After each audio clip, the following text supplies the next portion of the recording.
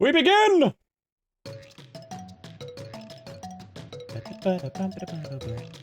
I shall also thank the subs. Oh, came in Loveland Dragon with the 2 months of Prime and Orion X2 with the 69 months of Prime. Nice.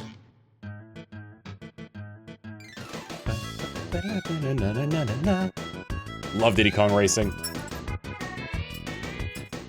I will say, I did have like the whole thing of like winners don't use crunch, but like if you are able to use crunch in that game, then my god, you are a top tier player of that game because crunch is very hard to use in Diddy Kong Racing.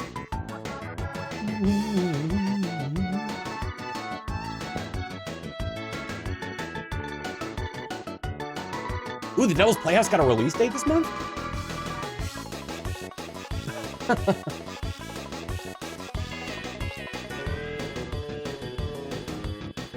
When's it releasing? I gotta keep an eye on what's that site called? Limited run for the physical edition. Didn't miss the prediction tonight? Nope, I forgot to do it again. I need to start using my schedule more often. Need help out there? Okay.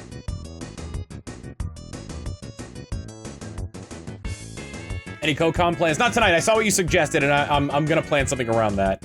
August 14th. Interesting. I will not be able to play it at launch.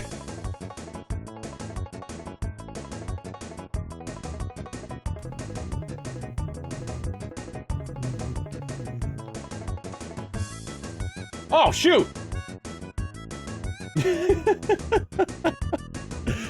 Oh, my mind is... Oh, dear. Apologies to those wanting to watch this on the YouTube side. I just went live now there.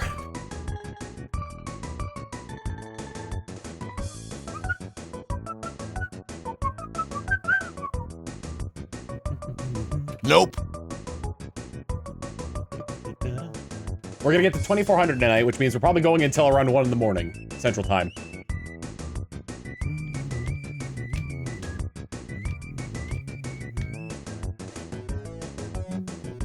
Tom, where are the channel point redeems that let me take care of you like a human Tamagotchi, good lord. Silmar 1T with the 81 months of tier 1 with the Tom Pop emotes.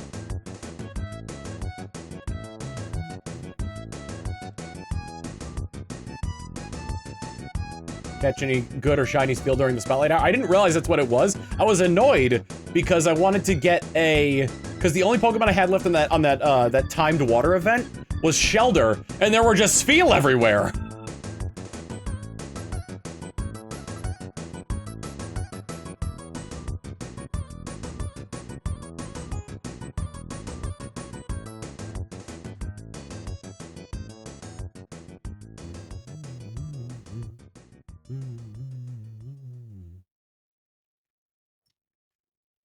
I honestly thought my idea was ignored and rejected. No, it was a good idea, and I need to like come up with a date for it. You needed to use an really? Oh, well, I managed to get 7 out of the 8 without an incense. I think it just ended too.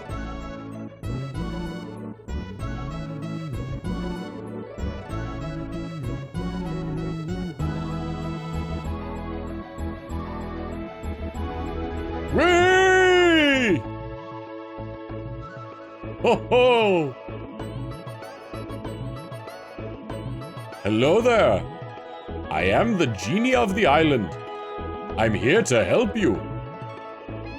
Good luck. I think I was a little bit early on that.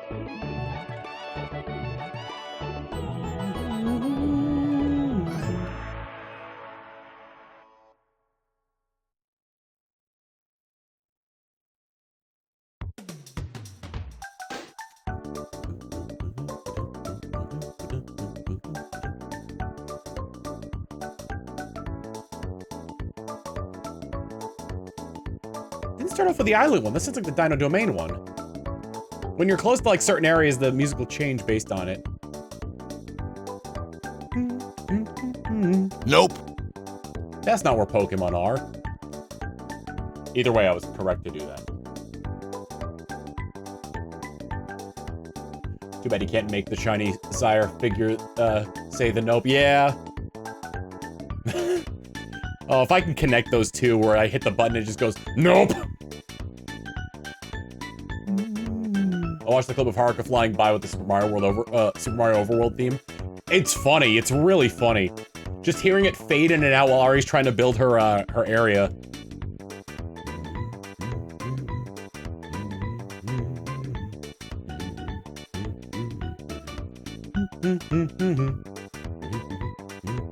Actually, I probably could do something like that.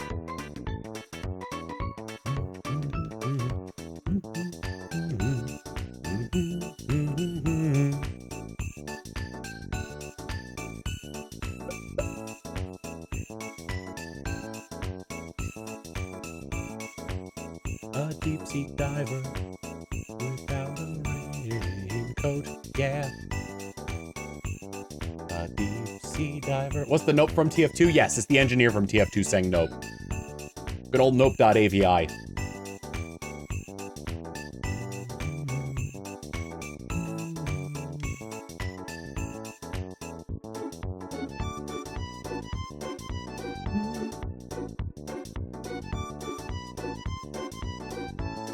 Minecraft's planning on strongholding Bedrock Edition and mod support. Is Bedrock Edition the one that was made for consoles?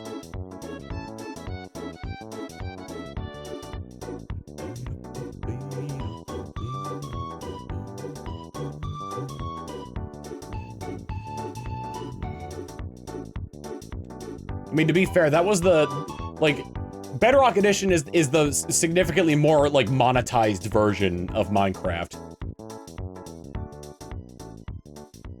So that does not surprise me at all.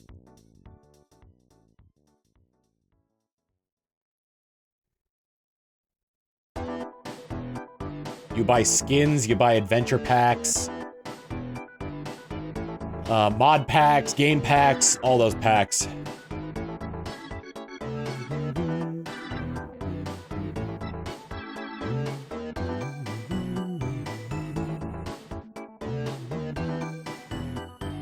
Add-ons, yeah. Nope.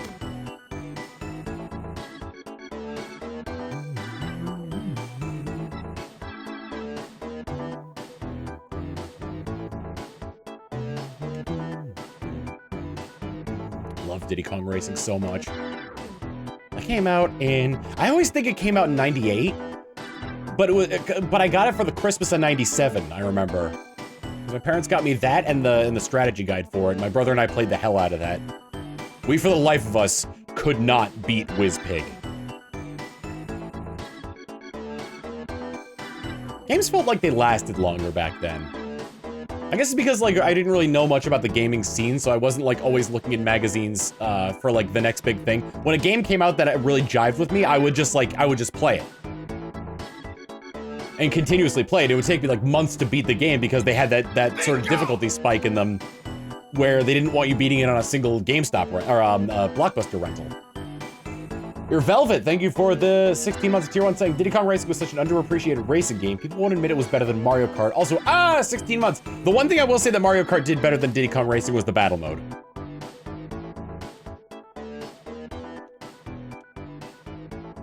Even then though, like, well, they're even in a sense. I like that Mario Kart has like larger maps. But there's what is it? You have the hovercraft battle map, the kart battle map, the battle map where and the two objective-based battle maps. One of which is where you can only hold 2 bananas at a time, and you have to try to get them back to the. You have to try to get them back to your own treasure chests in the castle. And the other one was the Dino Domain one where you have to try, where it's basically like capture the flag with eggs. Where you have these unhatched eggs in the center of the spawn. You pick them up with your plane and then drop them off on a, in like your nest labeled with like your character's face. And then when, what was it? When, after a while, if when the egg stayed in the nest long enough, the egg would hatch. But before it hatched, other players could come by your area and grab them. I love that game mode.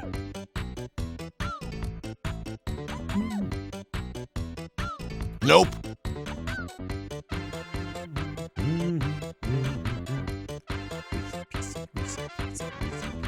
At the same, it's unfortunate that the Spaceland didn't have a TT level, but there really wasn't need for one because the pieces of the TT amulet were used to open the final door. Chenzo! Kaya, thank you for the 104 months of tier 1 saying, ah! Hope you're doing well, man. Bow, bow, bow, bow, bow.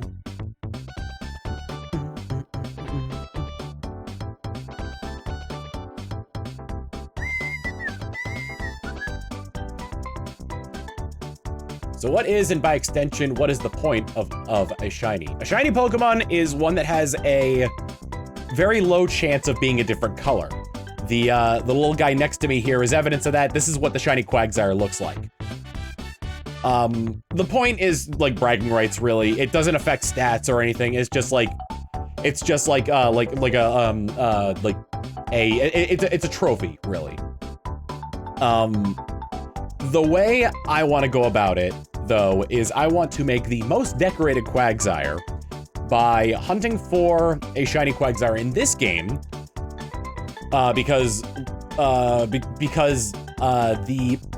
specifically for the reason of ribbons.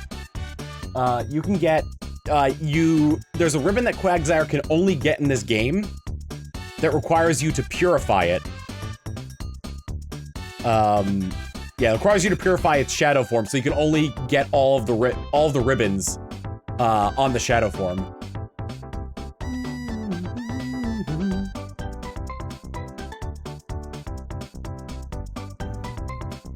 It's just a funny thing. I've got Quagsire is my favorite Pokemon. Like a lot of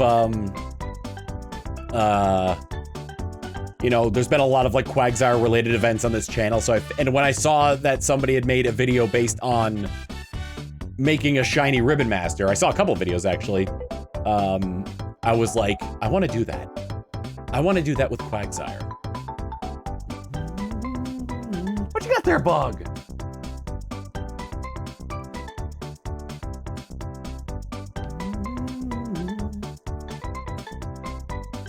I understood basically everything up to Trophy. Then again, I also haven't played Pokemon since the OG Red. Okay, well that makes sense then. Nope. In Generation 3, they introduced... in Generation 2 is when they introduced Shinies. Generation 3 was when they introduced Ribbons, which are things that like adorn your Pokemon. Again, like more trophies. It's basically like Pokemon's version of achievements. How goes the Quagsire? Look at this number, Chenzo. Look at this number and tell me it's going well.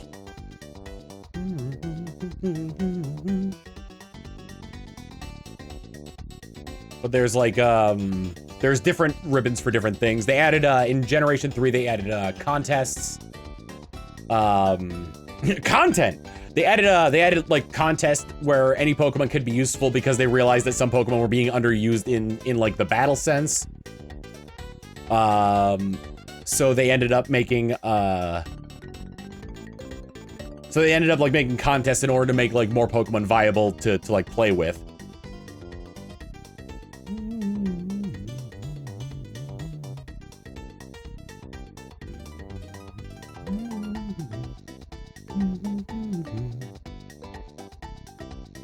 They added ones for like different like small things, like in this game, purifying a Pokemon or clearing Mount Battle in one go with the same team. There are battle facilities in later Pokemon games that use different rules than what is it? There are battle facilities that use like more competitive rules, like they use like link battle rules and competitive rules. So you can get ribbons for completing those because those end up getting those are a real challenge. There's one for like how many steps your Pokemon has taken. There's one for how friendly your Pokemon is. There's one for like they introduced like a special value to Pokemon in Gen 3. They were technically in Gen 1 and 2, but they limited them in Gen 3 for better like competitive stuff. Yep, there's one for beating Red and Mount Silver in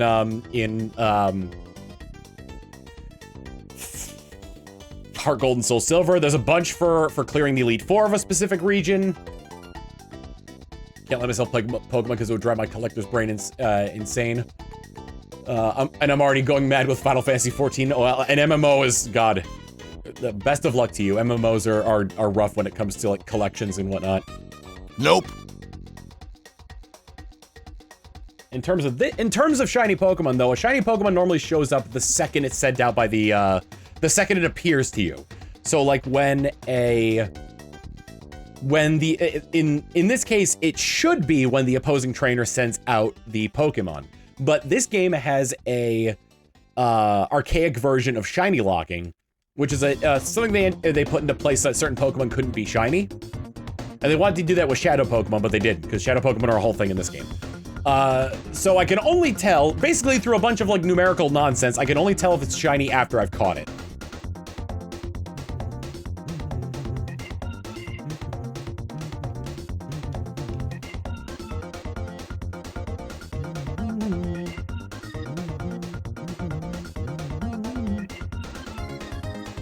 Ninja Kitten 2869 with the 19 months of tier 1 saying, 19 months, glad to support one of the best streamers. Oh, thank you.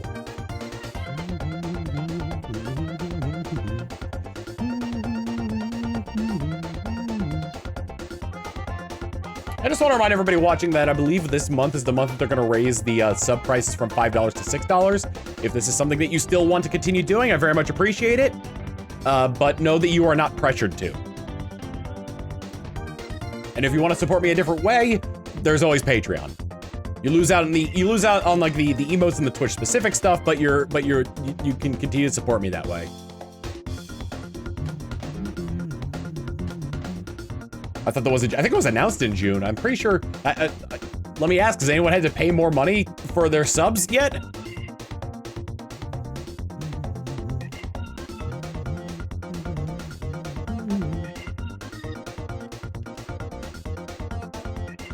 Funnily enough, the best way to keep your sub going. The best way to keep your sub going for like at the $4.99 cost is to sub in advance. At least for now, anyway. It's kind of like when they had the God, Best Buy had one of the best rewards programs for video games. Because like Best Buy's whole thing is that the electronics themselves are cheap, but the accessories are expensive. If you buy accessories from Best Buy, you're doing yourself dirty. So one thing that they did was they were like, you know what, people are getting more into games, so maybe we can take a hit on games if people are buying more accessories from us. So they introduced a Best Buy like gamer rewards plan. I can't remember how much it was a month, but it was essentially trying to compete with GameStop. But it included, one of the things it included was 20% off of new games. Like, that's incredible. They quickly realized their mistake after like a year or so into it, because they went back on it. But if you bought the membership in advance, if you bought the membership like years in advance, you would, like, they would still honor it. You get support from turbo subscriptions. Turbo subscriptions. Like when you have Twitch Turbo and you're watching my stream that way, I believe like I still get the ad revenue from ads that play while you have Twitch Turbo.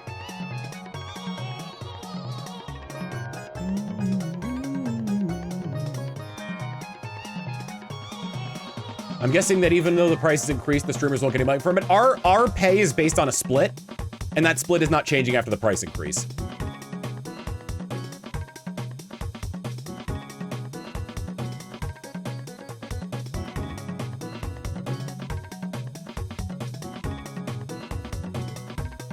So at if like, I'm unsure how, like, I mean, like, it's public knowledge that most Twitch streamers get 50% revenue cut from subscriptions. 50-50 would still be there. Basically, like, each sub would go from being worth $2.50 for the streamer to $3 on that one.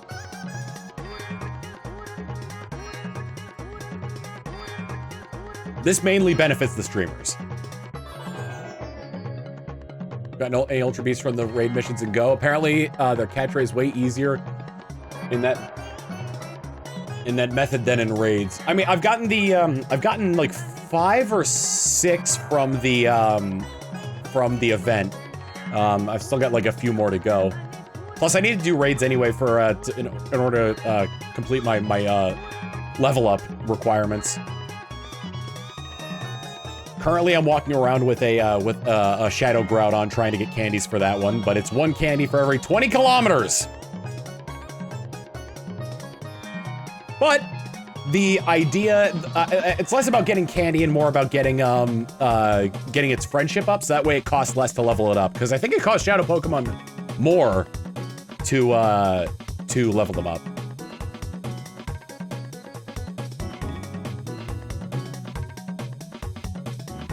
Plus, also there's the chance they might find Candy XLs, which are really good. Nope.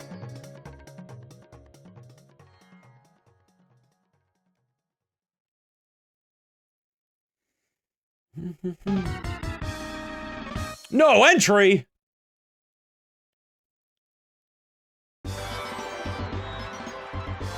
Ho ho! Hello there! This is for you.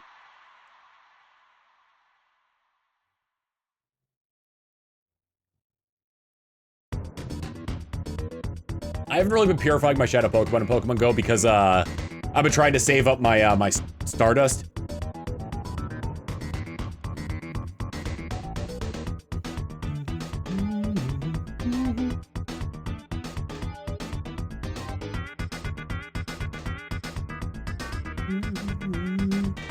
There's some Pokemon that I don't want to purify.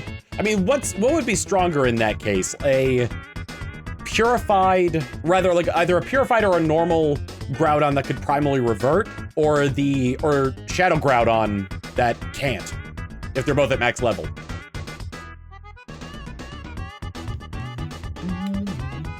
They introduced Mega Mewtwo X and Y into Pokemon Go.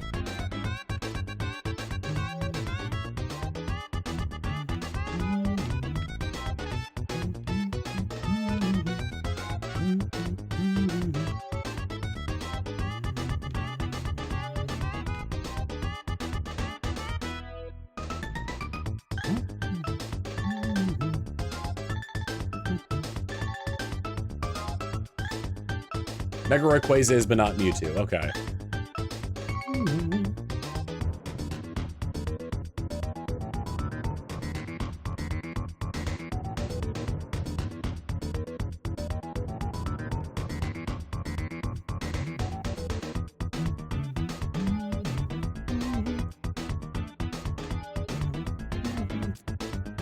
I don't know, I wouldn't say I was really attached to like my old save files until I became nostalgic for them later in life. I don't even know like how many, like if my Red or Blue game even has like, I don't know how many of my Game Boy and Game Boy Color Pokemon games, like how many of their save batteries still work. Is there any perks of having Shadow Pokemon in Go? I always send mine off to the professor. Shadow Pokemon get a Nope. A bonus to how much damage they deal. But the only move that they can learn is Frustration, but there are certain events where you can change what move they learn. I have a Shadow Mewtwo that's maxed out that knows Psy Strike.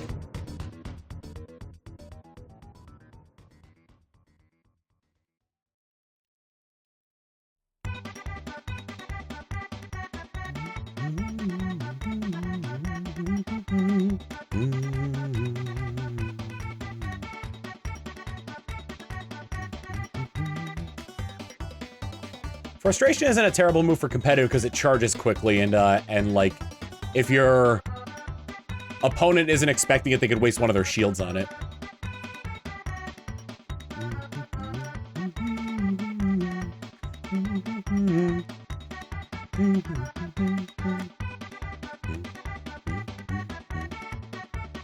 The strongest Pokemon I have is technically a Slaking.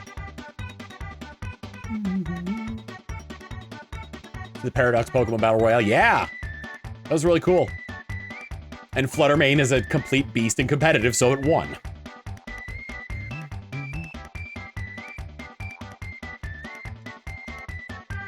Here's an idea, Pokemon Man said while smoking crack.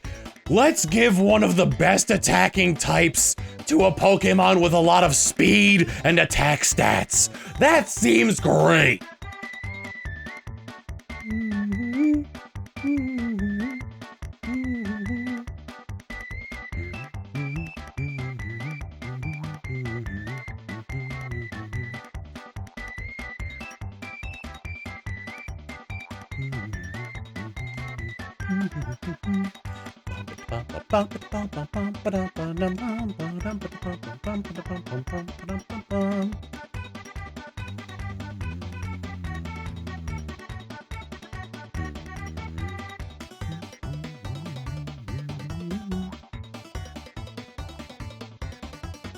You got the past with Mystery with Fluttermane, you've got the future with Miss Magius, and then you've got like essentially you have basically what is a Chihuahua with Mischievous in terms of like of Pokemon breeding.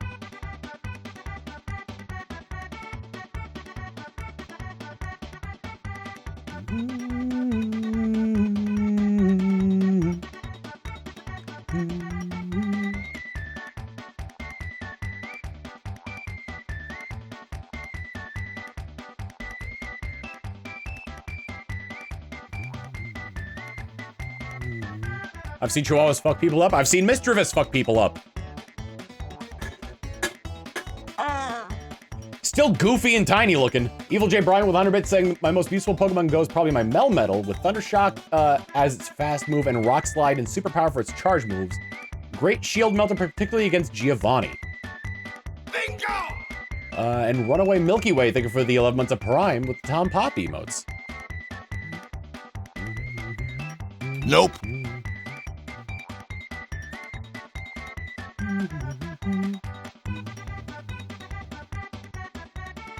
Did you hear V Shoujo's opening auditions? I did. It's tempting.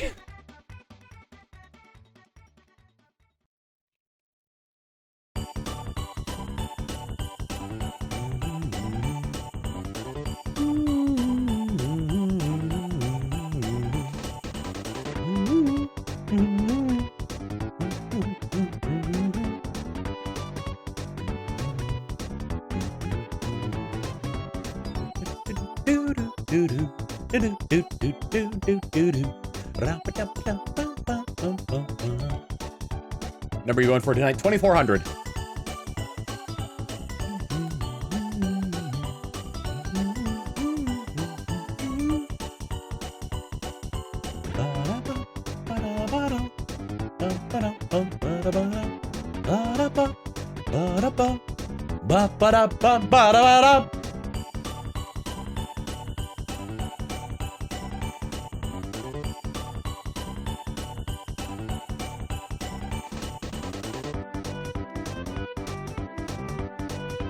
A deep sea diver without a raincoat? That's Frosty Village. This is Walrus Cove.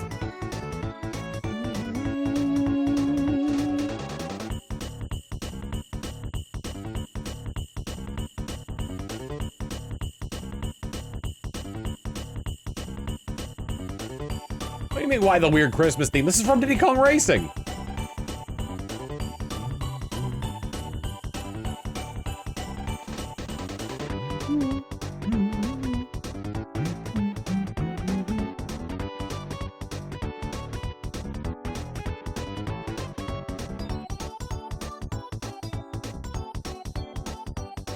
Christian! Big Head, come here! Hey, Bug, you coming here too? Big Head! There he is! It's the Big Head! Hello! Be careful, I'm wearing pajama bottoms. Don't crush my nuts. Hi, thank you for kisses. Oh my god, nah! Alright, hopefully, he was whining out there, so I figured maybe give him a little bit of love.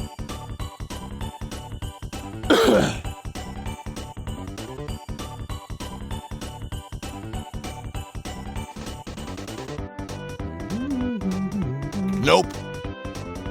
This Christmas, I want a shiny Quagsire. Tiger with Thunderbird saying, as someone who's never played Pokemon Go or Pokemon Masters EX, is it worth it to start playing either of them now? For Go, I'm worried to not be able to catch up to people who have been playing since the beginning. And for Masters, I hear the story and character lore is really good, but I'm hesitant to get into gotchas. I fell off of Masters because of the gotcha aspect. Whereas Manatee, he's lying down outside of my room. He takes little naps. Pokemon Go, I say don't worry too much about catching up to people. Play it like it's a game to play at your own pace, whether it's actively or passively, whether you're logging in every once in a while, or if like you're going to like a park or something specific to play it. I will say, as someone who has played it in both a rural and a rural and an urban setting, it's so much easier to play if you're in a city.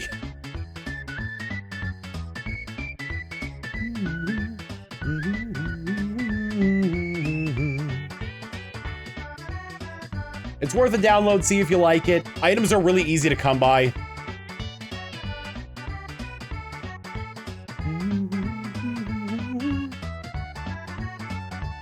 What about a suburb? I mean, it depends on what you got there. Are there like art installations and stores and landmarks that that are around there that people have turned into like Pokestops and things like that?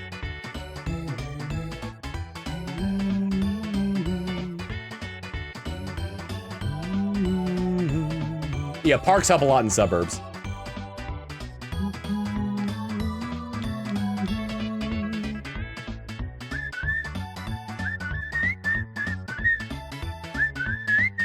A deep sea diver without a raincoat.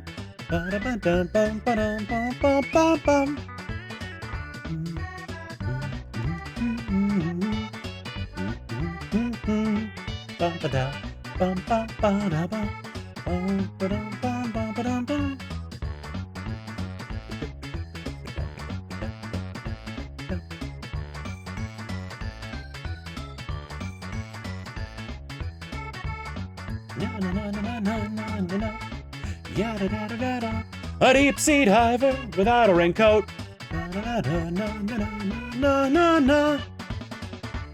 Everybody! A deep sea diver without a raincoat. Those are the only lyrics to the song, by the way. Evil J. Brown with Undermissing. If you work in a place where you're on top of a Pokestop or several, one of the Go Plus devices will get you a lot of items quickly. Yes, that is true as well.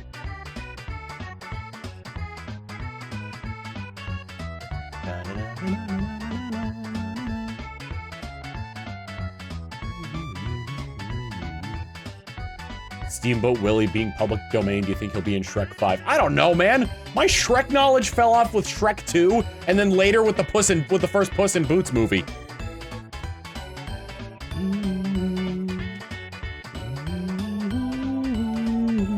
Nope. This land was made for you and me.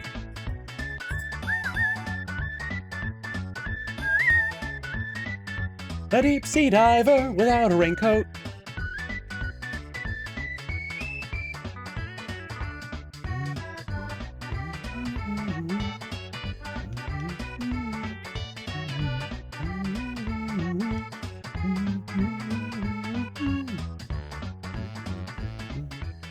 It's like with Pokemon Go, it's a matter of downloading the game and seeing what's around you.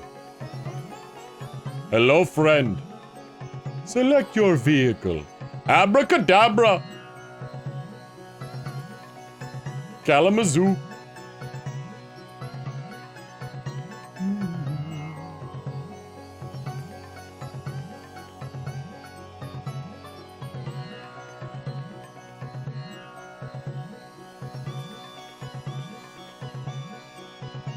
That was spot on. I played a lot of Diddy Kong Racing when I was younger. It left a print. There's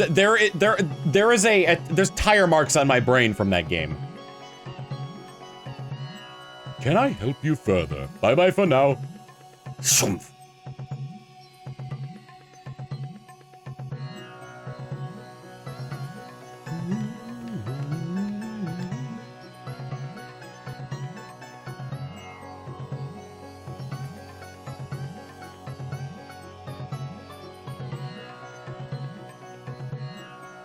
I've heard good things about Last Wish.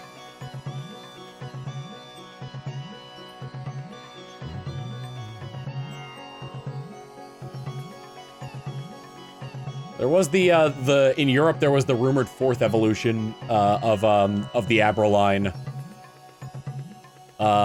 Because I think Alakazam was called like Sala after like Sim Sim Sala Bim, and so they thought there was a 4th evolution called Bim.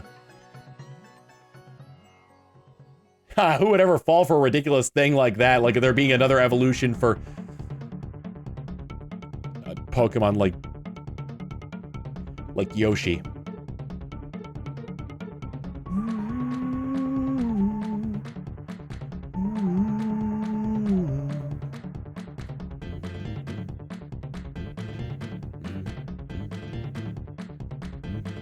Nope. Yep, this is my shiny hunting team. Slizzard and Shroomhilda.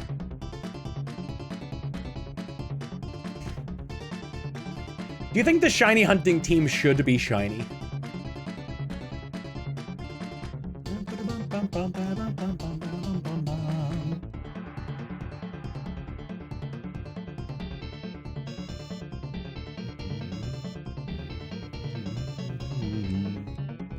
Don't torture yourself? Well, okay, here's the thing. Because of how I'm doing this, like, I'm showing you guys exactly what I'm doing to get this Quagsire. The Sceptile and the Breloom are a means to an end. And I've got a device that can edit Pokemon save data. So just for aesthetic purposes.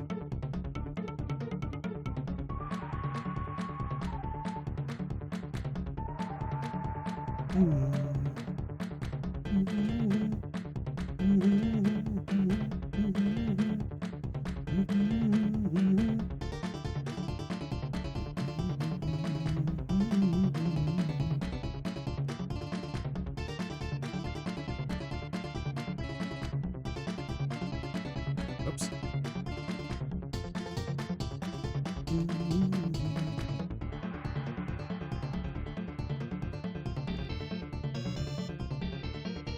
The sparkles would add more seconds, even if it's not a lot, it adds up. That's true, considering I'm thousands of runs into this.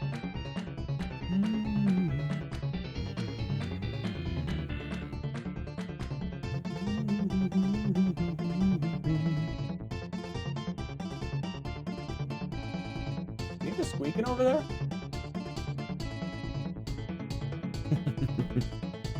What's the temperature like outside? Do you think it needs a walk?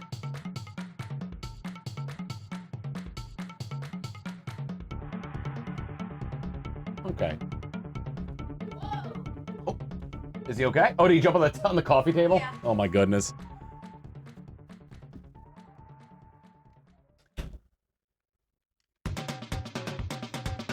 Oh, we're going to the beach, baby.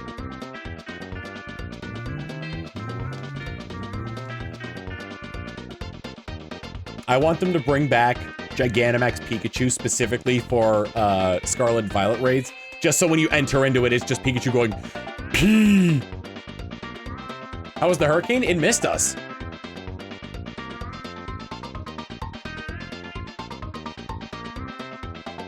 So, what?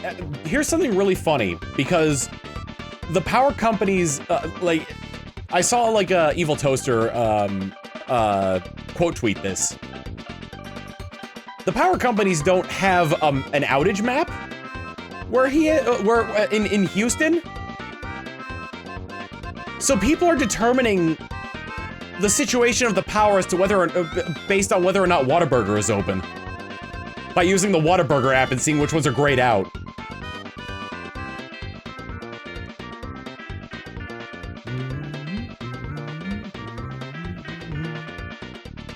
It's like an alternate version. So here, yeah, the Waffle Index, the Waffle House Index is how fucked we are. The Waterburger Index is which places still have power. Nope.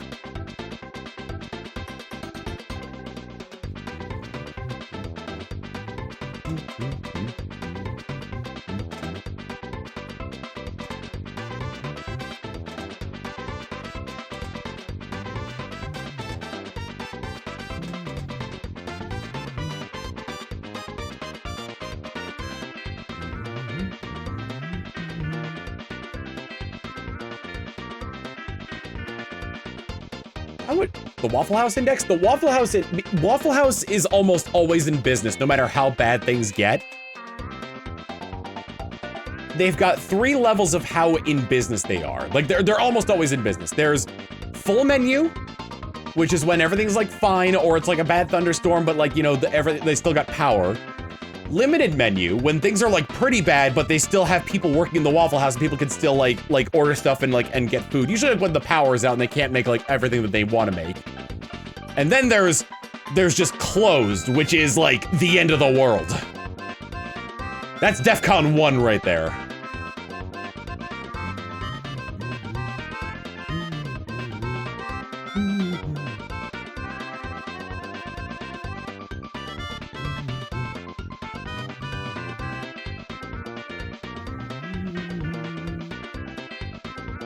The odds are 1 in 8,192.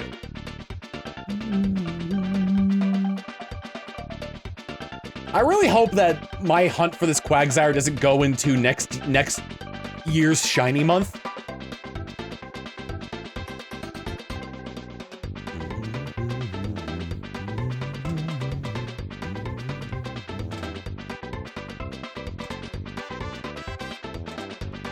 What I might do is try to get as many of the, cause one of the shinies that I like, that I really want to get is Dracovish.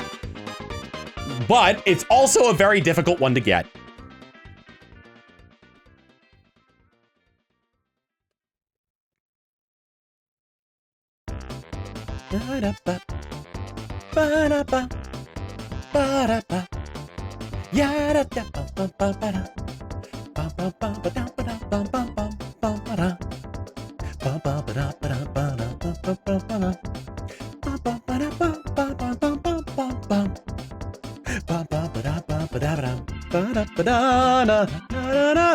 Nope.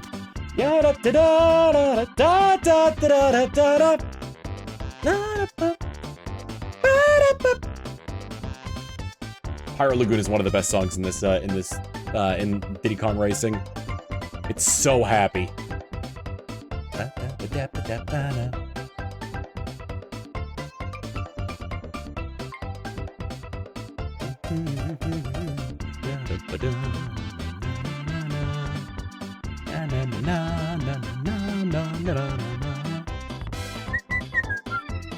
Bring this game to NSO already, you cowards. I mean, like, not necessarily like bursting the doors wide open here, but the fact that they do have Banjo-Kazooie on the N64 one does make it seem like they should have this one on there.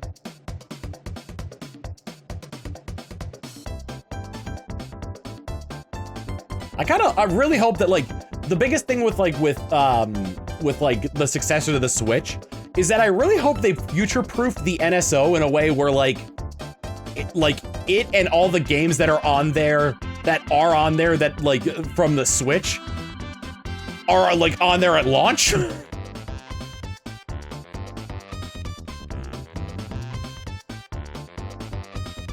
Seem to be Perfect Dark. Perfect Dark is on there. It's just that they kind of messed up a few things in the emulation. There's a dizzy effect in it, like if you get punched or if you get shot with a tranquilizer, and it goes from 1 to 5 normally. In the NSO version of Perfect Dark, it starts at 5 and gets worse.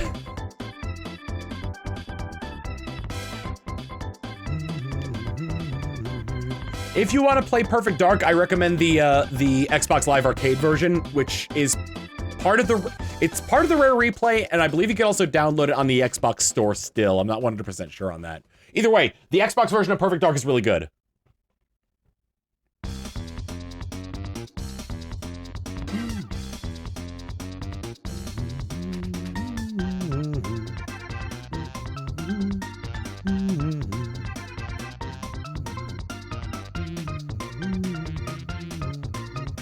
I didn't test it, but I think John did.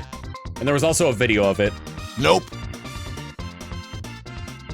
But man, I love Perfect Dark.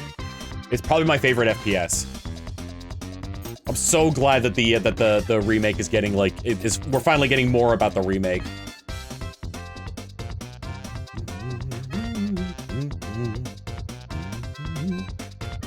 I also find it really interesting that, because I never played Perfect Dark Zero, but I find it interesting that this remake is going into,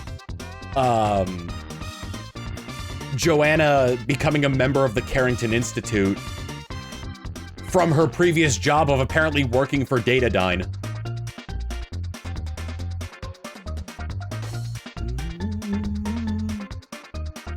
Just bring back Elvis and the Skeetar aliens, and I'm happy.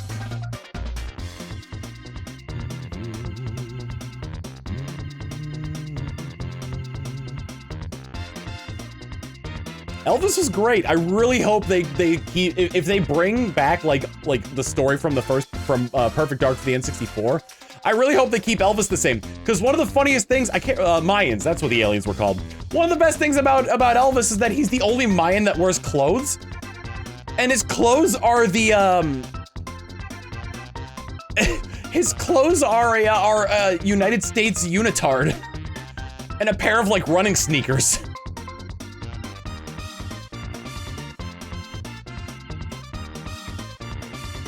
It's really funny. And apparently he's a really good sport considering you had to rescue him from Area 51. Area 52, I think, in that game.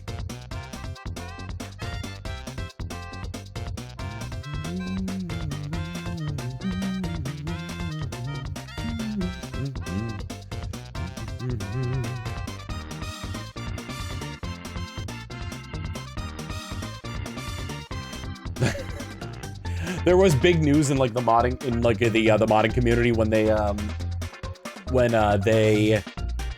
after years of like the needle not moving. What's up, Bug? Give me 15 more minutes and I'll take a break, okay? After like 5 years of the needle not moving, like the progress for decompiling Banjo-Kazooie moved like 0.01%. From Zen Stream, do you believe in aliens? Nope. Del, I didn't ask you.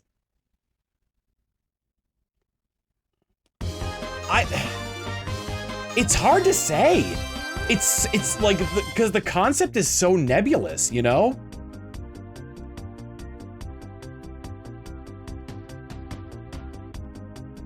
Like, because we already know there's technically life out there, like, because like single cell organisms are on a bunch of different places. I'm pretty sure we found planets that have like Earth-like atmospheres, which means those might have like foliage on them already, you know? But like, because like, if we're just talking about aliens as in life elsewhere, yes, I believe wholly in aliens.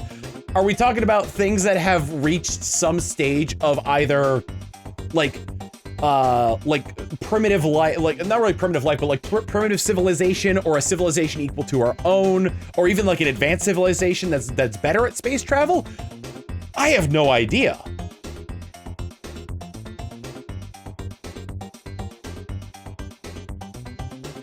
Buddy, can you wait 10 minutes?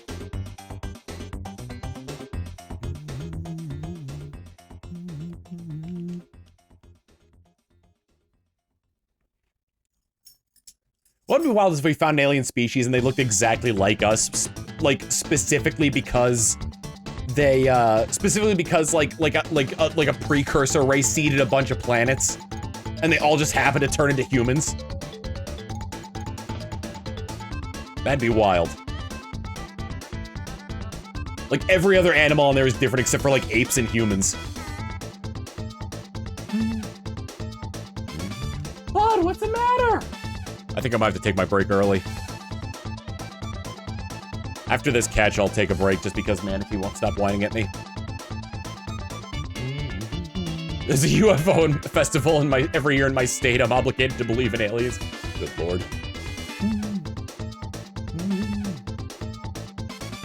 Someone's Spore save file got corrupted. Oh, I should play Spore again.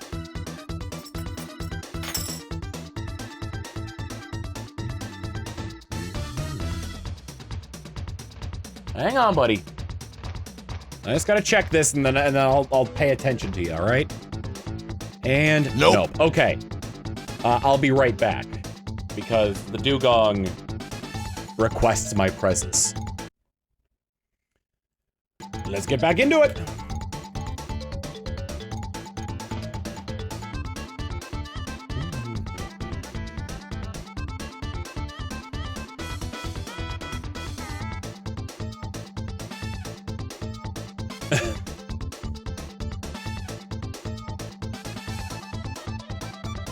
Something that makes me laugh. I love like the competitive format of competitive Pokemon VGC. Most of the time when I try to watch it,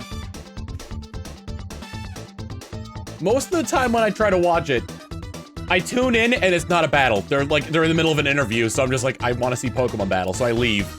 And then I come back and it's like, well, the battle just ended and we're doing another interview.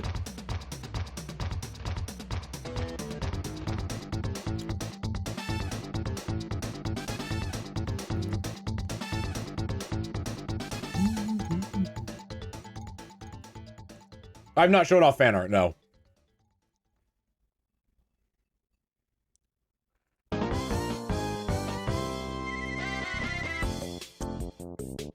Question, oh no, you gonna try and watch Worlds in August? Yeah, I guess so. If they stream them like they have with the regionals.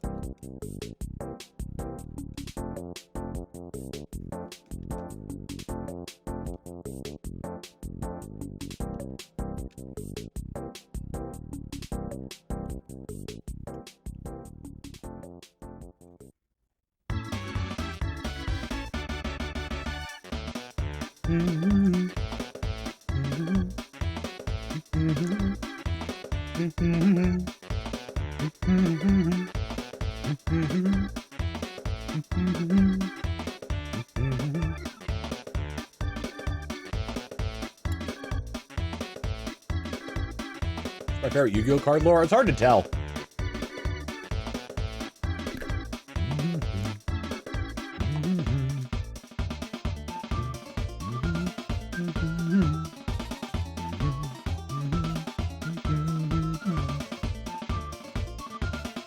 Since I started late, I'll probably end up showing fan art during after one of the breaks.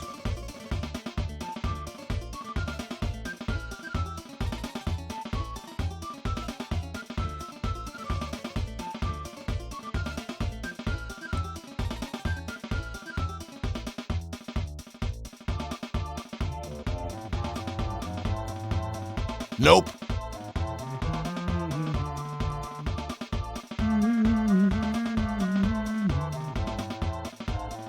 I'm surprised that's how strong Ogerpon is competitively. Finally, a cute Pokemon is competitively viable.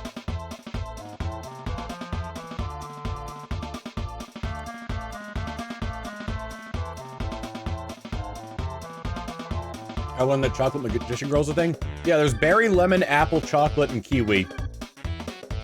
And the reason their names are that is because the first letter of each of their names spells out black for Black Magician. Hi, bud. What's up?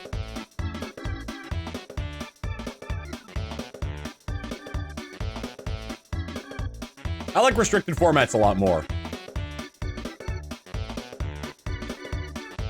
I also like the beginnings of formats because that's the time to experiment.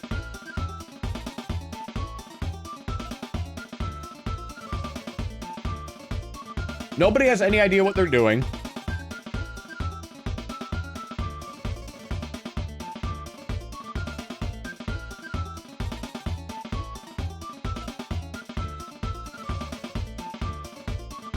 No one has any idea what they're doing. And like it's a time to experiment. It's like the most exciting time for me in Pokemon, in competitive Pokemon, is when the game first comes out. That's when I'm the most excited. That's when it hasn't been that's when it hasn't been completely filtered out to maybe 15 different Pokemon on every team.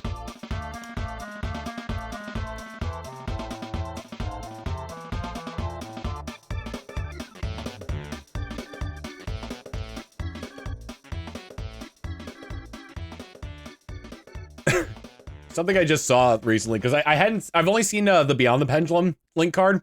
I haven't seen Exceed the Pendulum yet. And it's like, You know, the Beyond the Pendulum has a very nice design with contrasting in reds and blue in the same like way as the pendulum. Very nice design. I like the hidden mouth under the collar.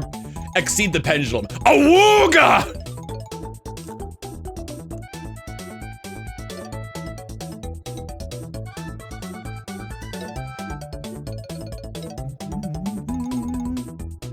Nope.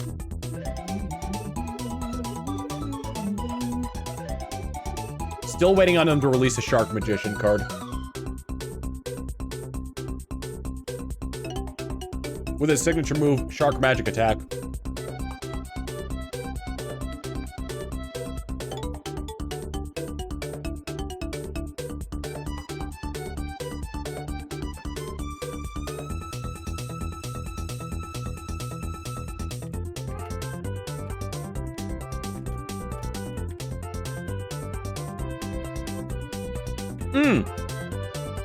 One thing they introduced in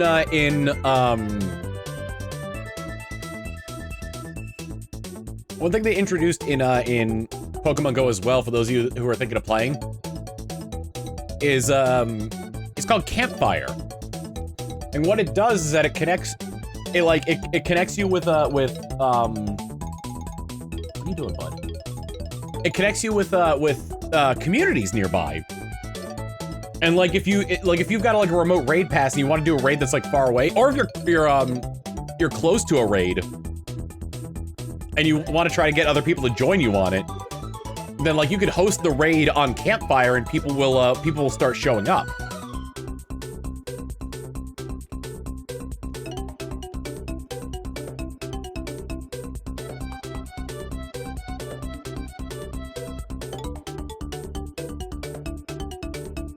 I know it's for the sake of their precious monetization, but man, I wish they would still give free remote raid passes on the daily.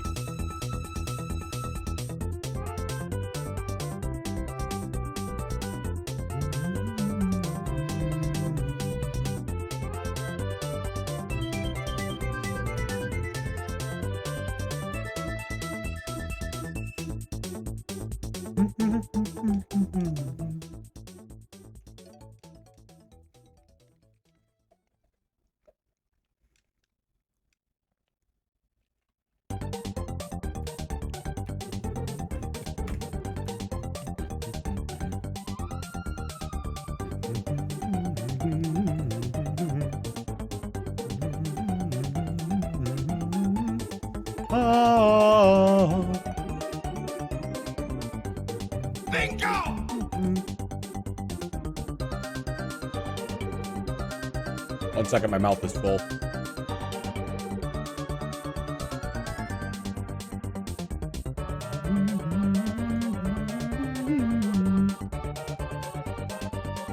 Nope.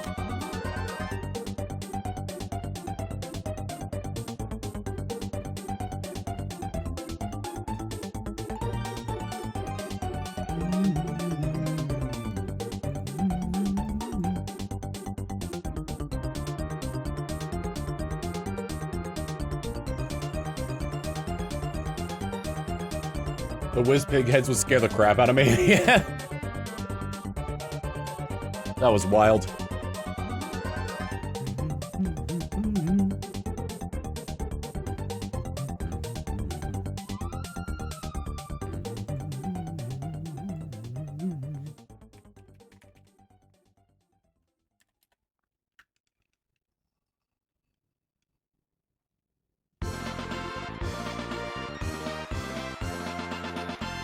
All right.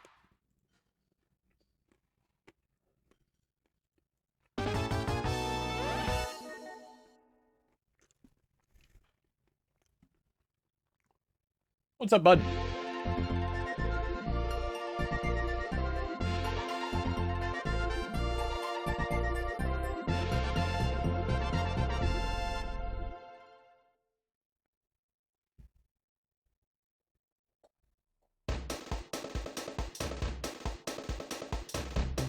Ryuzaki Law, I think, with 20 months of Prime.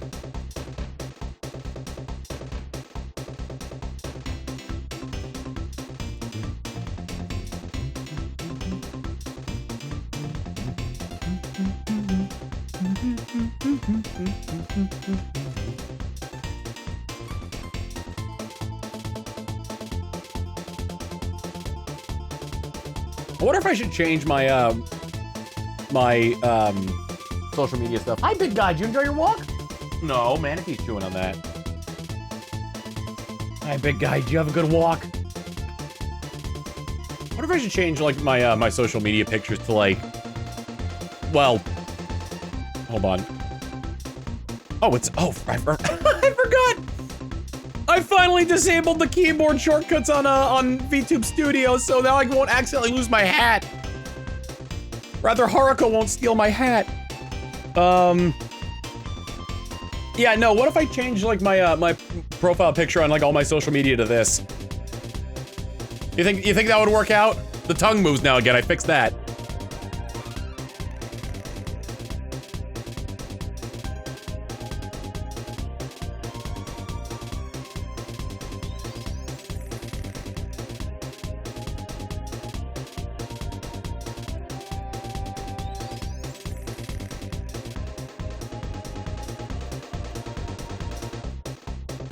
All right, let's see. Nope.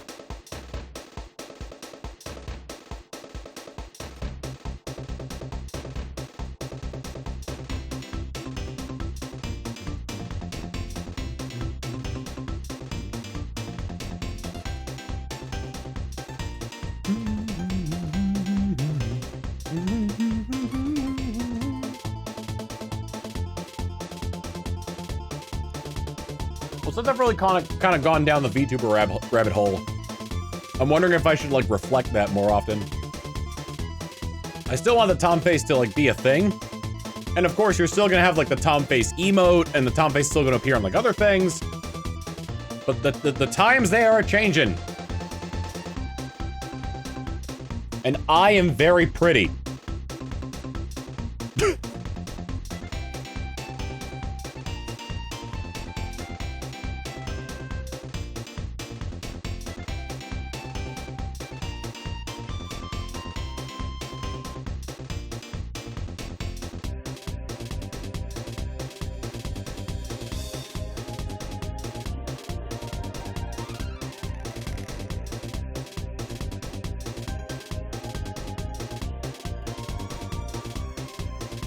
So I wanted to show you guys this, though.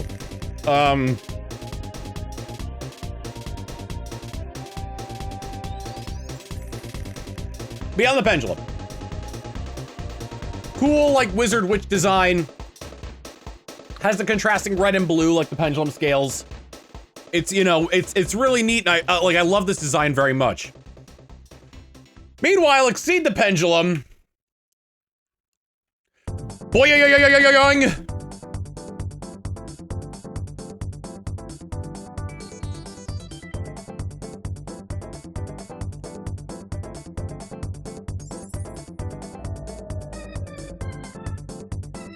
They're both good, but I like Beyond's design better.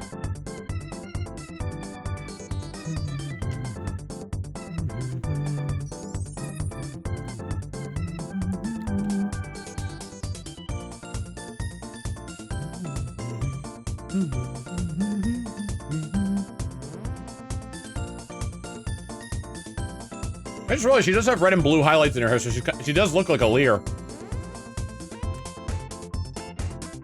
That mock-up of Exceed the Pendulum in English, because I don't think it's out in US territories yet, or in Western territories yet, was made by Alan Mac 95 on DeviantArt. Nope. Credit where it's due.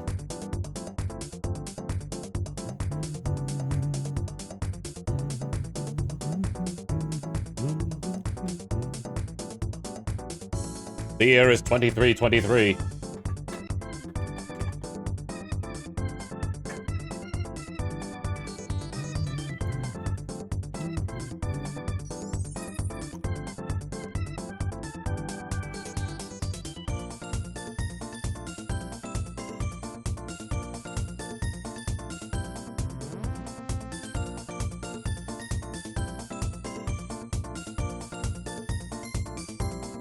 Also, the only part of Yu-Gi-Oh! That maintains any of my attention is the waifu, is the characters personally leaning toward the waifus, but their husbandos are pretty great too. You know, like, when I was sending reference images to Mew for designing my VTuber, one of them was Time Thief Redoer.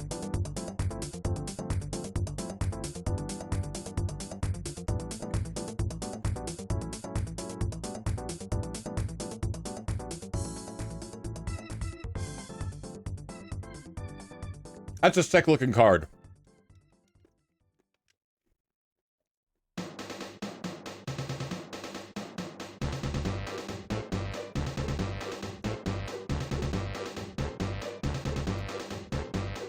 Mind you, my hair is not as voluminous as Time Thief Redoer's, but still looks good.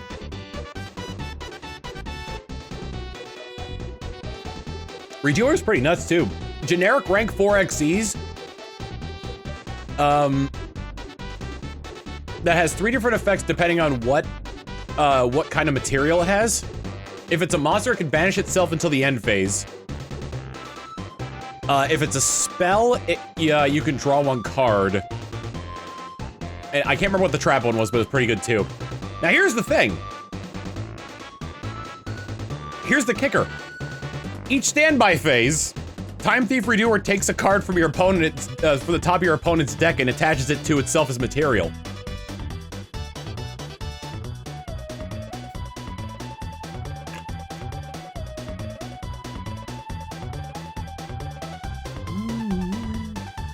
Headcanon, Time Thief Redoer is your character's cool cousin.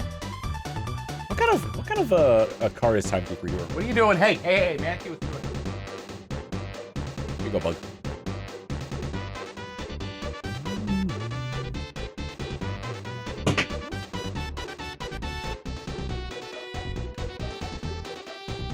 Nope.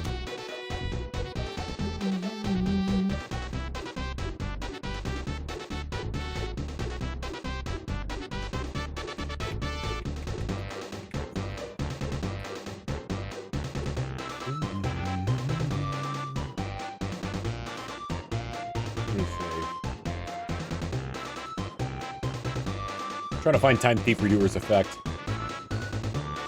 It's a dark psychic type. Xyz's effect, 2 level 4 monsters, so super generic Xyz monster. Once per turn during the standby phase, you can attach the top card of your opponent's deck to this card as material. Quick effect, you can attach up to 3 different types of materials to from this card, then apply the following effects depending on what was attached. Monster, banish this card until the end phase. Spell, draw 1 card. Trap, place 1 face-up card your opponent controls on the top of the deck. You can only use the effect of Time Thief Redoer once per turn. Pretty damn good.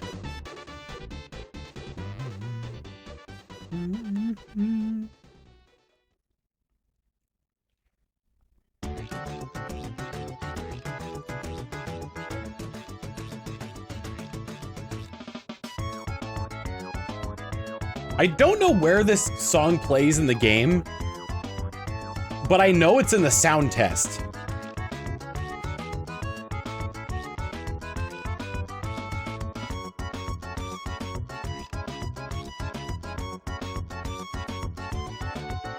It was the beta song for Crescent Island, okay.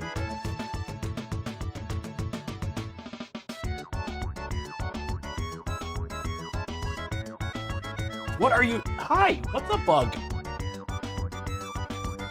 Whoa! Whoa, whoa, whoa, whoa, whoa, whoa, whoa, whoa, whoa, whoa, whoa, whoa, whoa, whoa.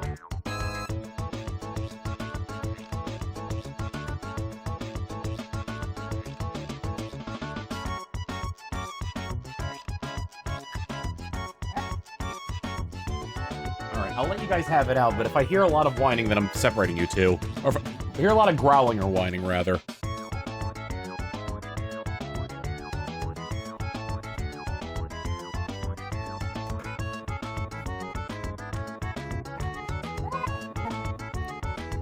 There it is. Not quite there yet. Alright, now comes the part where Christian starts jumping around, he lands on Manatee, and Manatee squeaks.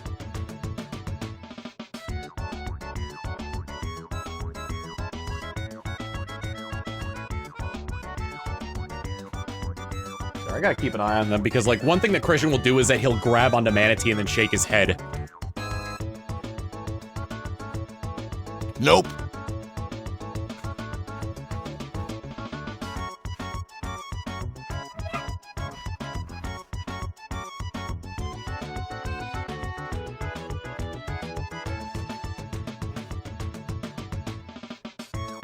He very much punches above his weight class when it comes to Christian. Manatee weighs 45 pounds, Christian weighs 65, and they're about the same size. That's not to say Christian is fat, he's just very muscular and dense.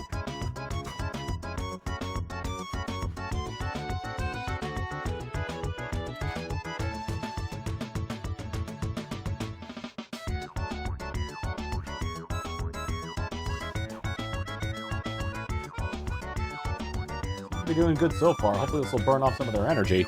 I ran past Dival. Sparkin65 with the 82 months tier 1 saying, hey Tom, so many months and 2, I've never been big on shiny hunting. How's the luck going?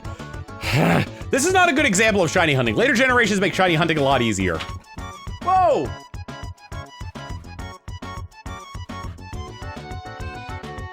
How do you not have rug burns, Manatee?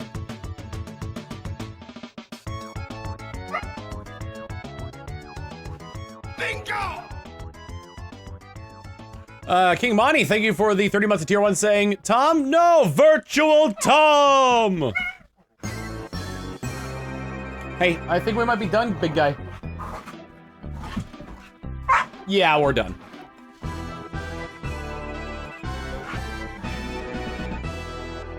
No, Manatee, what?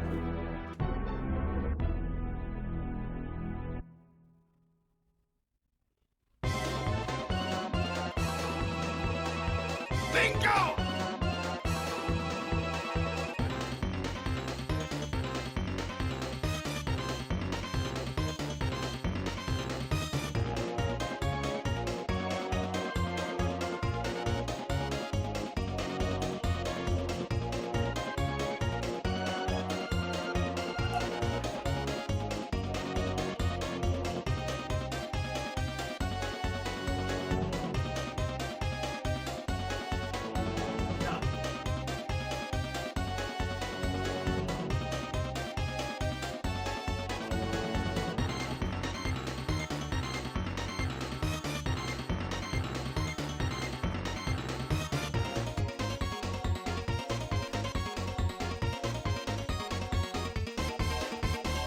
Okay.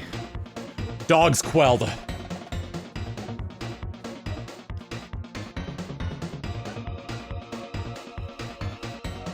Manatee is currently chewing on a piece of cardboard and Christian's in his mom's room. They couldn't give us shiny legendaries in Scarlet and Violet. I guess not. Yet. I'm trying to think of which Dynamax adventures I've done where I didn't get them as shiny.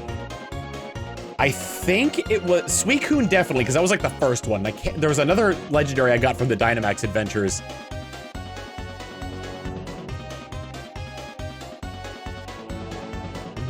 Nope. Solgaleo was shiny, yeah. But I think I did 2 where one of them wasn't shiny. I did get the King of Red Lions, yeah. That'd be good for a shiny month, is doing the Dynamax adventures to try to get all the shinies there, including Zygarde. Oh, you better hope you got Weavile along the way, because ooh. Azelf?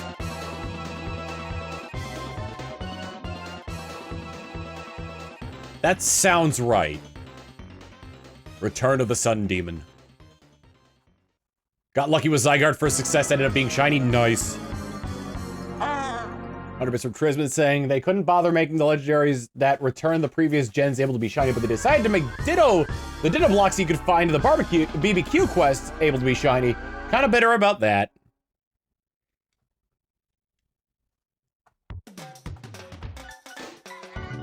La la la la la la la la.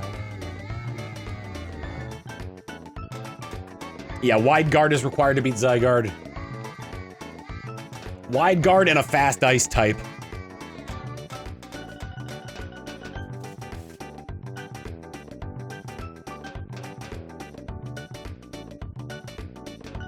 songs are out of order.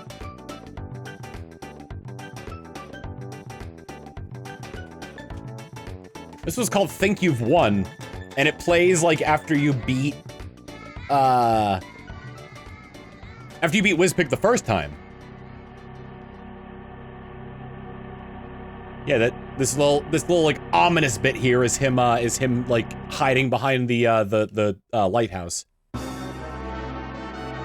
Wizpig in space!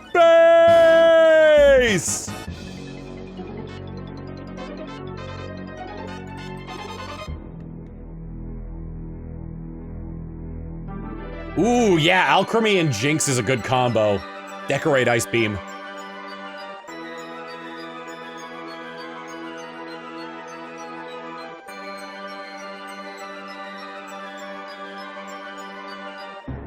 A lot of Rareware games around the N64 era required you to get a lot of the collectibles.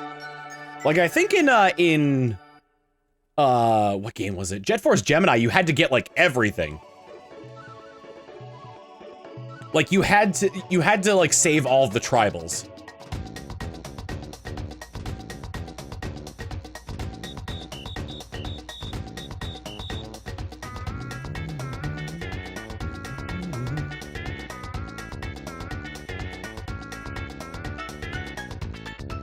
We made the Quagsire joke way back when. Did you think it would lead to this? I didn't think it was going to turn to my favorite Pokemon, but the memes wore me down. My favorite Pokemon was Heracross. Love that guy. Nope. Big derpy bug.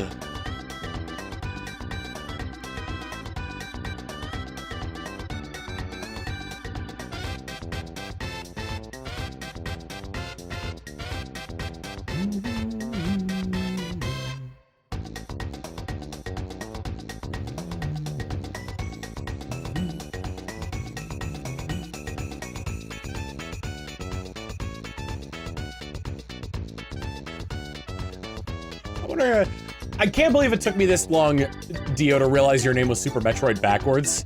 So now I'm thinking every time you sub, I'll just call you Super Metroid backwards.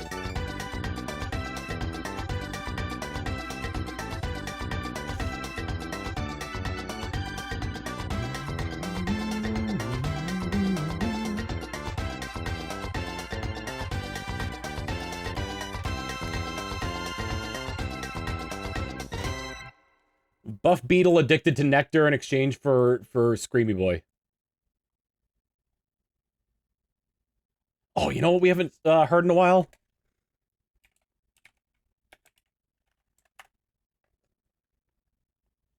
Yeah, yeah! Yeah! Hey! Hey!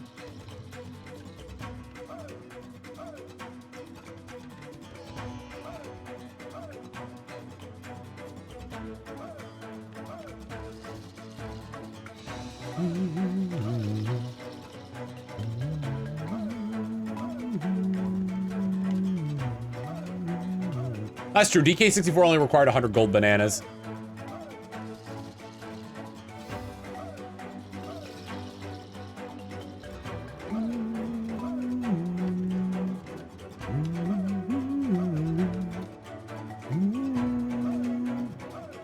DK64 was amazing, held together with spit and bubblegum. Yep.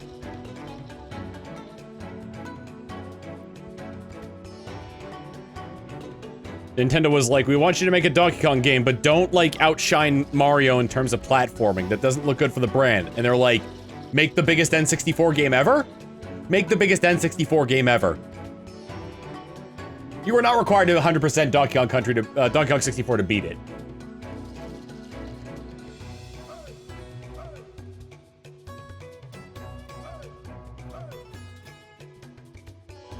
Don't forget the Rabbit Race is impossible on emulator and Wii U. I beat the Rabbit Race on Wii U!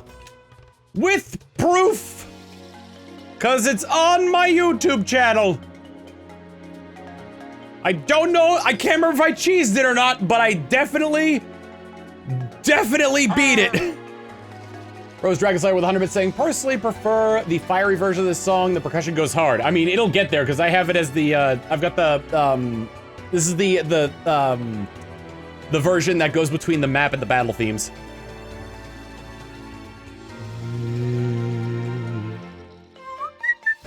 Nope.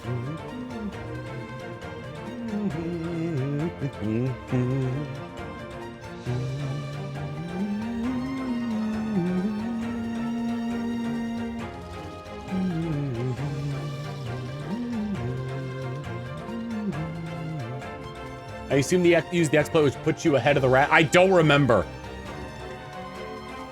I played that before I moved to Texas. That would have been over 7 years ago this August.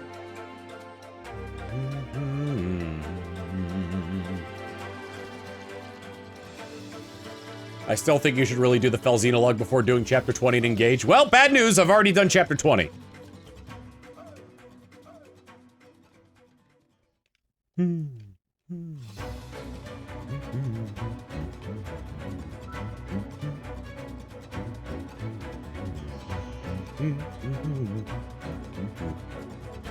I did make one part of the game super easy by doing the DLC before it.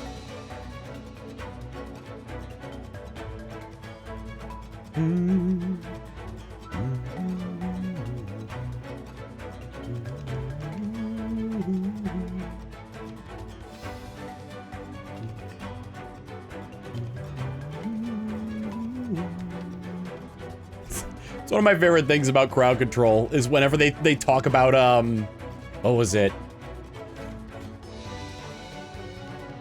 What game should we make compatible with crowd control next? And don't say Donkey Kong 64!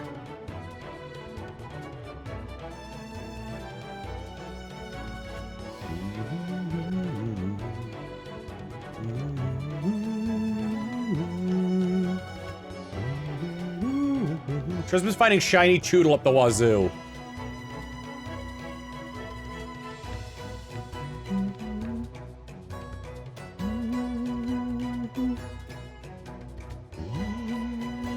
Oh, you're in and out? I don't know, that explains it.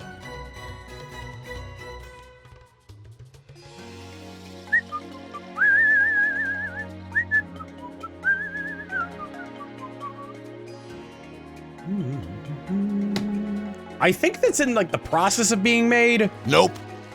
Don't listen to Dell. The reason I think that is because they put out a Twitter post at one point that was like, what was it? They put out a Twitter post that was like, okay, if this gets a certain amount of likes, we'll do Donkey Kong 64.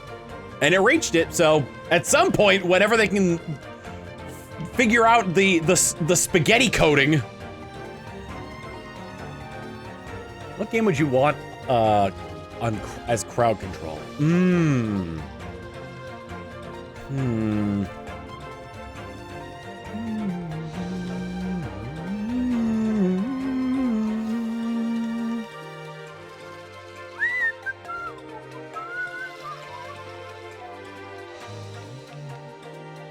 Trisman, you're just a shiny god or something because you're luck sometimes. Trisman, you want to like come over here and just and hold the controller while for the Quagsire thing? Good lord. Or one for Stardew? I don't know. I want to do another archipelago. That was fun.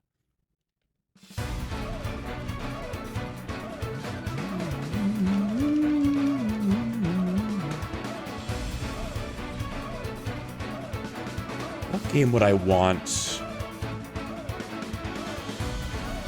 Sure, let me just fly to Austin on my magic flying donkey.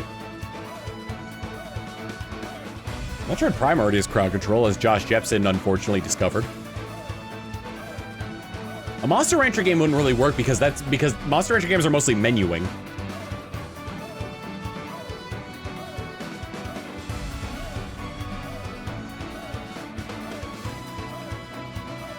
Do Paper Mario games have it? I think Thousand Year Door does.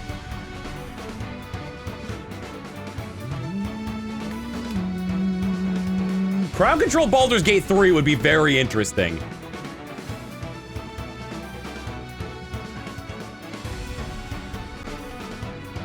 You ever work so much you have trouble taking time to relax? All the time.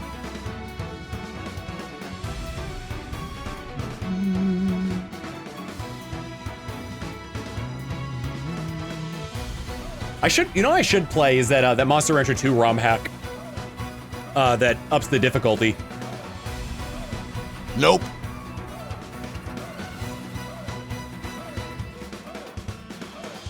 I get to play against the dreaded Oakleyman EX.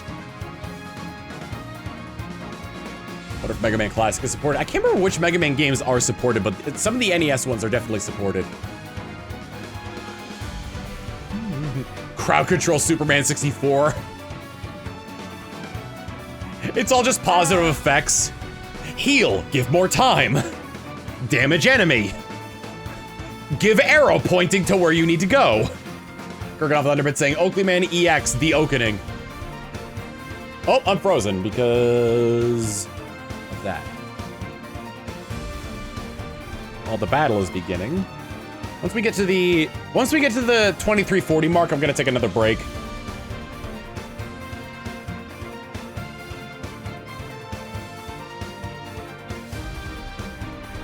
Because I need to go to the bathroom.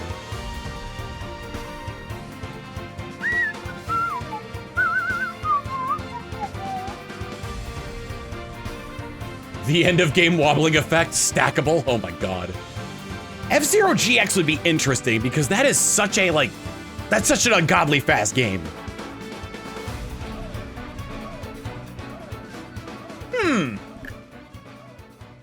Is there a Pikmin archipelago? I don't know if there's a Pikmin archipelago. Like, getting certain ship parts back earns you stuff for your allies.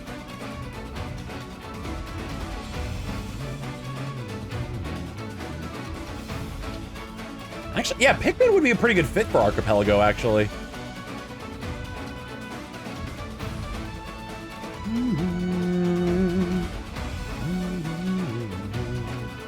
The only problem I can see with it is if you get walled out of... You could very easily get walled out of traveling to new areas. Is there Death Row to Canada crowd control? I don't think so. I need to play that game again, too. Get Haruka Co-com for it again so she could possess an axe. Turning off Thunderbird saying Pikmin 2 maybe. Limited day timer would kill the other two games. I don't think... Pikmin 3 is honestly really easy, so I don't think that'd be much of a problem. Nope. Pikmin 1, on the other hand, yeah, you get walled really fast.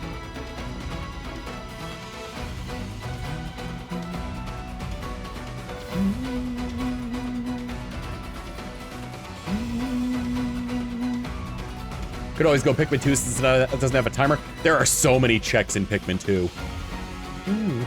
Actually, you know what? Yeah, Pikmin 2 I think would probably be the best. Doesn't have a day timer. Like, each of the treasures could be its own thing. Including the Doomsday Apparatus. The funny thing is, if people just, like, continuously get you your treasure, you can beat the base game super quickly if you're able to just be like, oh, like, I got 10,000 and I didn't even leave the first area yet. Great.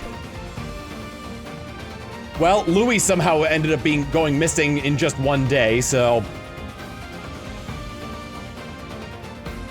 Who can forget you being teleported away from all your Pikmin while they are in the middle of the Snagrit trio and then being sent up to space early? Ah, yes. I lost all of my Pikmin that day.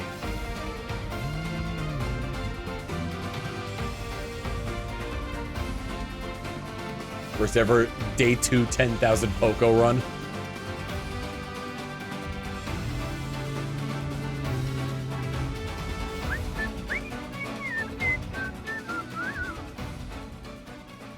Summon Water Wraith. Sure, we'll do the battle theme medley. I almost attacked the Quagsire again. No!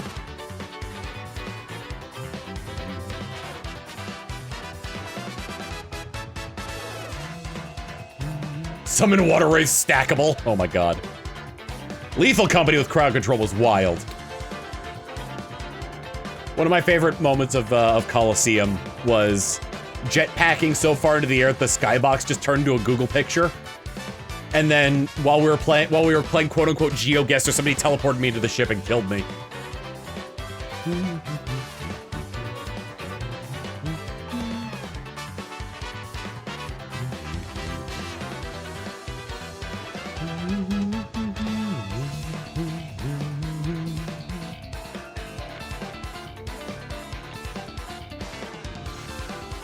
Played Lethal Company in the future. There's a new update. I don't know.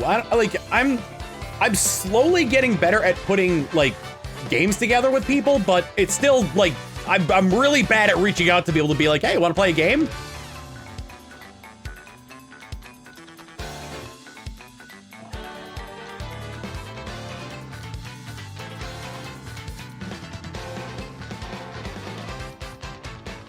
Yeah, Reese got to be a part of it. She was sick, but she was still able to play.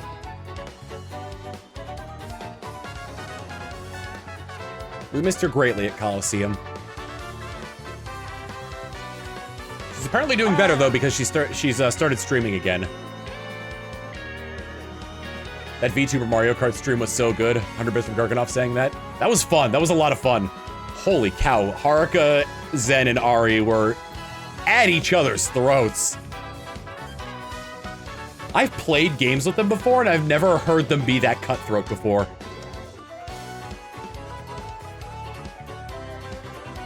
Nope.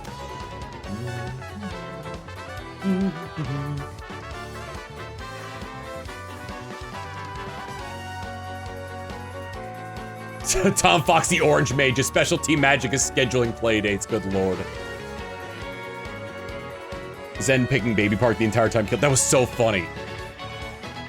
We tried to convince her that there were other maps to play, and she was like, but Baby Park? Bingo! Fenris Tsukigami with the 22 months of tier 1 with the Tom Pop emotes and the Tom scream at the end.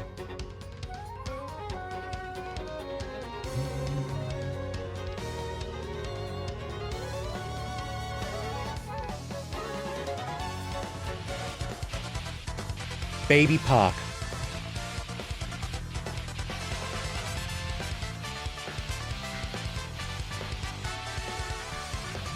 The juxtaposition between Zen's voice and her meaning it will never not be funny to me. Oh, you fucking piece of shit.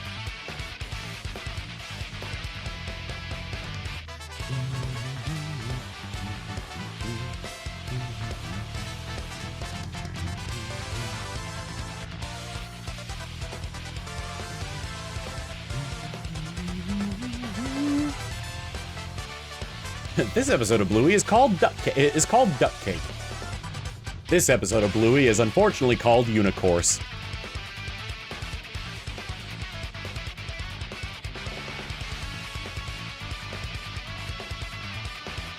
What do you eat, Unicourse? Children.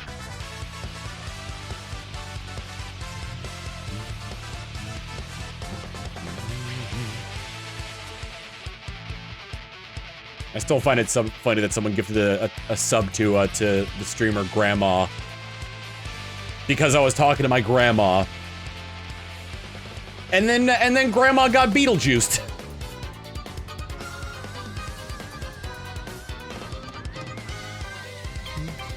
I wonder if that's how that streamer gets most of their subs. Which Mario Kart video is that? The one with Zen and all them? With Zen and Haruka. It was Zen, Haruka, Ari on and off because she was playing Final Fantasy XIV.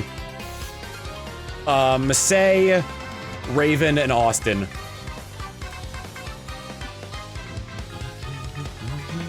Nope.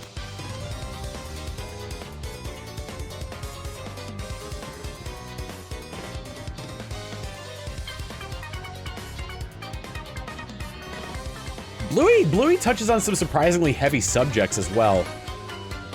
Like, it's presented in a way where the kids won't notice, but the parents definitely will.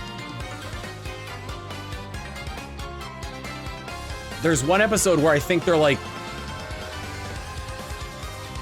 I can't remember the exact context, but one of them is pretending to be pregnant by putting a balloon under a shirt. And it's like they're putting on a play for their parents. and the balloon pops, and it cuts to Chili and Bandit holds Chili's hand. Like, holy crap!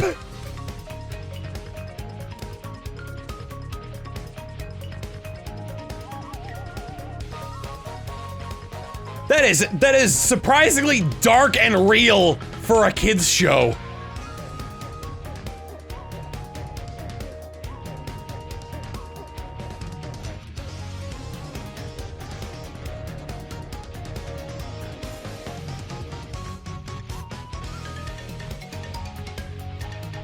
Like the depressing scene early on in Up, except Bluey is made for a significantly younger audience.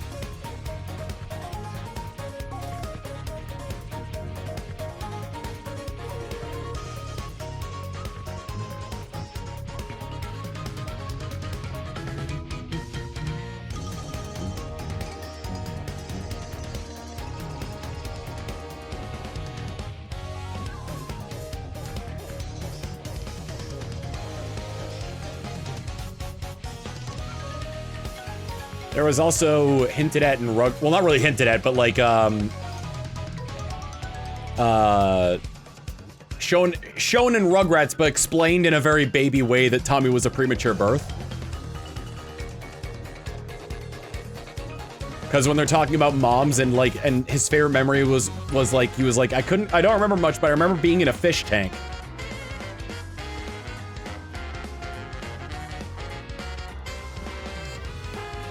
And like it shows it from Tommy's perspective, and he's in like he's in an incubator. Nope.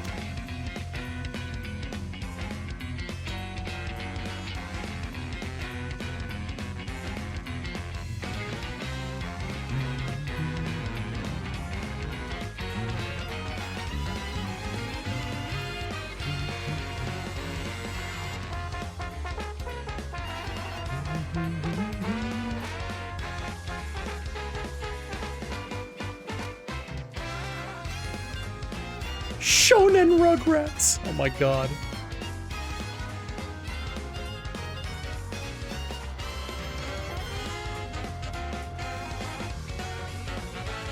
I do love how a lot of like how the middle of every season of My Little Pony Friendship is Magic is like, well, you're not being a very good friend, so let's learn a friendship lesson together. And the season premieres. The season premieres and finales are like, the entirety of Equestria rests in your hooves. Use the elements of harmony as best you can, and pray they're strong enough to work.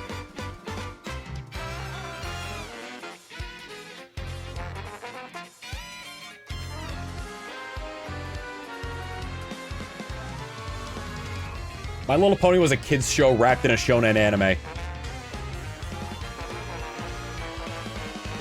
I want to watch the theatrical movie, the Friendship is Magic theatrical movie.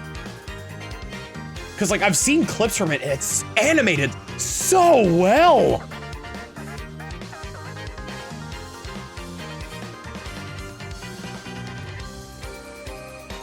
And sometimes they hit you with, here's an episode about the Apple siblings of the forbidden love between their deceased parents. Yeah.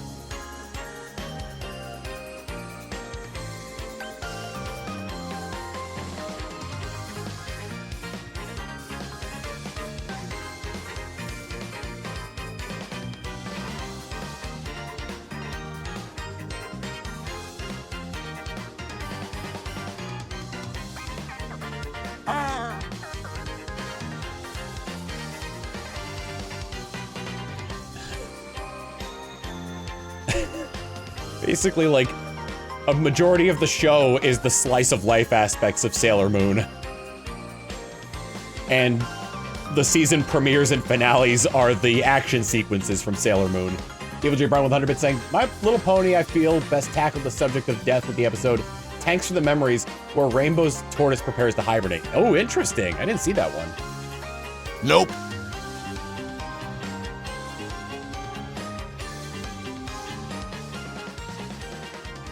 What was the one?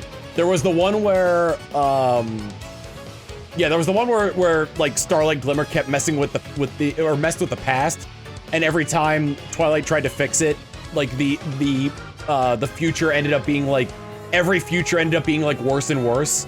King Sombra took over, the Changelings took over, and then like the one where she finally managed to drag Starlight Glimmer into the present, it was like, it was like a nuclear like fallout, like the far future in which like no life could be supported.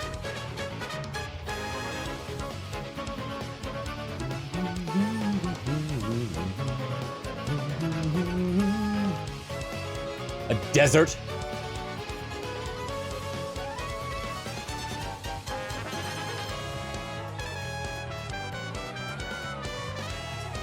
The first time they get back and they're just like, doesn't seem like much has changed here. Oh, except, that's weird. The Crystal Kingdom's a lot bigger. We'll have to ask Cadence about that. And then just Lord Sombran's armies are moving in. Oh yeah, there was the one where Flim and Flam took over Equestria. I forgot about that one.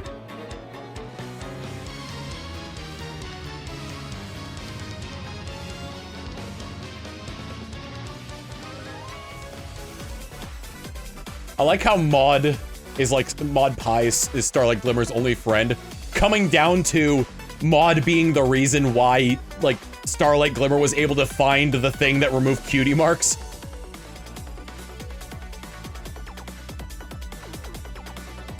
And after Starlight Glimmer reforms, Maud is just her best friend.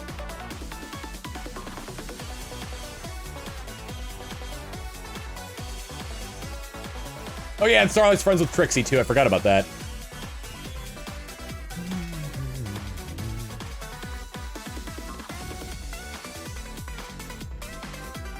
Magma Cody with the 40 months of tier 3 saying, "Ayo, Tom, still on the grind, huh? Well, best of luck to you. I got 100 great curveballs done, by the way. Nice!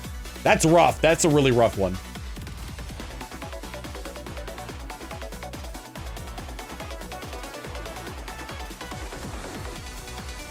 Excited for Mario and Luigi Brothership. I'm gonna be honest with y'all, I've never played a Mario and Luigi game. Nope. I definitely should play one. I'm pretty sure Superstar Saga's on NSO.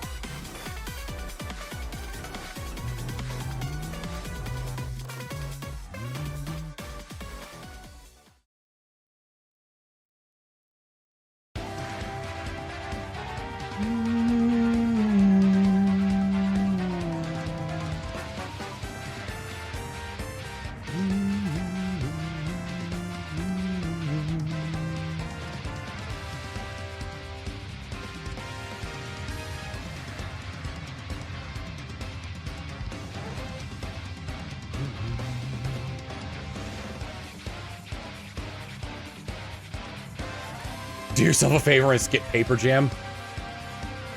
Is it still better than the worst Paper Mario game?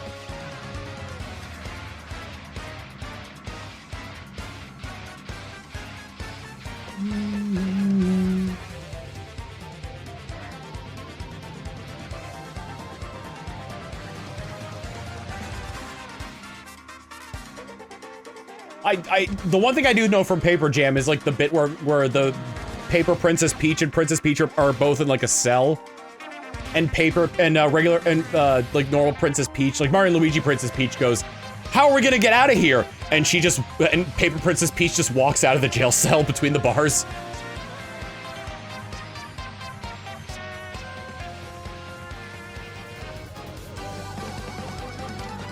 Yeah!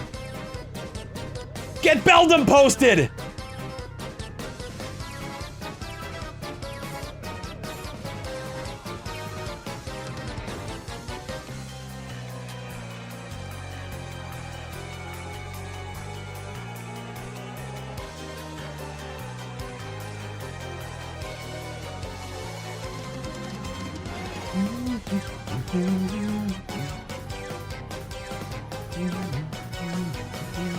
The theme of bad takes on social media.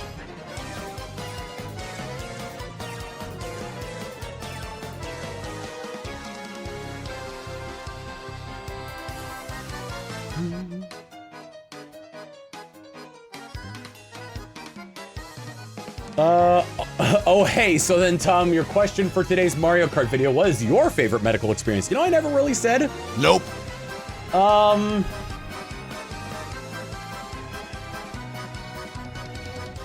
Let's see. The only surgery I've ever had was for my wisdom teeth. And I've never broken a bone.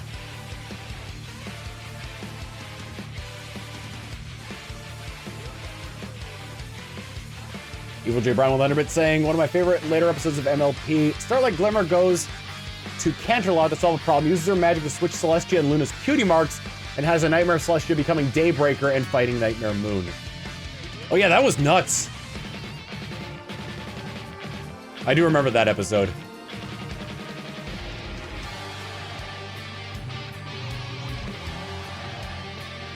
What is my favorite medical procedure I've ever had? Probably getting my braces off. Hated those things. Did you get knocked out for your wisdom teeth removal? Yes. When I came to, and I was, and like, you know, they numb you for it, obviously. When I came to, I was,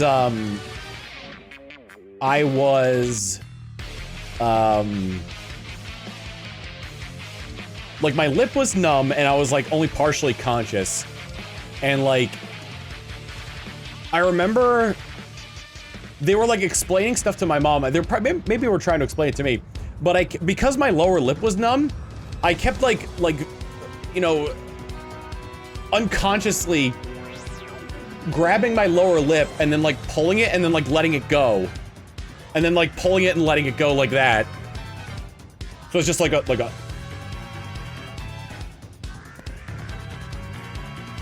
like that over and over again. And like I did that like 10 times before like either my mom or one of the nurses stopped me. Because I'm pretty sure like with that they're probably like, oh, like that's numb and he's not fully there. He's probably gonna bite it. He's probably gonna tear his lower lip off. That's why they stopped me.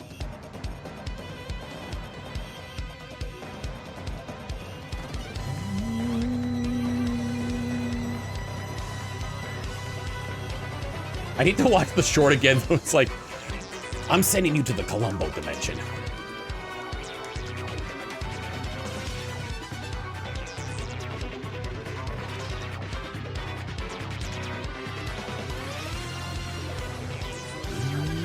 I know you couldn't see me. I was trying to make the sound audible in the microphone for that one. Nope.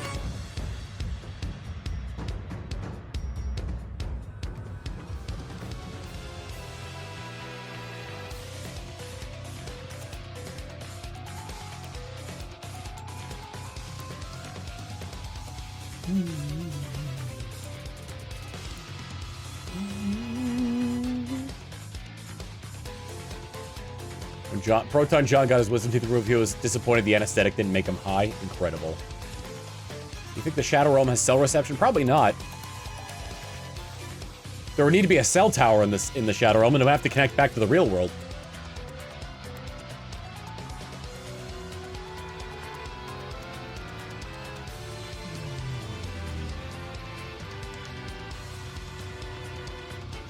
Gonna have to send you to the Columbo dimension. One of my favorite shorts that somebody animated was Columbo versus Light Yagami. Shinigami, huh? You know, I got a nephew who knows all about that. Gods of Death, they call him.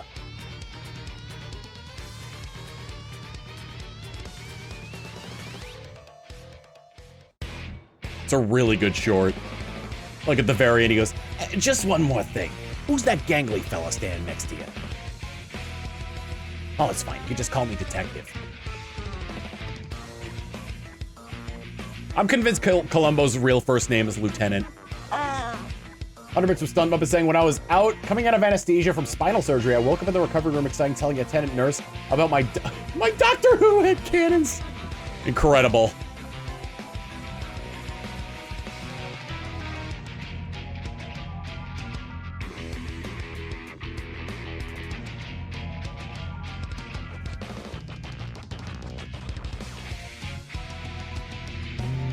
Columbo works in so many settings. Oh, yeah.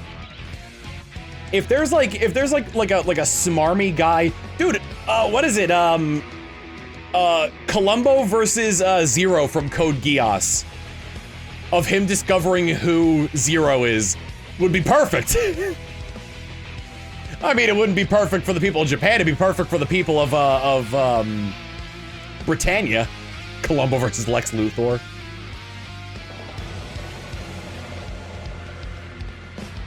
Nope.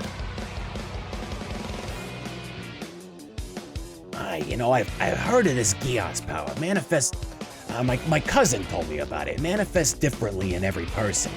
You know, a lot of times it affects the mind to do all sorts of different things. And he wouldn't be affected by it because of his glass eye!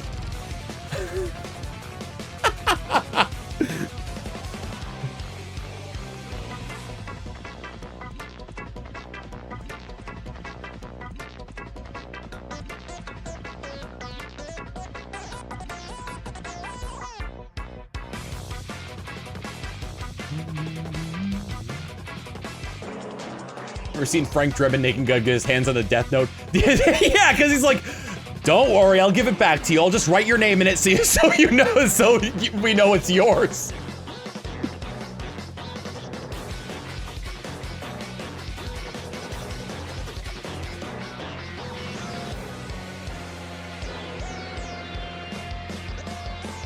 Columbo's Geass is activated by him saying just one more thing. Oh, Peter Falk. I discovered Columbo way too late. By which I mean I discovered it well after Peter Falk had passed away.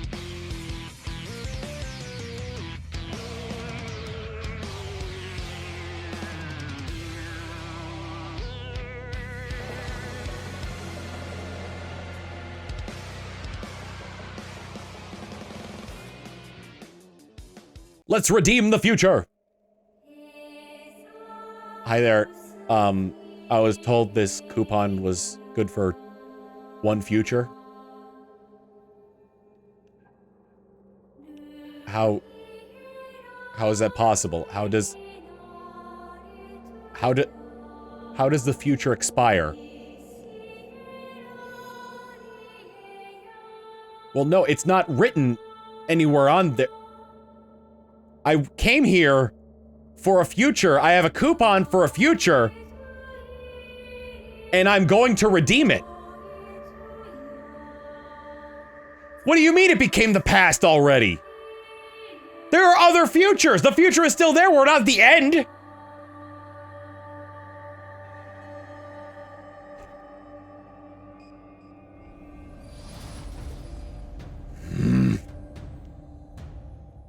Nope.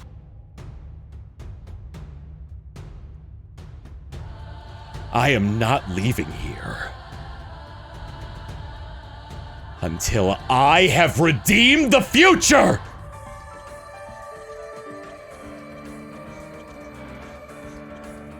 Let me speak to your manager!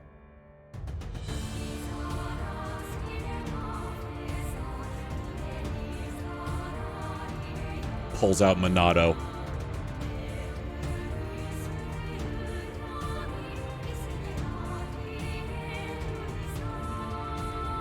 Yeah, Elvis is the manager for the future. Out with the old, in with the new.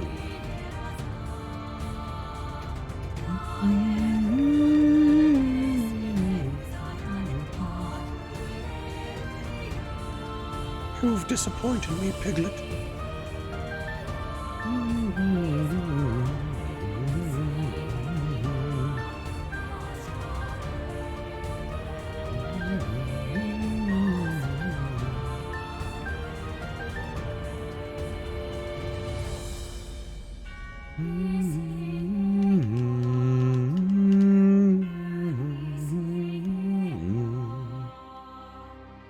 God, I still need to play the Xenoblade series. So good, so good. You could play 3 as a standalone, but most of it, especially the end of it and all of the DLC, is heavily supported by the first 2 games.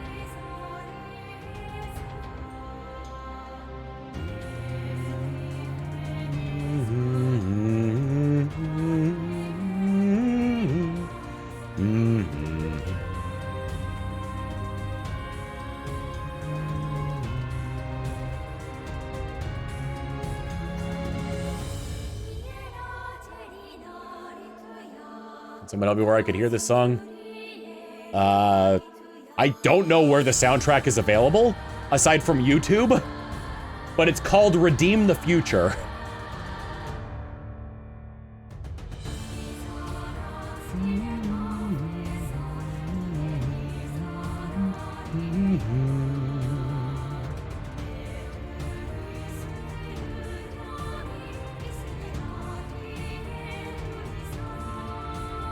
Nope.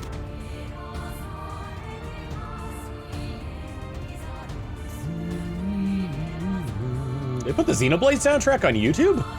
Or on iTunes, I mean?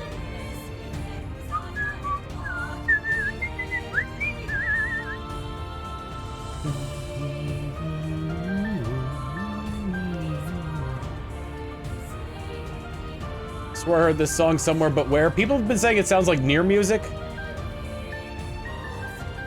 It's from Xenoblade Chronicles 3. I've played it multiple times on these shiny hunting streams.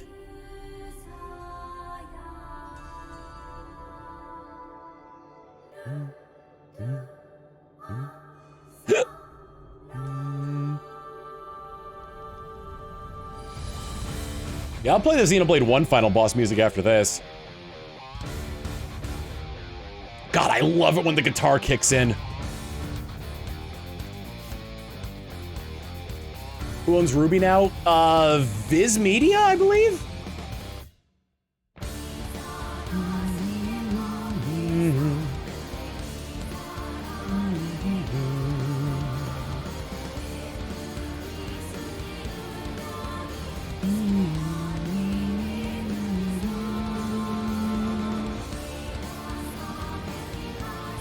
Probably for the best. Yeah, I would not want to see Ruby go to Warner Brothers.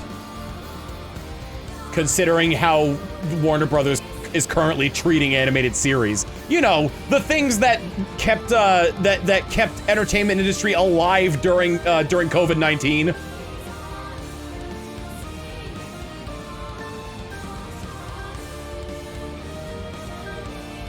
They chopped the head off the rooster, gutted it, and sold its meat.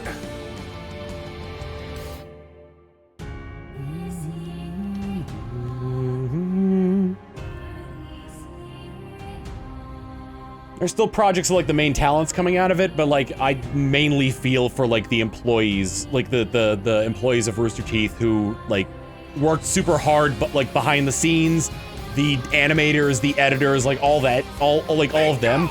I met somebody. I didn't really talk to them because I was kind of like off in my own world, but like I was wearing my my People Wear Grapes shirt, and I walked by somebody at the supermarket who pointed at it and said, I used to work there. And I was like, nope. In my head, I'm like, how do I respond to that?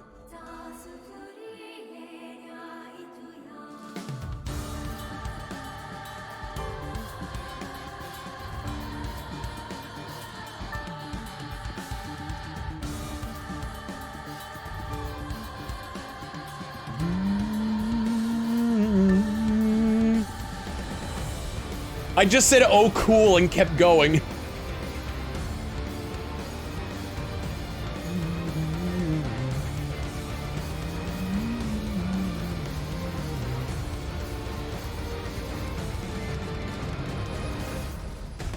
I love Warner Brothers properties. I hate Warner Brothers.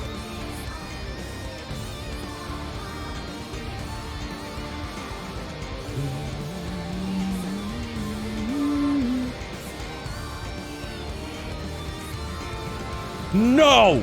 We can't produce shows that a small subsection of people like unless it's cheap and easy to make and bad for people who work in the industry. Hire me the greatest AI ever that's also the cheapest.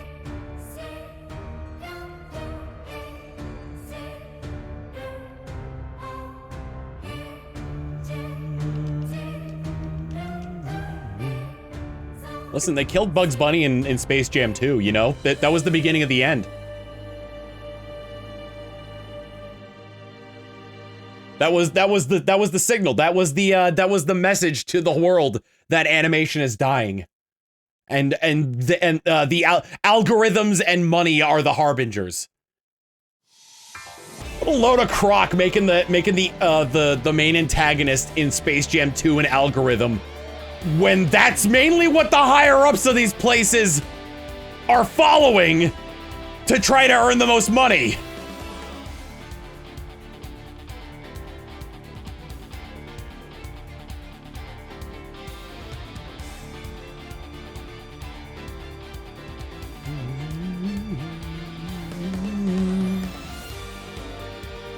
Lowest common denominator.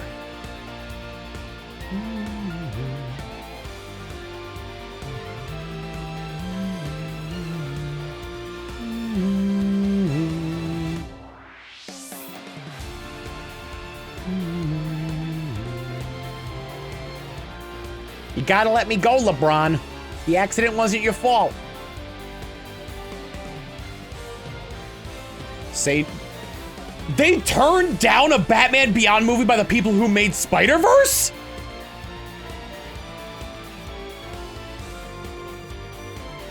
Ah! I knew it was scrapped. I didn't know who was. I knew it was. It wasn't accepted. I just didn't know who was behind it.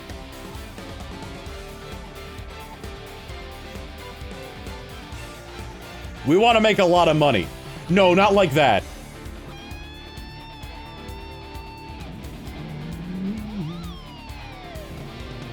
I don't know who they would have like gotten to play Terry McGinnis. I wouldn't mind Will Friedle coming back.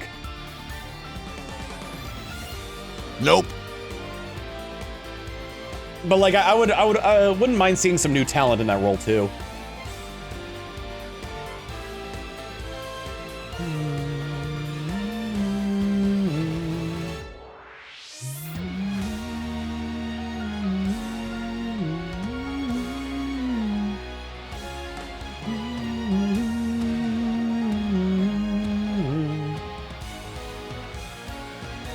No! We need infinite growth!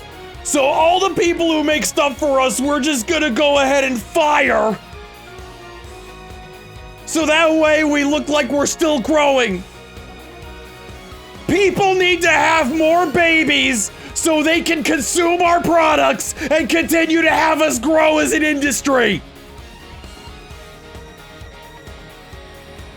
Growth, growth, growth, growth, growth! Infinite growth!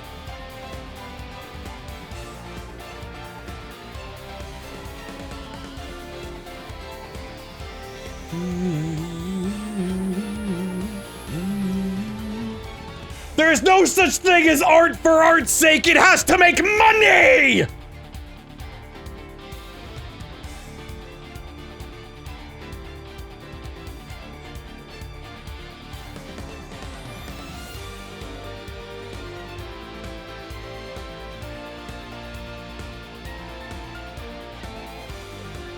The Hasbro slogan is, we make toys, toys crossed out, money.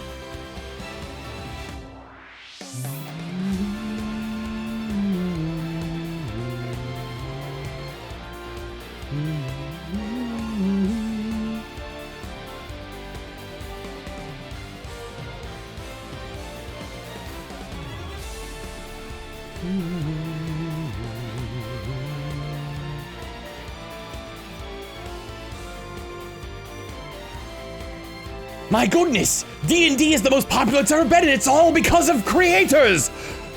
Wow! This is incredible! Let's limit their ability to use our product!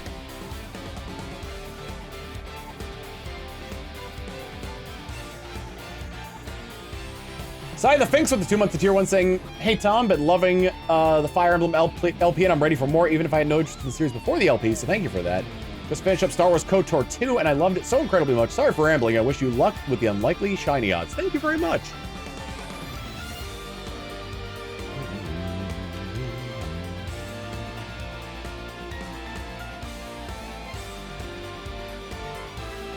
I probably got the worst possible ending in my KOTOR 2 Let's Play. I saw an opportunity to be incredibly evil and went for it. And then I only had 2 party members left alive by the end.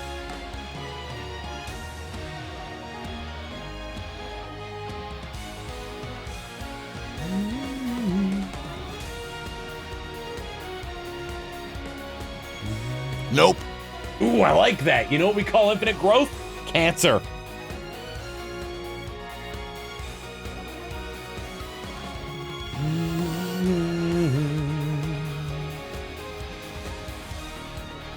Bum, ba-dum, bam, bam.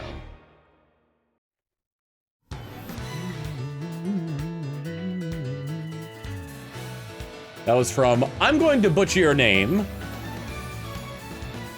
Chow. On the YouTube side of things.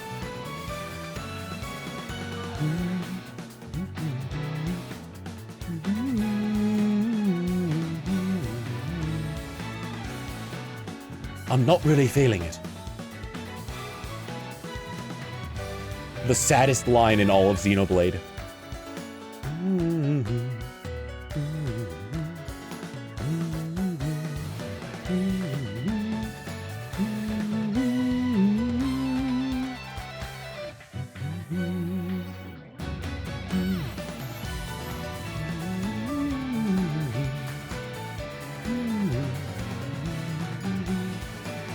Oh, I was gonna play Xenoblade 1's final boss music, that's right. So you can hear the comparison between Redeem the Future and Zanza the Divine.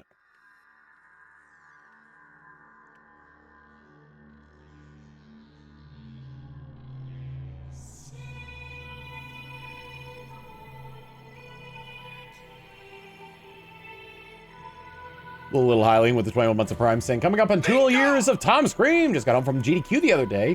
Got to meet Jiggy and Clinket while I was there. I saw some of your tweets about the event. I'm curious, what were your favorite runs? I mean, like, what was everybody's favorite run from GDQ that year? The dog playing baseball.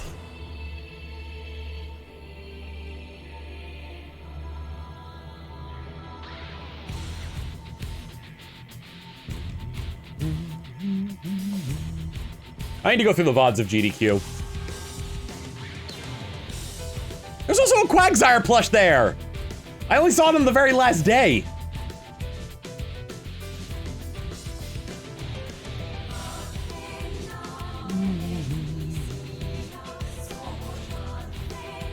Pronounced like Chow. Okay, I was right then. It's pronounced like Chow is from the TRG bit from Sonic Adventure. Okay. Our child, Chow. Nope. C-H-A-E-U, Chow. Chibi Robo Bingo was great. I wanted to watch more of that one. Didn't have time to, though, unfortunately. The troll race for Super Mario Maker 2 was great. Especially considering that they couldn't see each other's screens, or they weren't watching each other's screens, so one person would make a mistake, and then like 30 seconds later, the other person would make the exact same mistake.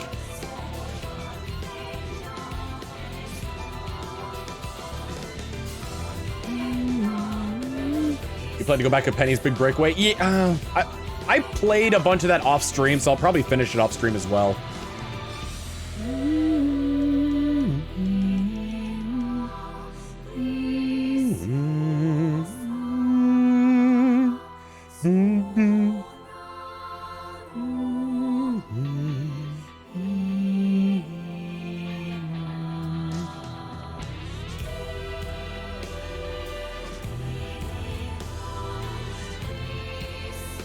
I need to play Undertale Yellow as well.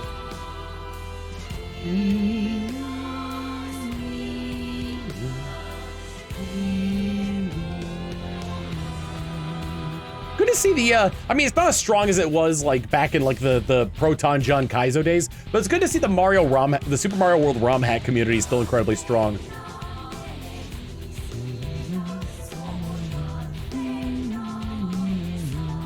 The old move faster pokey days.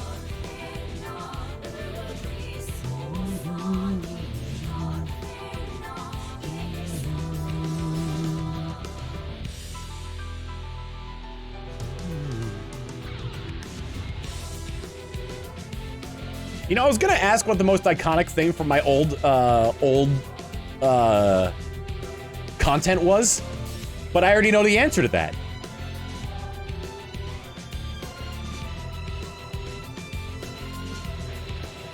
Tom.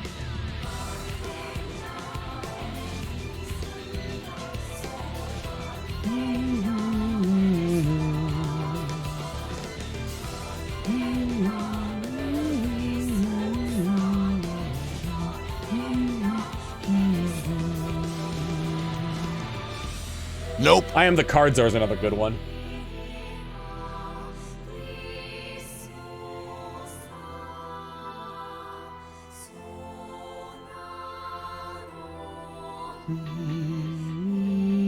I remember when the subs were called Fruit Bats. Yeah. I wonder if that highlight's still on my channel where I rambled on for 6 minutes at Dexter Manning about how I wanted the sub noise to be Fruit Bat because it sounded like the ship from Pikmin 3 was saying Fruit Bat.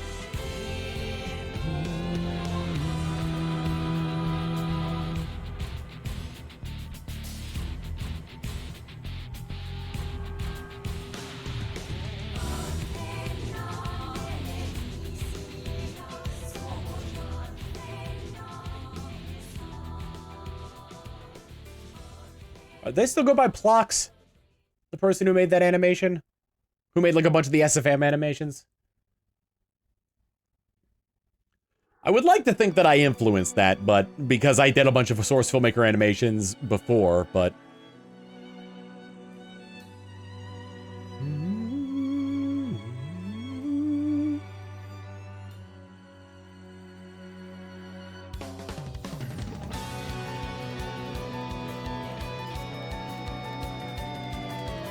a lot of people got mad what they missed of what you can do in Baldur's Gate 3 good speedrun. What do you mean by that?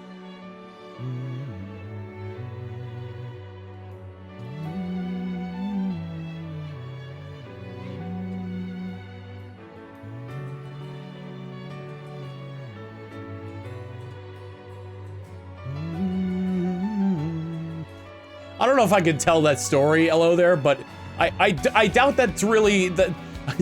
I'm like 70% sure that's a joke, but it's a really good joke. The theories of the 100-bit saying that last song sounded oddly familiar. Also got a very underrated Sonic game today, The Black Knight. Interesting. Unavoidable chin move. Beware the unavoidable chin move.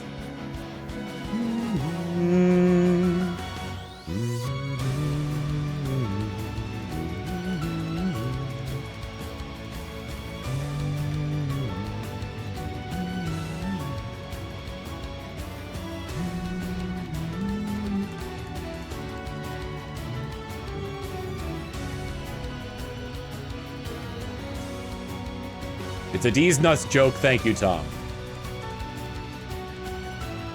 Well, considering how cumin is spelled, never mind. Nope.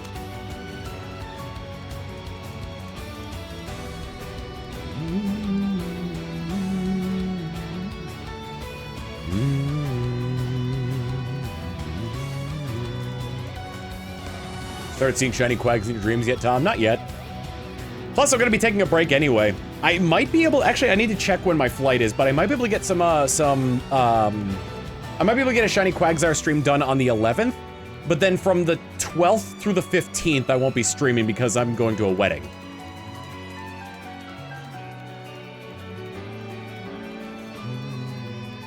When do you know if it's shiny? So, normally in Pokemon games, you find out if it's shiny the moment you encounter it, the second it's sent out. In this game, it's got a, my cousin's wedding.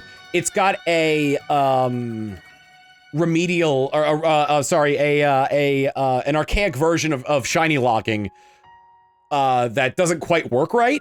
So you can only tell if it's shiny after you've caught it.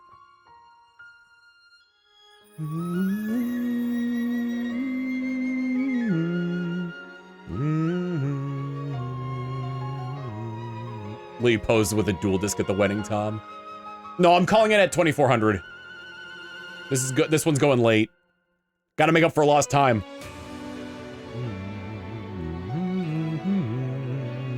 Nobody with the dual disc is gonna be. Should I invite Z to the wedding so I can wear the dual disc to the wedding?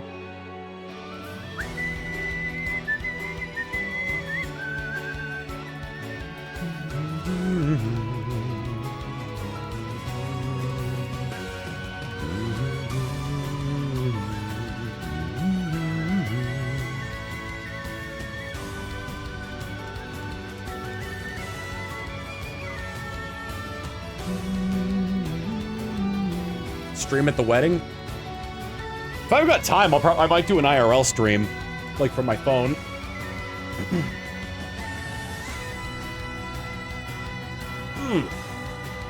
Got a good stretch in my back.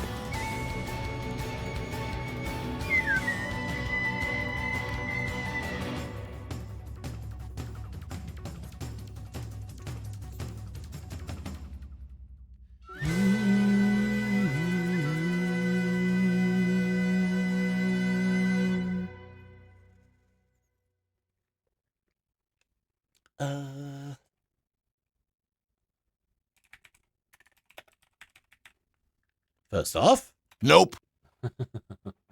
I'd barely seen the blue when I decided to reset.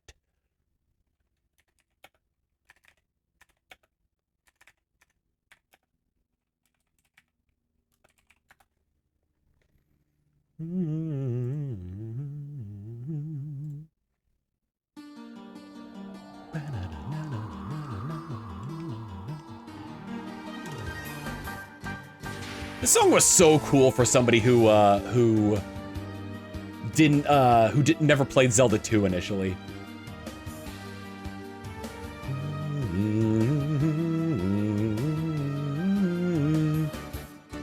When I played Smash 64, I didn't recognize Hyrule Castle.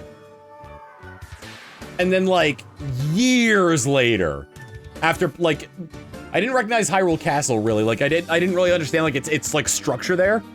Years later, like I'm streaming Ocarina of Time, and I see the shape of Hyrule Castle in Ocarina of Time for like the first time that I actually notice it.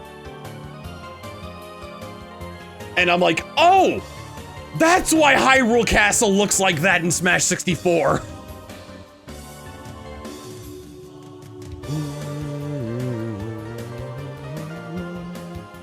I'm excited for echoes of Link being eaten by goo. What the heck's the name of the new one called?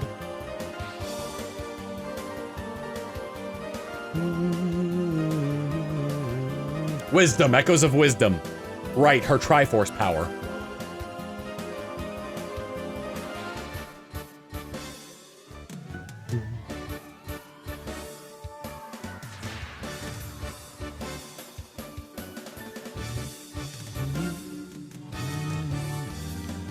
Echoes of Link being eaten by goo. Yes, you nailed it, Tom.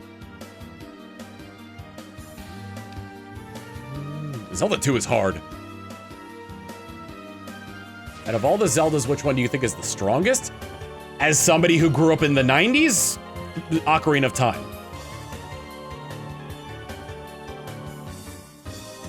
Or are you talking about the Zeldas in the person? Because I think the strongest Zelda in that case would be Twilight Princess Zelda.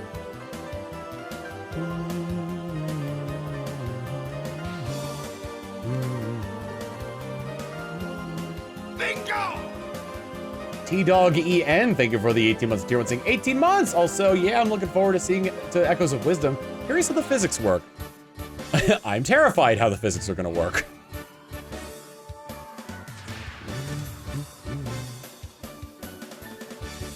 Talking about like, in terms of like raw strength, I'm pretty sure Twilight Princess Zelda is the strongest one. In terms of like raw power.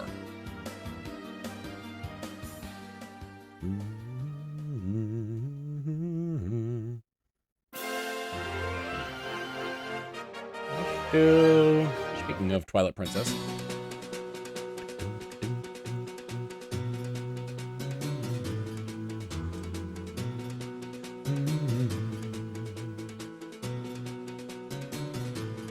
I feel like that, like, when you make an open-ended mechanic like that, you are asking people to break that game.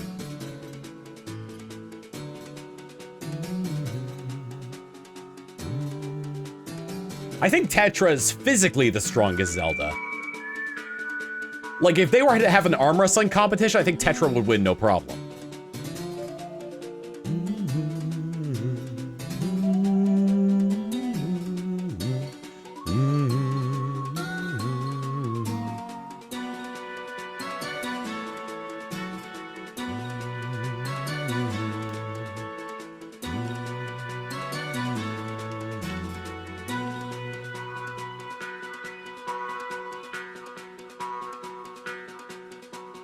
Strongest Zelda's Hyrule Warrior Zelda. You know what? You're not wrong. No, actually, I take that back. Strongest Zelda is Cadence of Hyrule featuring Crypt of the Necrodancer Zelda.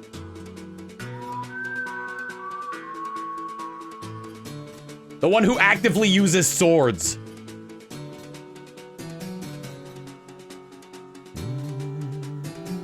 Son of a biscuit.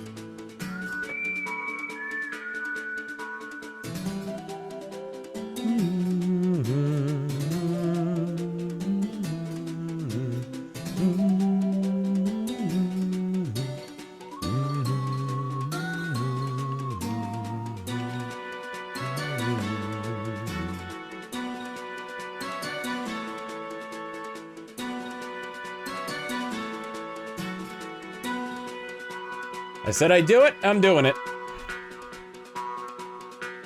Bingo! Oh, me! Thank you for gifting a sub to the community. You're welcome, me. Bingo!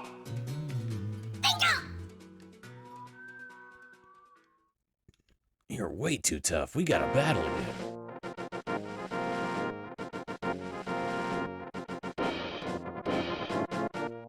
You gonna try re-challenging him? Yeah, I think I have to leave and come back in order to re-challenge him. Probably should have talked to him first.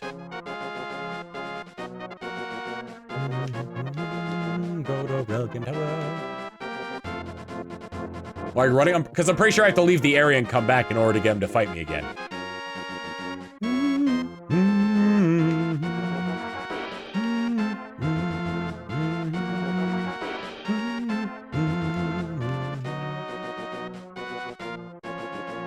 Oh boy! I'm so hungry I could eat an Octorok!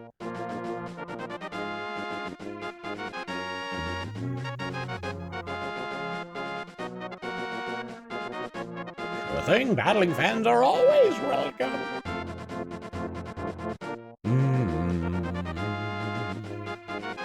I just wonder what Ganon's up to. That's a phrase that sounds like it's said while he's laying on his stomach in bed with his head propped up by his hands and he's resting on his elbows, kicking his feet in the air and talking to somebody on a corded phone.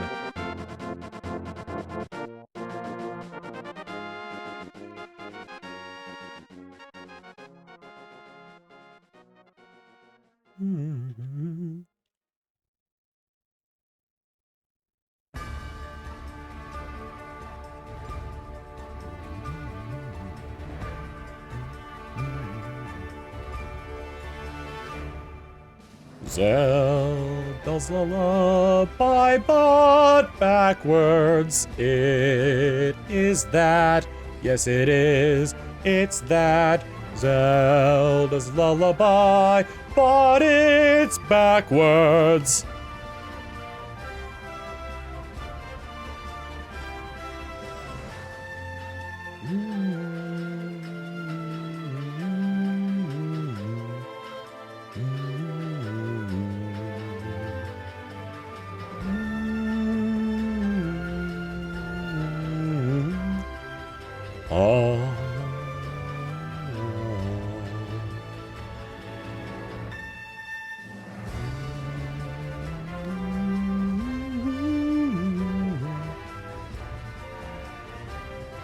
Nope. I wonder if I could just talk to him again immediately, since I'm in the post game. I guess I'll find out the next time the Quagsire dies.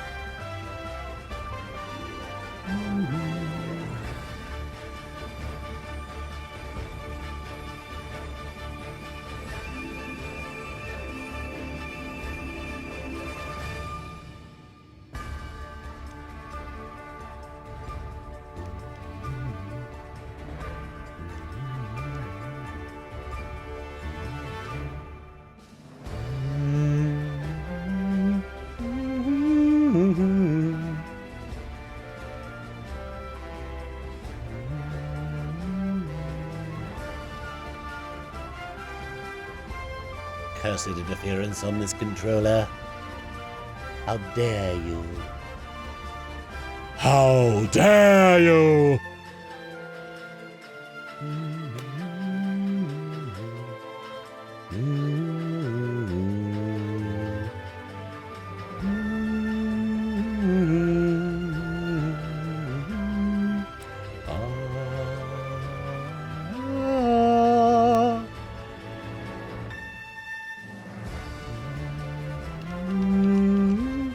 So I don't think, like, if I beat the Quagsire and then come back and fight it again, it would be much of an issue, because that would be the only way to be able to tell if it's shiny at that point, would be if I caught it again.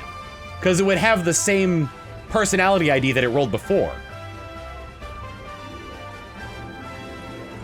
Whenever you rematch, the personality ID stays the same, so if... I guess it wouldn't really work if I... So basically, if I fought him already, then saved, then fought him again and tried to hunt that way, it would always have the same personality ID from the first time I fought it before I saved, which is why I never save.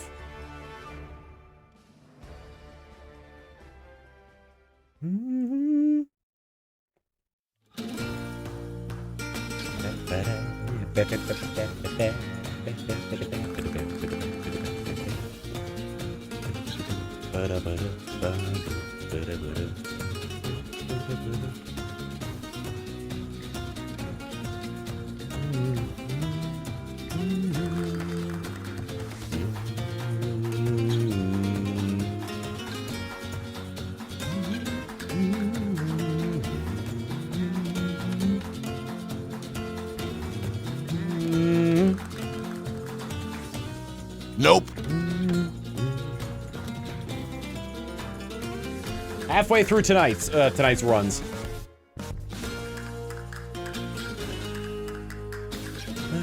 Still quag hunting? You know it!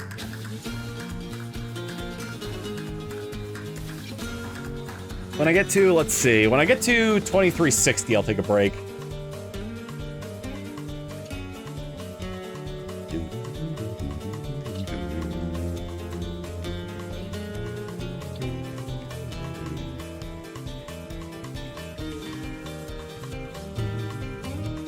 Acquire that Zyre. I want to so badly acquire the Zyre.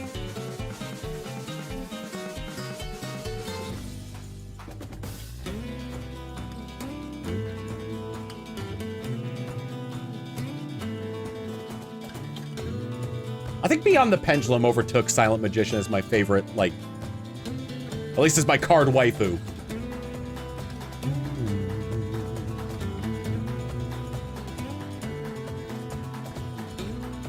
I like the sharp eyes and red hair.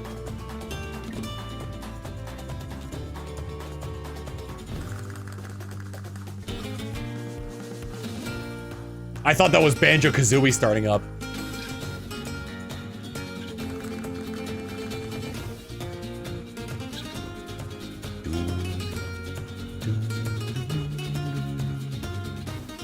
The ability to, would you use save states? I don't think those would work.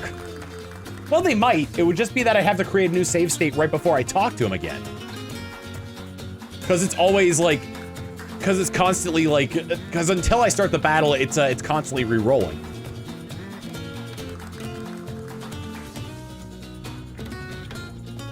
If I had the ability to put a PC right next to him and save, then yes, I would totally do that.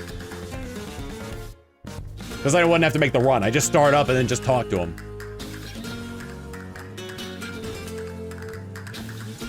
Oh, you know, now I kind of wonder if there's a save glitch in this where I can save anywhere. Probably not, because you have to be in a menu in order to save. The problem would have to be keeping the confirm box up until I get to... Nope. Next to Dieville, which wouldn't happen because this isn't Paper Mario. Would you want to risk saving with a glitch? I'd back up the file. I'd back up the save file first.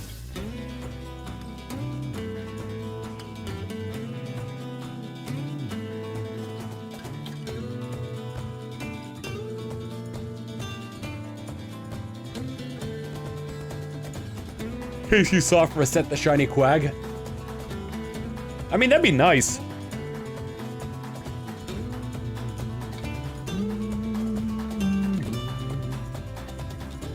This is legitimate hardware. I'm playing this on a Wii with the GameCube disc.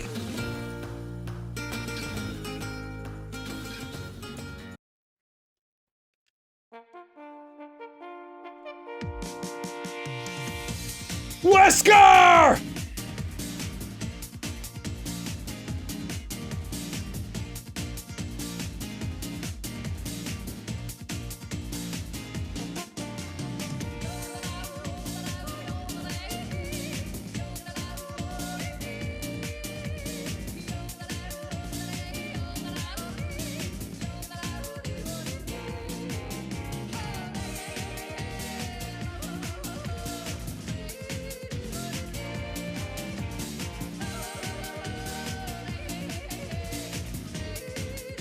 There was a post I saw where somebody drew Jimmy and Kara from My Adventures with Superman, or they basically animated Jimmy and Kara to the to one of the intros of Urusei Yatsura with like the same art style. Oh my god, it looks so good.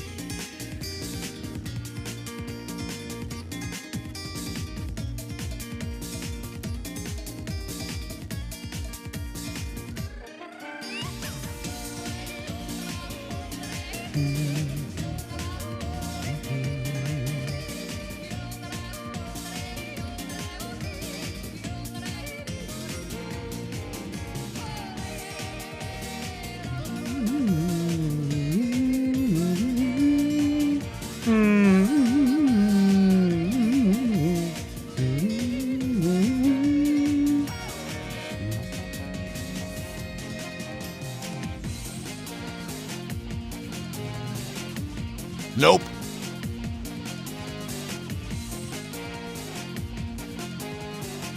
I did not get copyright claim for this one, so I believe this one is safe.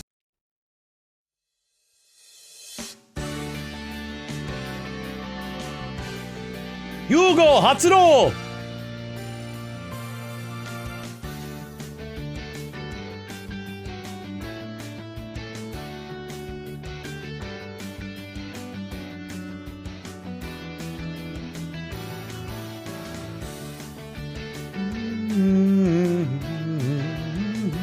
I can't believe someone made an extended version of one of John's alerts. Oh my god.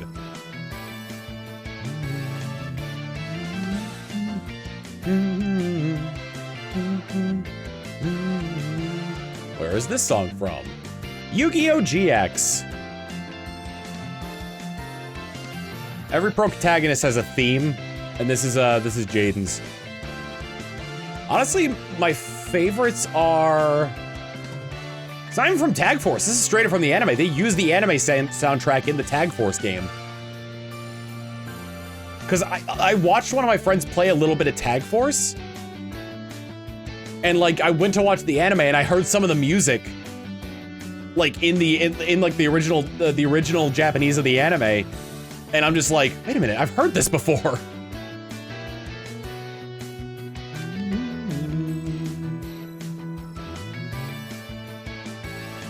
I know it from Yu-Gi-Oh, but I feel like this would fit in a Sonic game. Listen, Judai is the Sonic of the Yu-Gi-Oh franchise. Despite Yuma looking like a hedgehog.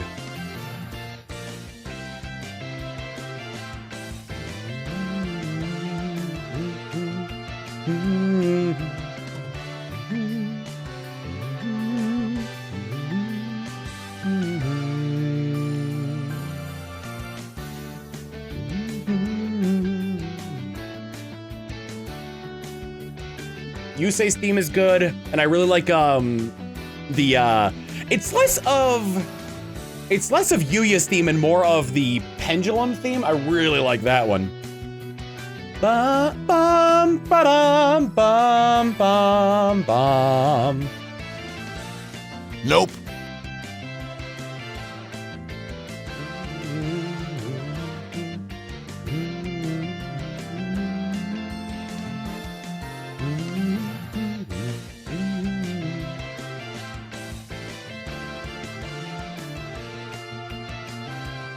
Now you've finished Brains, how would you rank all the pro tags in terms of skill, or how much you like them? Playmaker never lost. He didn't lose a single duel in that entire show.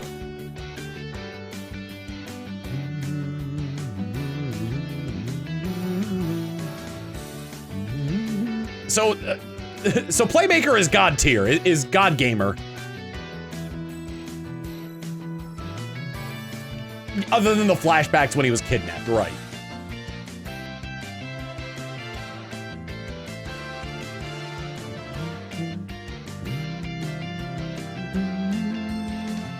Playmaker had pre-errata Firewall Dragon, which is why he didn't use it for a long time, and then they gave him Dark Fluid later.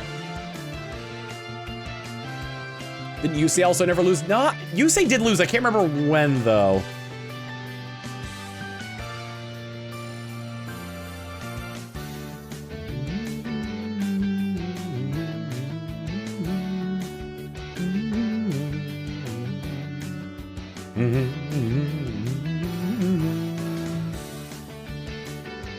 Oh, Silver Surfer!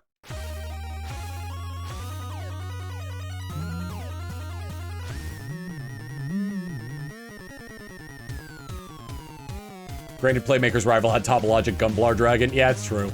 Is that one still banned?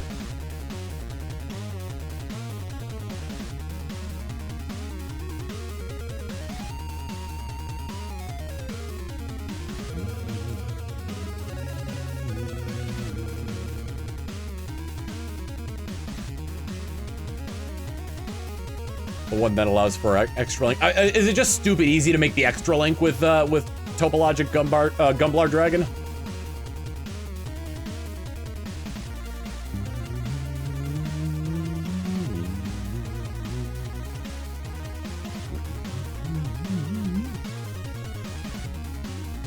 This is the most jaded Yu-Gi-Oh! Pro tag by the end of their series.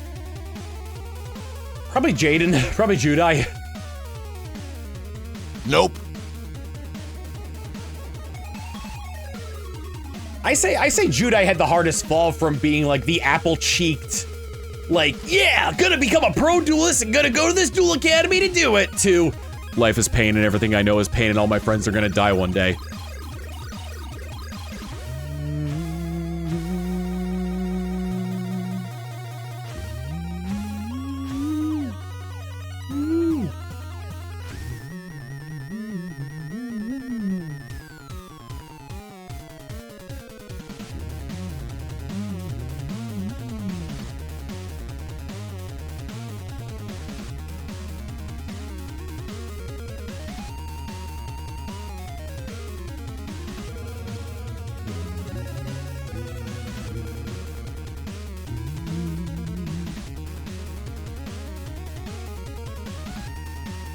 Playmaker also has a ton of trauma. Yeah, but he started with that. Also, it seemed like he was more gaining hope towards the end of it. He was incredibly jaded and driven by revenge at the beginning of the series and very much softened up towards the end of it.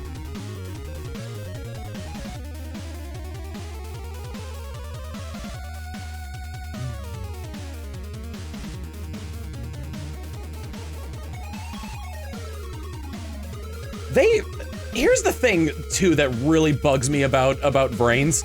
They set up the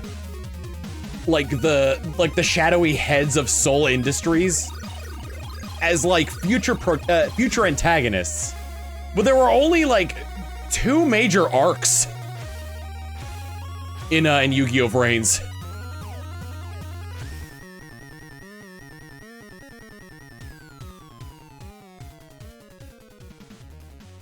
We saw Queen, yeah. We never saw Bishop, Rook, or Knight.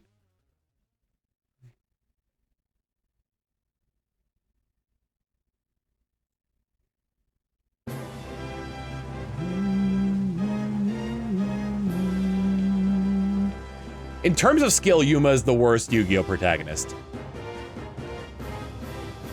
He knew nothing about dueling, regularly lost, and only really learned it once he only learned it once he had an imaginary friend. Nope.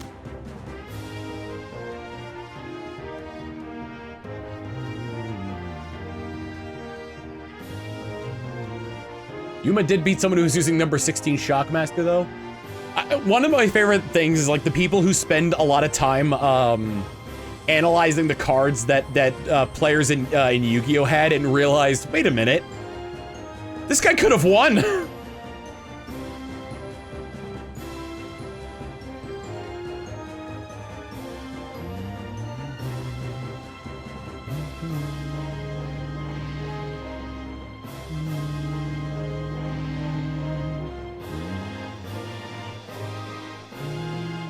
Yugi had some skill, yeah. Also, like, Duel Monsters wasn't the end-all, be-all, most popular thing in the universe.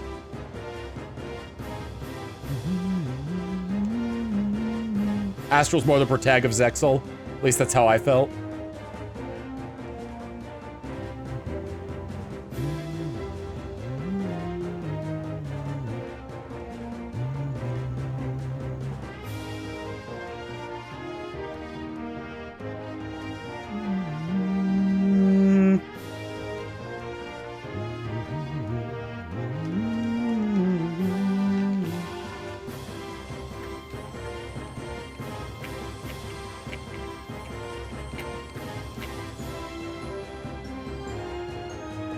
I like Dungeon Dice Monsters as a game mechanic to watch, but not one to play as.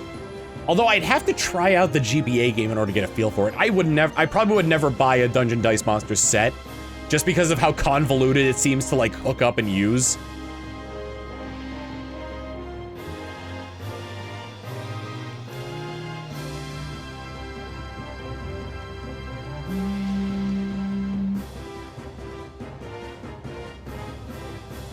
I mean, my favorite thing about Yu-Gi-Oh! Vrains is that it starts to, it grounds it a little more. Like, and when I say grounds it a little bit more, like they start using more like sci-fi terminology and like, you know, future sci-fi technology to like explain how shit goes wrong, as opposed to dual monsters are the beginning, dual monsters are the end, dual monsters cause all the problems and solutions.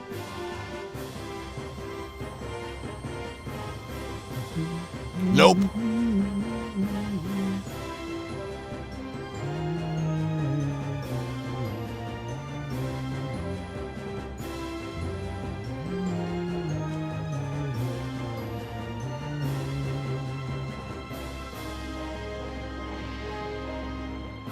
It was less in terms of like of dual monsters being the like the cause and effect of everything, and more of like, oh, we've come so far in technology that we can literally infect a human with a computer virus that puts them in a permanent coma, or we are able to create a virus that can extract the consciousness data from someone and turn them into a vegetable until they get it back.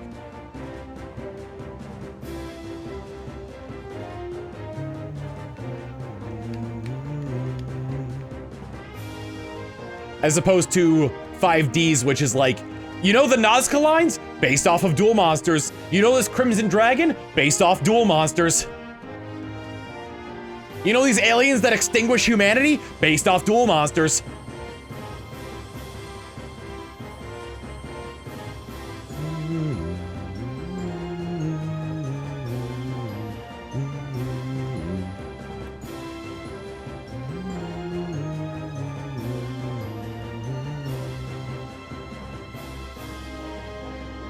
What do you think of Stormax as a way to explain how Playmaker gets new cards? I mean, they explain that pretty well. The fact that the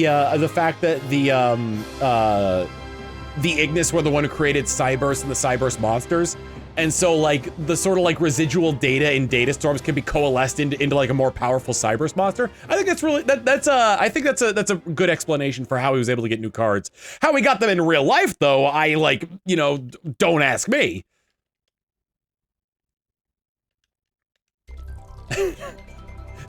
The dual disc is also a printer. There we go.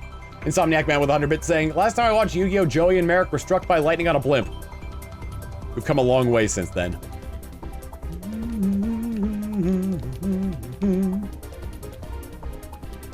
I miss physical dual discs as well. Something about strapping a watch to your wrist that projects hard light isn't nearly as charming as having to carry around a giant freaking inconvenient thing.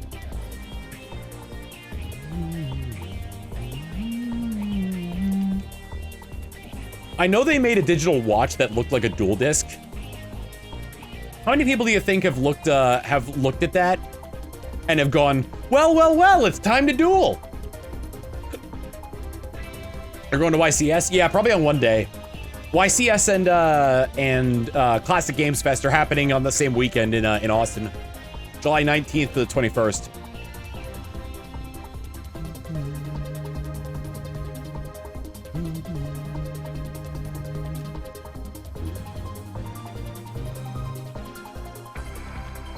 Nope.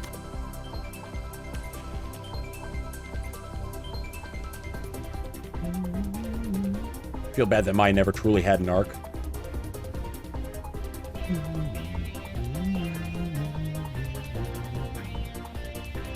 I mean, considering all the filler,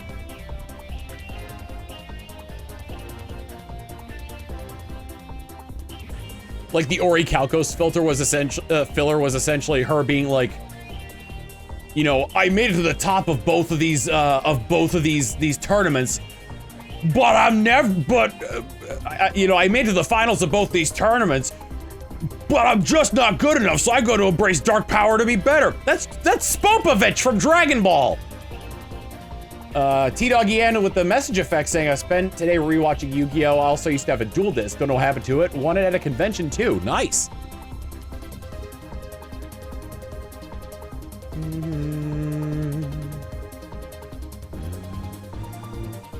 I turned into Majin Vegeta in that arc.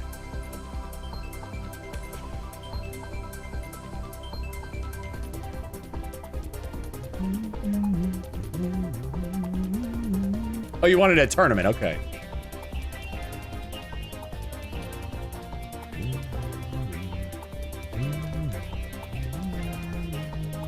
Why is that message difficult in border? Because you could spend bits to create an effect around a message.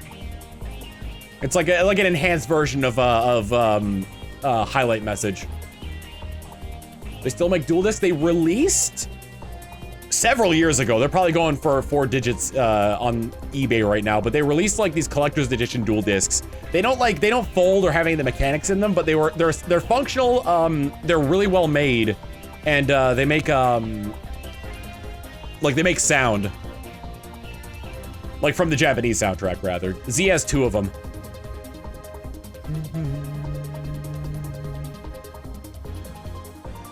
I still can't believe the 7's disc is shaped like the number 7.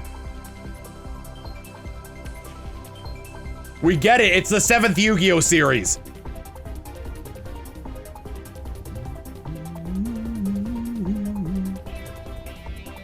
And Arc 5 was the 5th, despite 5Ds existing.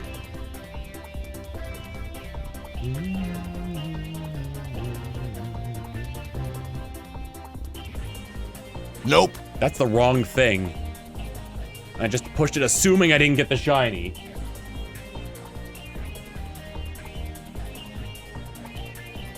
Recently won a raffle, won from a raffle a 1/7 scale Seto Kaiba figure, and when I went to get him in person, reading off the numbers seemed like he was going to give me Kaiba. Being the sassy Yu-Gi-Oh! Nerd I am, I was saying, don't make me duel you for him, it's just a matter of he wants to check my ticket before handing it over. Yeah, understandable, that's funny. Wait, do you see Go Rush with a dual disc shaped like the number 6? Are Go Rush and 7's based on Rush duels? Both of them? Okay. What's the difference in the rules? Someone said there were infinite normal summons. I'm assuming you draw less cards because of the smaller battlefield.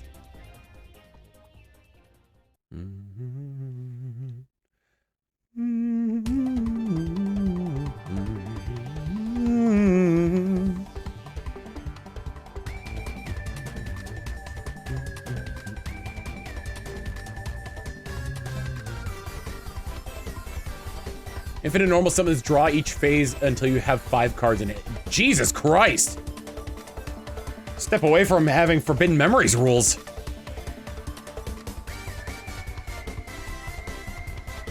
Hi, big guy. You saying goodnight, big guy? Come here. Christian. Big guy. Come here, big guy. Come here. You want to say goodnight? Hop up. Hop up, big man. You hop up? Oh, are you EP? EP to hop up? Come here. Give me a hug. Come here. Give me a hug. Hop up, big guy. Big guy. All right. I'll pet your butt and then you can go to bed. Bingo! Hey, Derek, thank you for the 76 months of tier 1 with the message saying, period.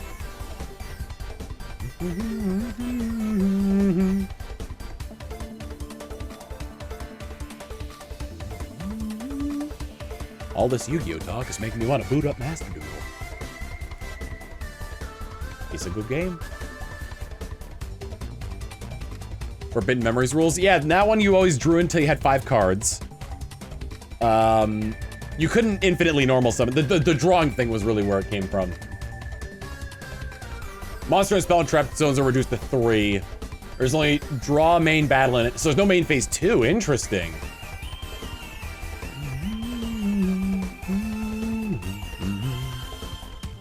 Derek, if you're still here, how you doing? It's been a while, man. I hope you're doing well.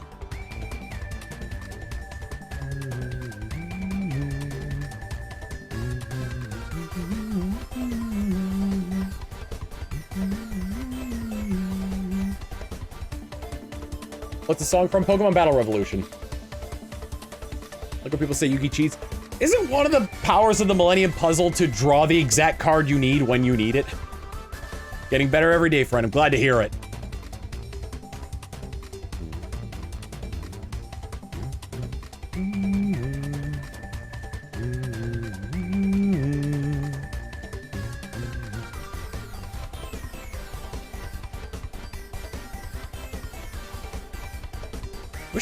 I wish I had two sleepers. One that was faster than the Quagsire, one that was slower. So that way when it wakes up, I could just like use the sleep move on it again. I'd give it the sleeper. I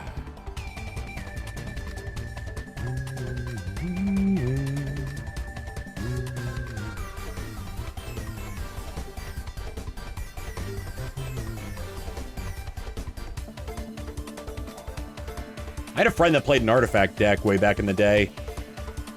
It revolved around him getting infinite. It revolved around him getting infinite mana to burn. To was it based on burn? I think it was infinite mana to get Darksteel Colossus out. I don't remember what he did with the infinite mana, but he could generate infinite mana with some artifact cards.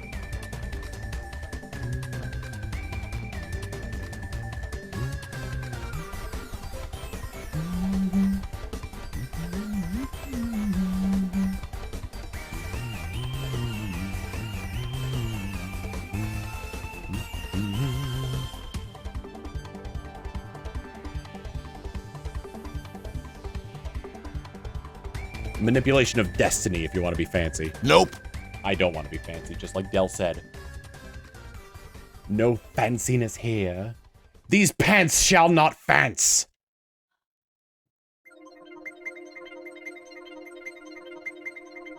Salamence uses its move.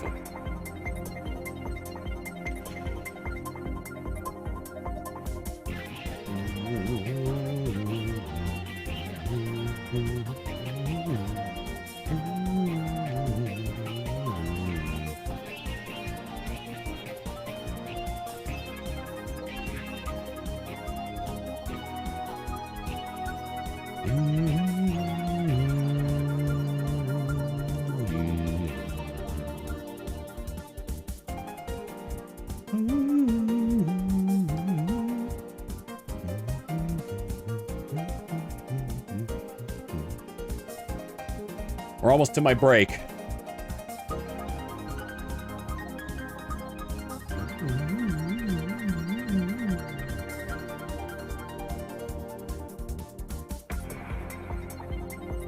What's going on? It's down!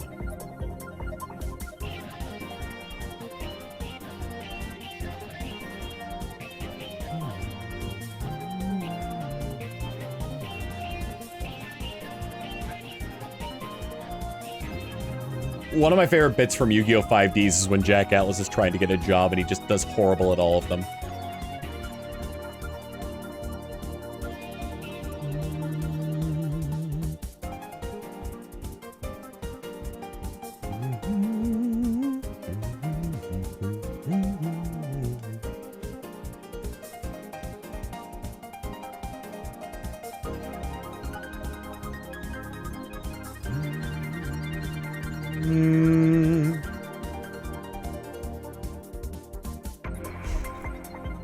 Just thinking of this one YouTube short, or this one like TikTok / YouTube short I saw, where it was oh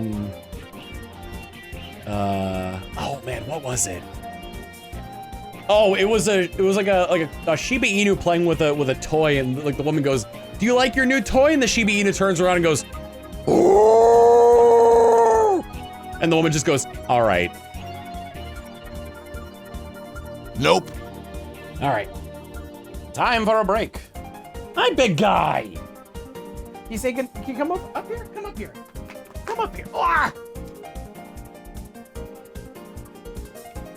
Hello, big head.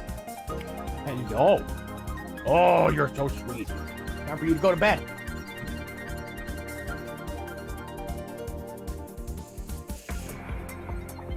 Was it a Shiba? I think it was a Shiba.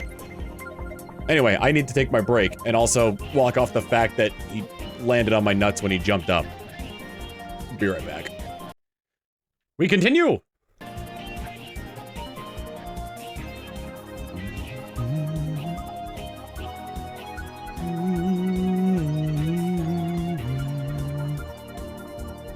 It's my recipe for dank chicken nuggies.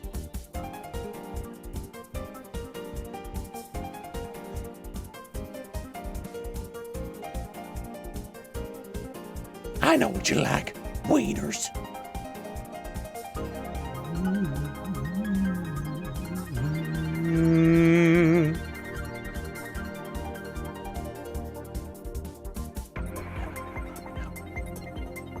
I put the marshmallows a little bit, but don't tell nobody.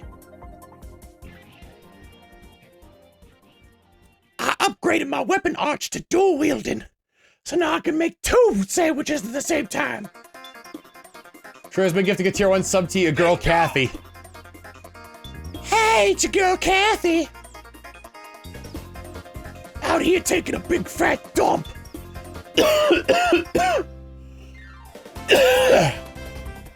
Excuse me.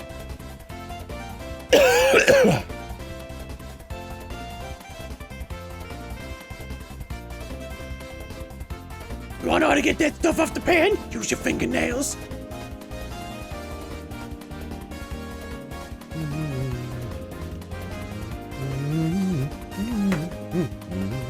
The fact that the real Kathy has seen those.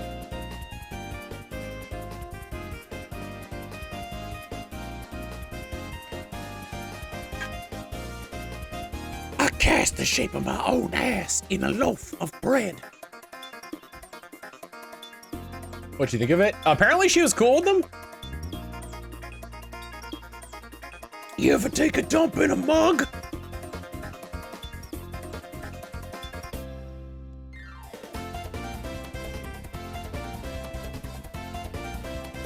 Nope. Wasn't talking to you, Dell.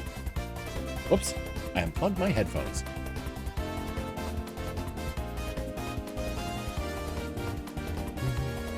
Her daughters loved it. Ah. Oh, it's so thick I need a forklift.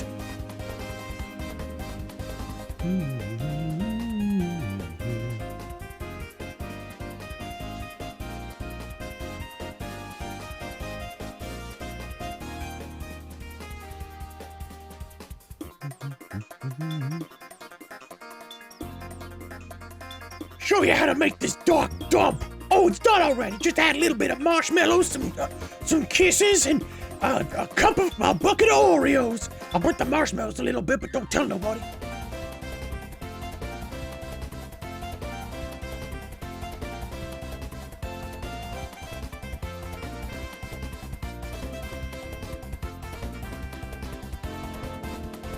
Used to make pasta, turkey. Oh my God, the cranberry sauce!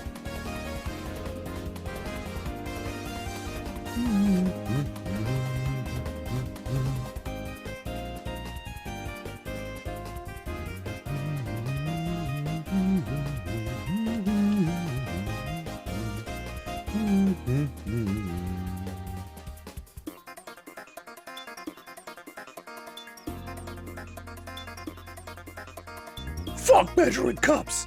It's deep and it sounds deep.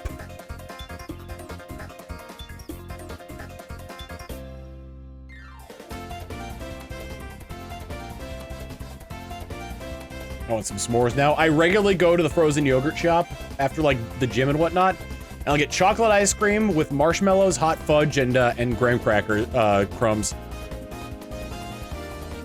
And if I'm feeling spicy, I'll get some strawberry boba in there too. Oh, I cast sleep on the wrong one. Cast? I used spore on the wrong one.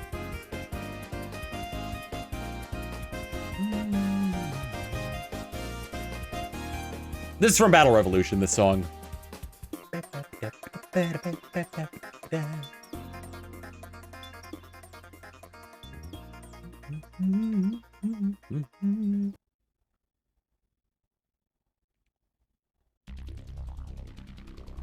Stargazer Colosseum. Nope. Dill.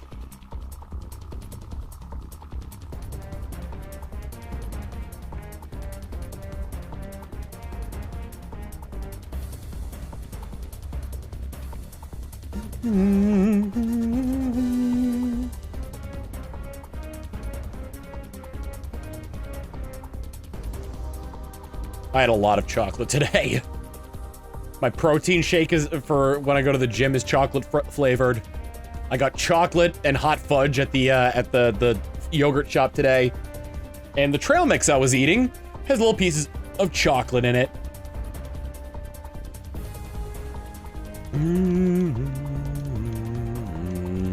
Chocolate slaps.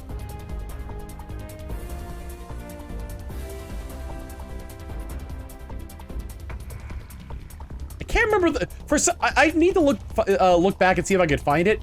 Did I win that duel where I was shouting spore hype? Spore hype?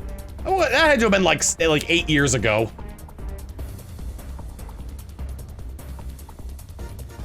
Mark Koval with the 2 months of tier 1 saying, oh boy, another month of communism.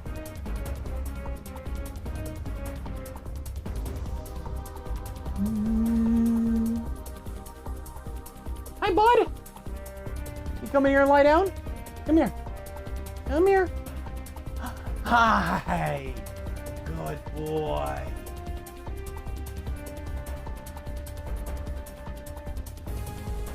I don't mean to alarm anybody, but I got puppy kisses.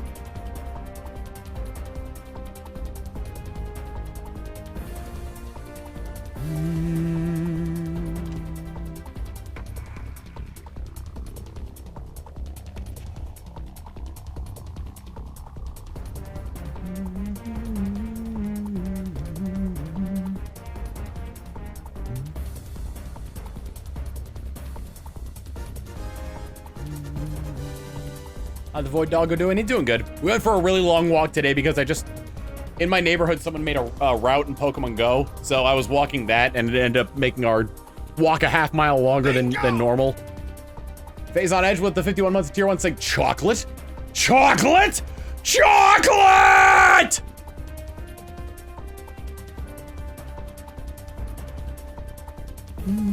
Nope.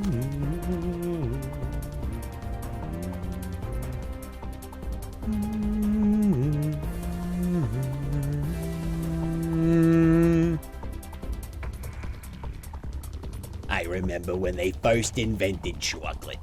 Sweet, sweet chocolate. I always hated it.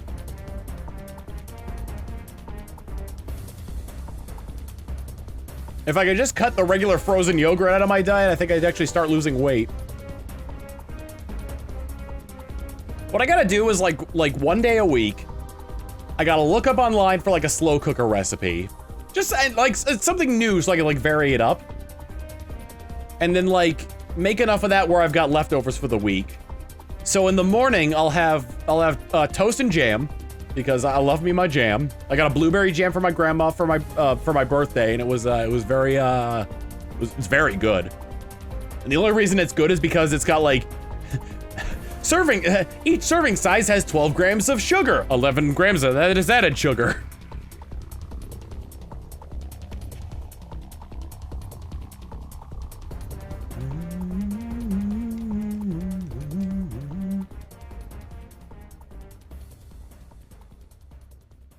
But no, like on a day where I'd work out, I'd have toast in the morning, then I'd go to the gym, have a protein shake, and then once dinner time rolled around, I'd have the leftovers of what I made.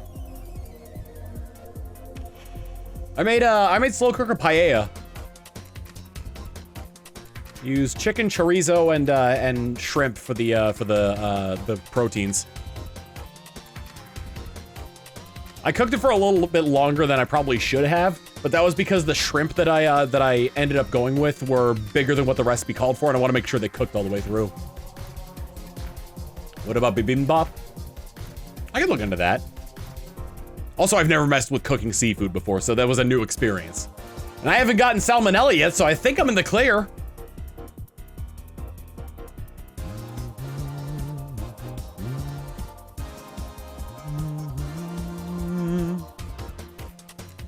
Oh, yes. How silly of me.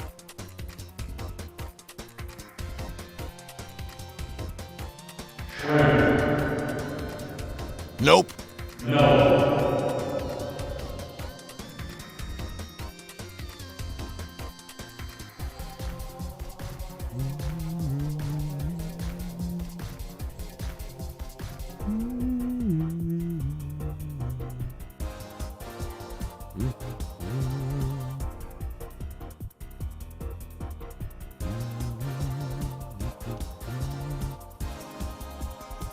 I think one of the funniest things I've done in Among Us recently was going into the vent and just heavy breathing.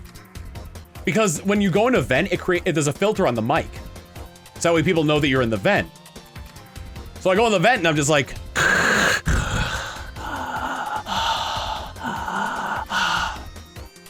And then Apple walked by and she was like, that is horrifying. Who's in there? Everybody else came up to see what was up with that, and Jeremy goes, Tom, get out of there!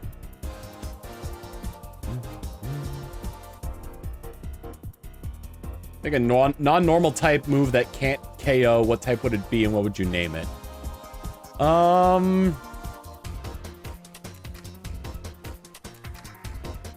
man.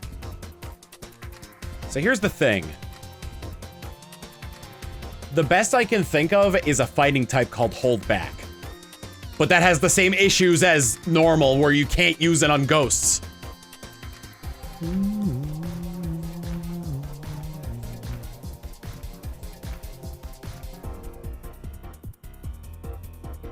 Or a ghost type move called Preserve.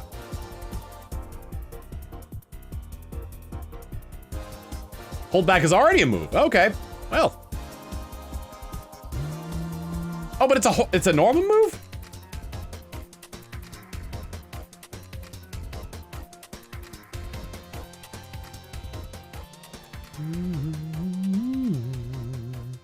Hold Back exists. It's an event-only false swipe that's normal. It's underwhelming.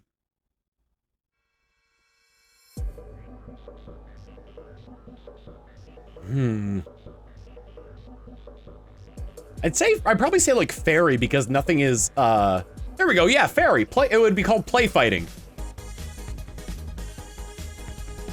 It would be called Play Fight, and it would never bring you down below 1 HP.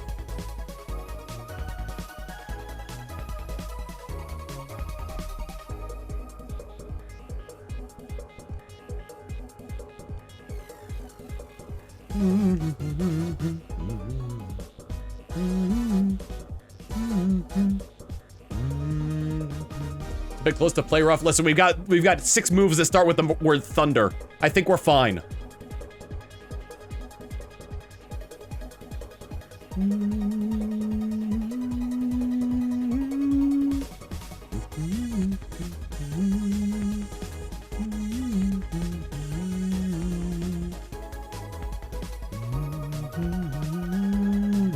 Nope.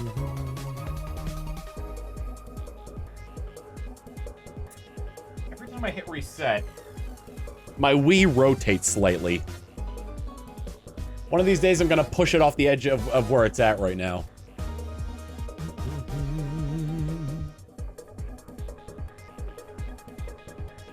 A poison type move that's super effective against steel?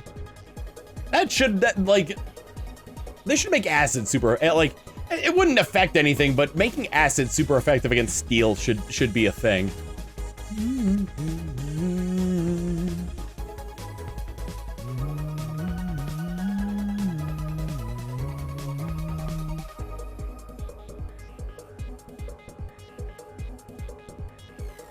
An ice type move, false swipe called Put on Ice.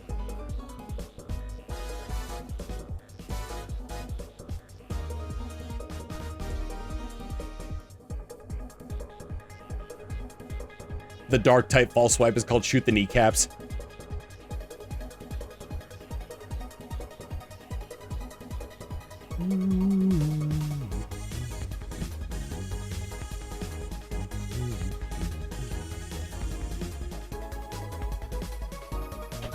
What else do we got?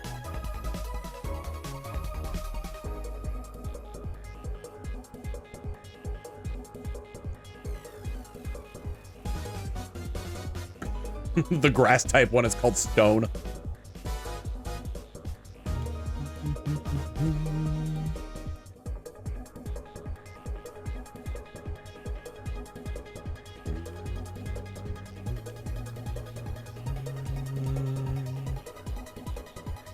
Cold Punch is a good name for a fighting type one.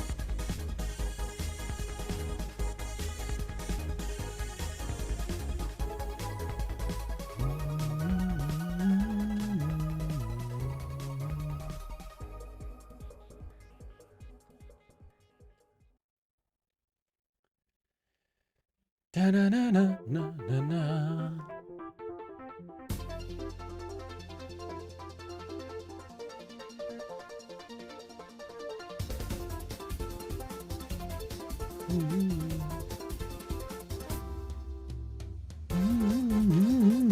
Nope.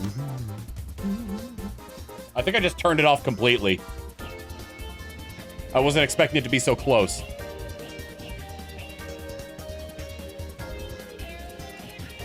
Ah, whoops.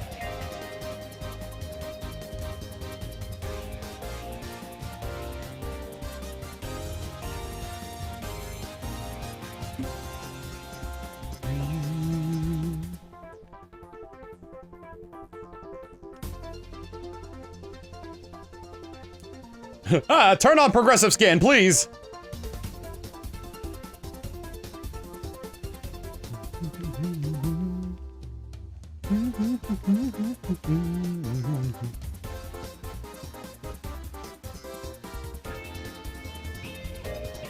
After seeing Tom play Pokemon Colosseum for over 1,000 hours, we're making a new Pokemon Colosseum game.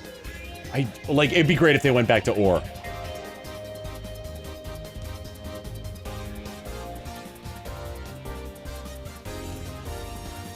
They need to stop getting mad at the people making fan games and like, hire them instead.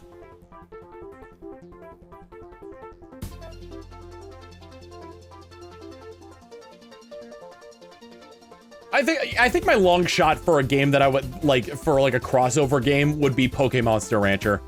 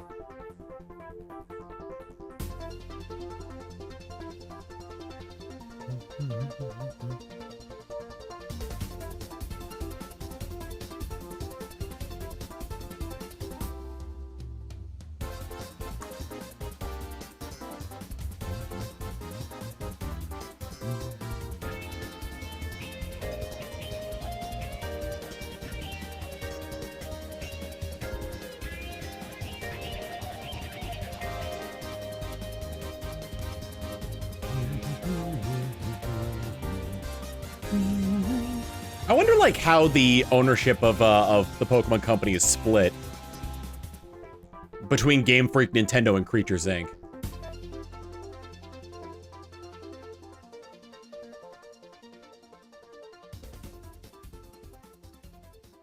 It's a third each. Pokemon dating sim about 18 plus students, good lord. Nope.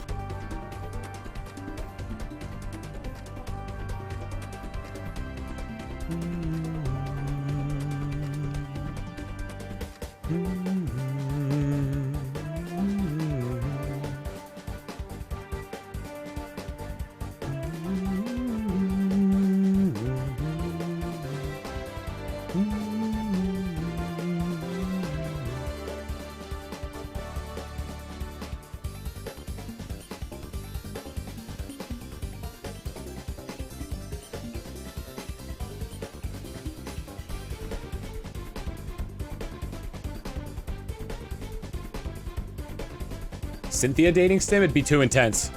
First date, she sends out Garchomp.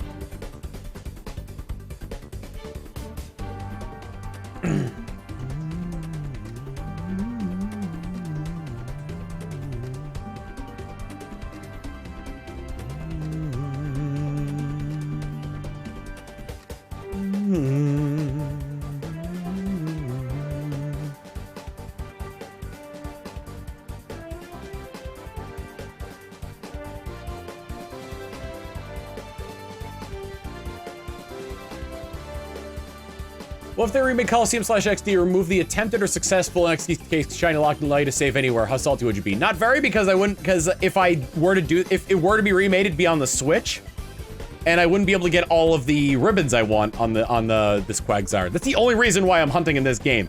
If there wasn't a Shadow Quagsire, I would be hunting in Ruby or I'd be like doing eggs in Emerald.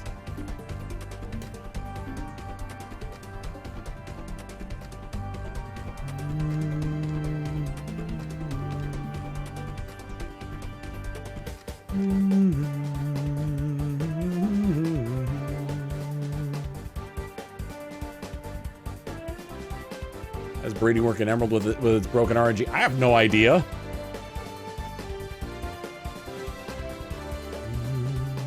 The closest we've gotten to revisiting the Ore region was the introduction of Shadow Pokemon in Pokemon Go.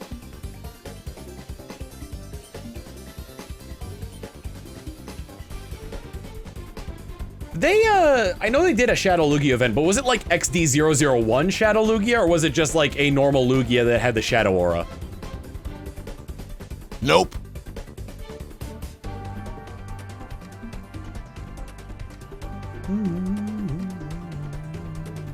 Normal Lugia with the Aura, gotcha.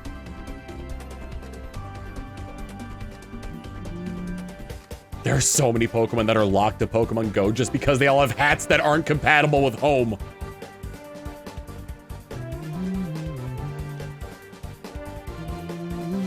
I think I do have a Shadow Ho-Oh.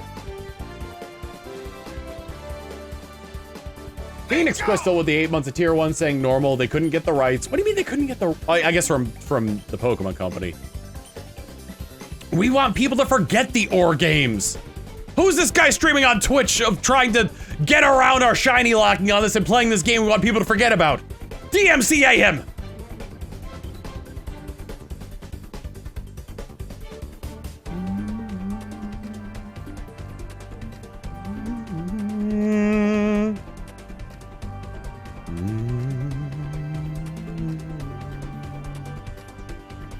Genius Sonority would like to know your location.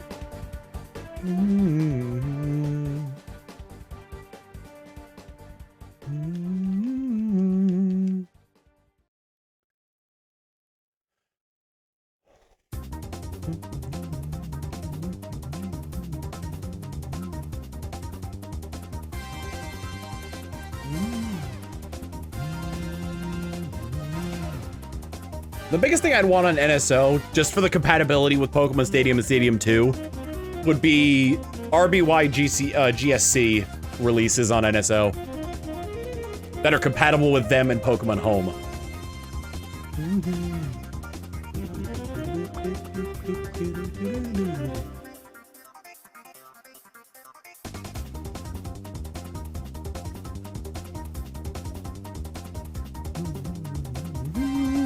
Because here's the thing.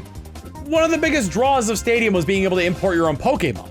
Because it was a battle simulator. Like that, you know, that makes sense. It's possible that they just added Pokemon Stadium 1 and 2 because everyone was nostalgic for the minigames.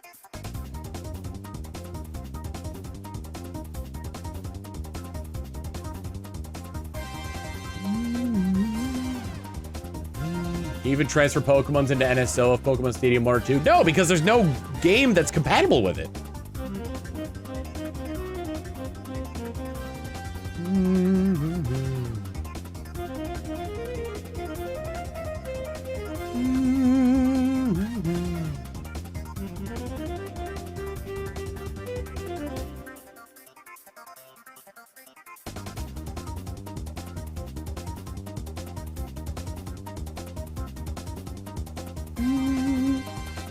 Plus, the minigames in 2 are affected by certain Pokemon you bring in, too. Like, if you have Pokemon in your box that are the same species of Pokemon that are used in the minigames, then you could use those Pokemon in the minigames. Even some, like, extra ones that are, like, specific to having your Pokemon be in the, in your game. Like, what was it? The... Furret game. The Furret game with the Pokeballs. If you had a Giraffe rig in your box, it would, instead of a Furret, you'd play with the Giraffe rig. in the woodcutting minigame, you would have a in the woodcutting minigame, you could import a scissor into that one. Stick Pony Lad, thank you for the raid. Boop. Almanite could be used for Togepi. Yep. I don't know how many were compatible like that. I think Blissey could replace Chansey in the egg catching game. Does the Shiny Lock loophole exist in XD as well? No, they perfected it in XD. XD is actually Shiny Lock for the Shadow Pokemon, but the wild Pokemon in XD are not Shiny Locked. However, that game is arguably worse to Shiny Hunt in than this one. Pikachu could replace Pichu.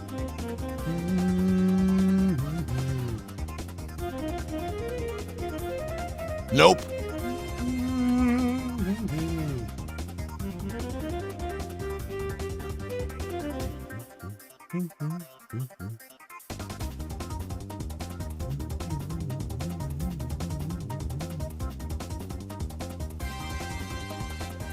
Boo, so I wouldn't be able to copy this Ribbon Master journey with Snow Run. I mean, I'm just doing it in this, because this is the way to get the most ribbons possible. Any Pokemon could be a Ribbon Master, it just depends on when and where you catch it. I could theoretically get a Ribbon Master Quagsire if I didn't catch one in this game. I just wouldn't get the National Ribbon on it. I'm gonna head out and watch your Mario Kart video from today. Godspeed.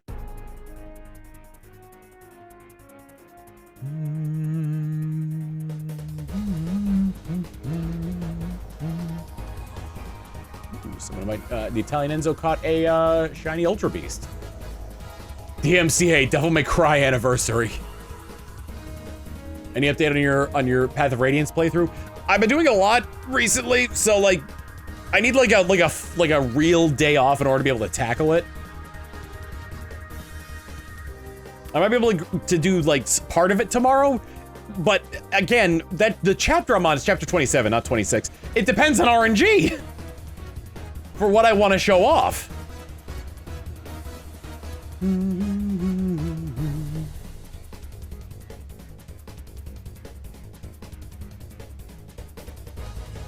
Wondering, did you dust off going back to Pokemon Go when they announced the Wooper Community Day? No, actually, it was when I was flying back to my parents' place last month.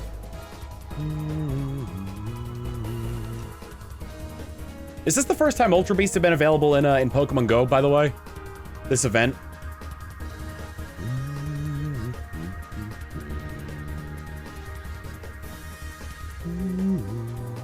It's not, okay. Yeah, we're two generations outside of it.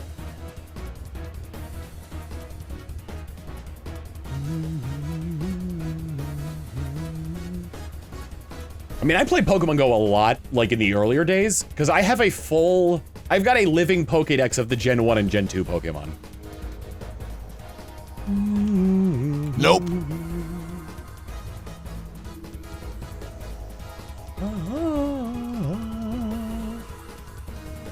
This is the shiny debut for them. Oh.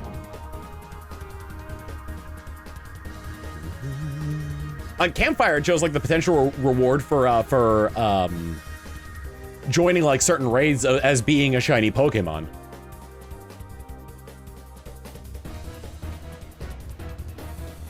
I wonder if I'm still part of the 512 Pokemon Go community. That's the area code for Austin. Oh, you all right? Buddy, okay? One sec, I'll be right back.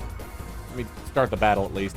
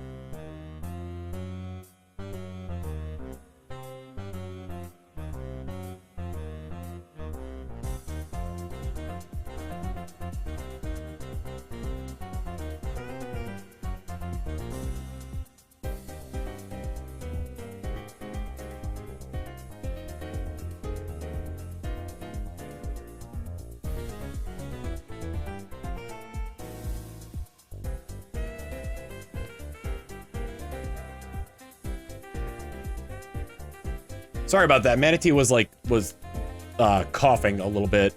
Like he had something stuck in his throat. So I went to my bathroom and filled up his water bowl I have in there.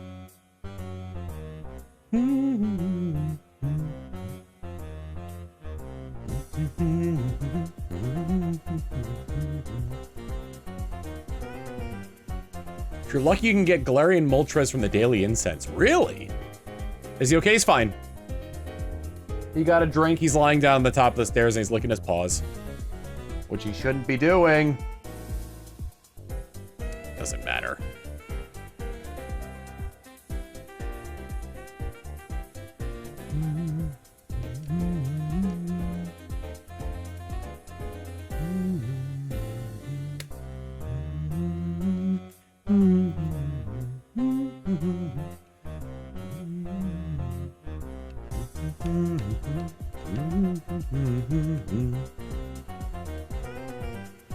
I think I need to do 4 more raids before I get all the Ultra Beasts in the Ultra Beast event.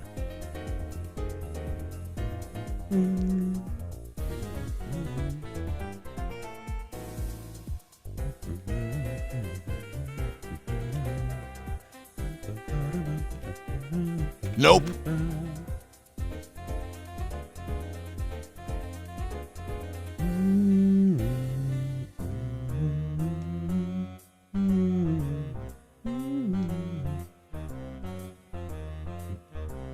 Insanely high flea rate. Interesting. I figured Galarian Zapdos would have the worst flea rate.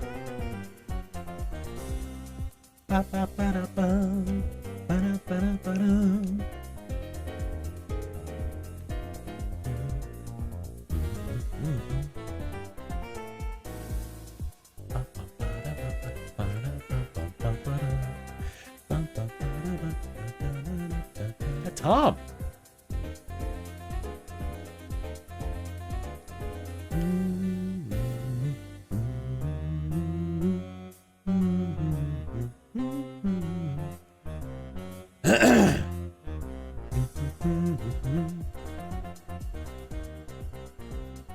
Been having fun with solos in Yu-Gi-Oh! Master Duel and have been slowly building the Red Eyes deck. Nice. Uh-oh, I don't know if this is copyrighted because it seems like a remix.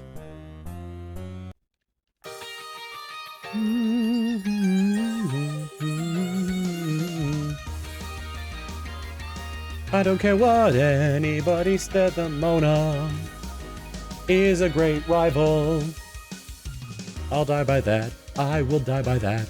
I'll die on that. Die on that hill.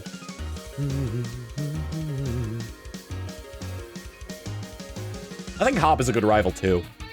I like his journey of learning that he doesn't have to. I like Hop's journey that he doesn't have to be the same as his brother. He could be his own person, and then proceeds to like become a professor. Which, by the way, at least I don't know what his name is in the Japanese or how their naming conventions work for professors, but Hop's name is a plant. Like magnolia or oak.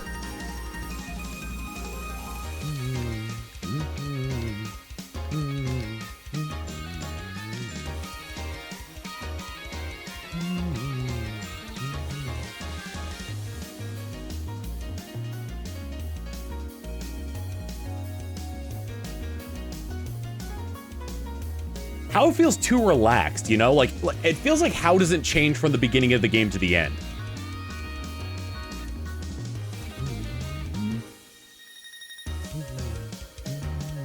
Sony named after a plant? I think so?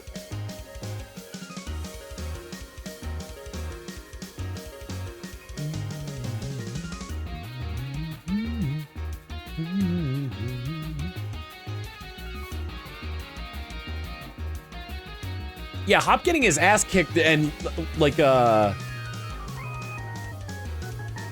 Nope. Hop getting his ass kicked is a really like it is like fuel for his like sort of realization that he prefers researching Pokemon over battling them.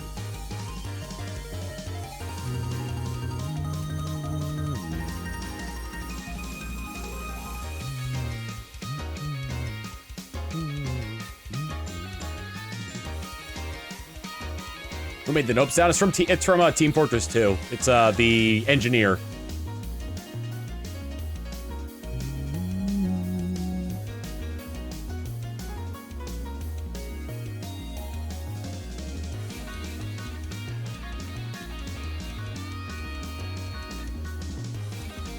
I forgot what the rivals' names were, but the one that's the opposite gender of the trainer you picked, like, I can't remember a single thing about them.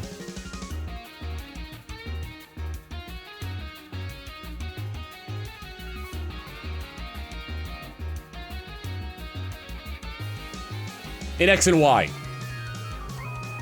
Serena and I don't know his name. Serena and Calum, yeah.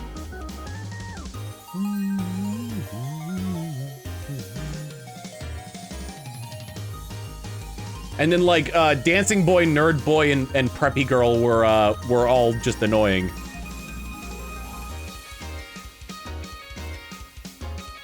You know which gym leader I remember most from Gen 6? And it's for the stupidest reason. I'll give you a hint. I was watching Clone High at the time.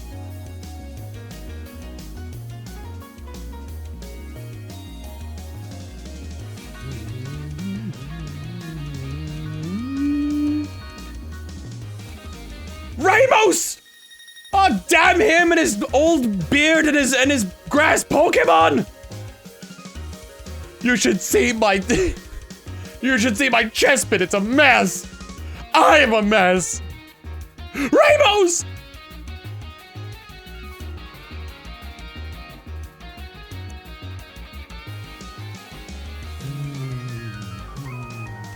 I remember Ramos, and I don't remember her name, but I remember the fairy one. Nope. I remember her because her eyes are creepy. I remember the psychic one was really cool. What other gym leaders do I remember from that? Oh, right. I can't forget the electric one because he was the travel partner in the X and Y anime. There was the rock climbing guy. That's right, there was Karina.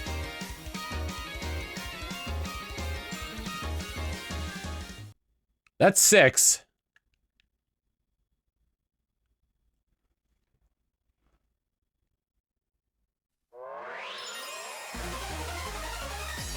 Can't remember the other 2. Oh, Wolfric. Oh, how can I forget Wolfric?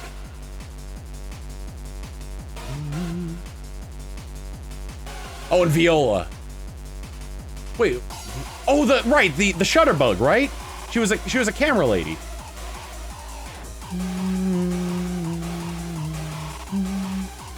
Atria, thank you for the 4 months of Prime, saying witty subcomment.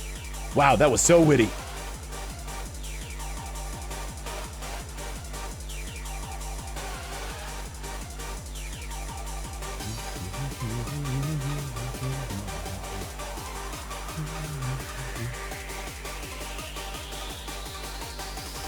I was gonna ask what type do we have the least amount of gym leaders of, and I guess the answer to that would be Fairy.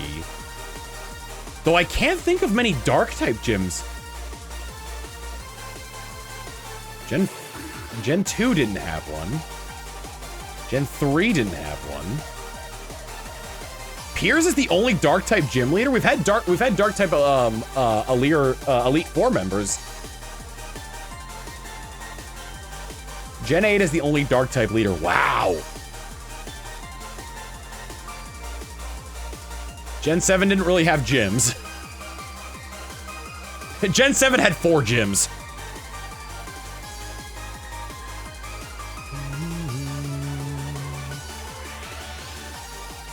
Nanu used dark types to use a Kahuna. I'd count Nanu.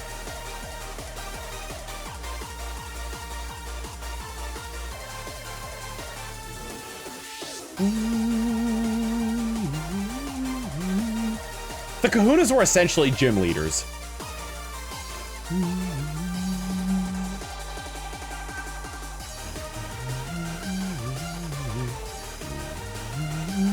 Nope.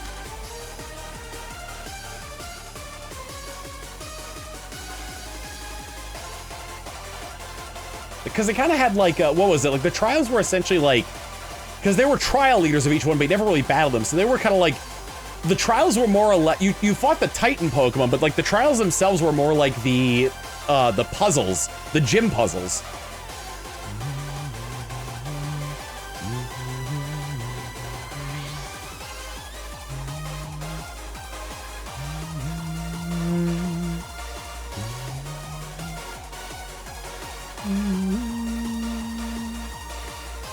Evil fairy team in the future. Everyone acts like the poison girl from Gen 8.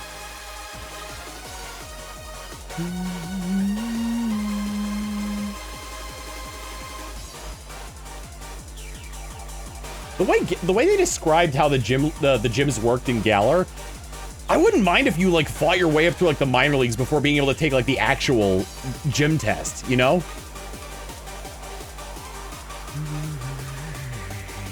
Gen 10, we get a stellar gym.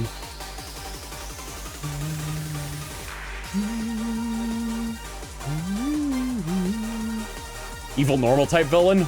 Team Rocket had Rattata. Does that count?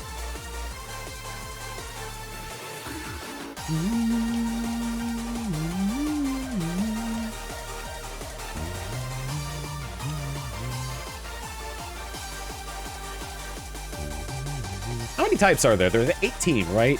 It started with 15, they added 2 in Gen 2, and they added 1 in Gen 6.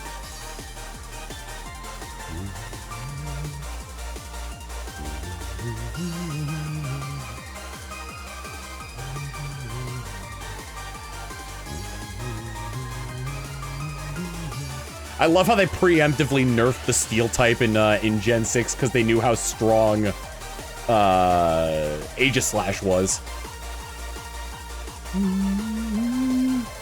Imagine if Aegislash still had resist.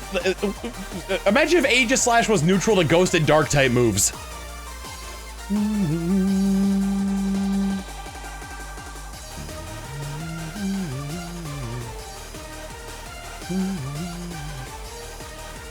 They lowered its attack from 140. It was introduced in Gen 6.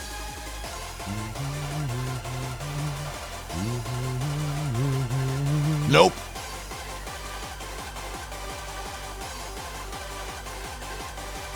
Had 150 yeah, Gen 6 was when it was introduced.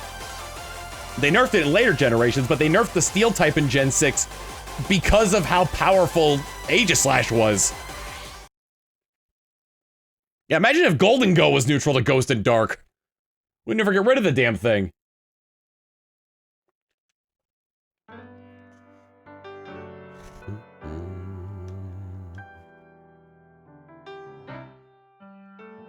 You only need 2 Pokemon in the entirety of X and Y.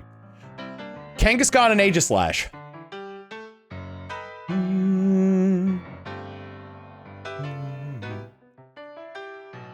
Golden Go only weak to fire and ground is a very cursed image.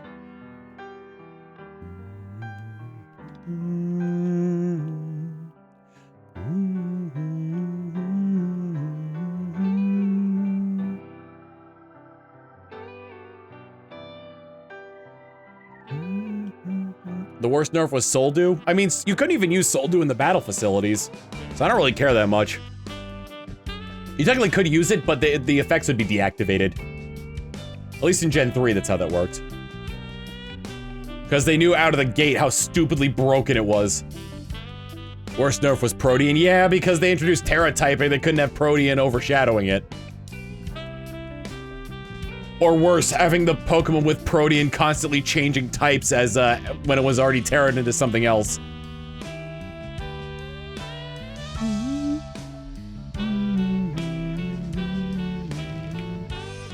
I say for Terra typing, Protean needed to be nerfed, but not but like from a gameplay perspective, I think Protean and subsequently Libero were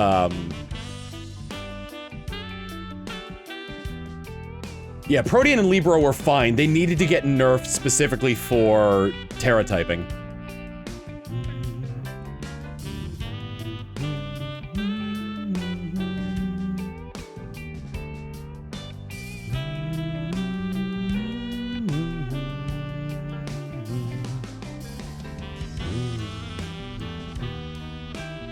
I still remember when we were talking about Libero for the first time and somebody in my chat said,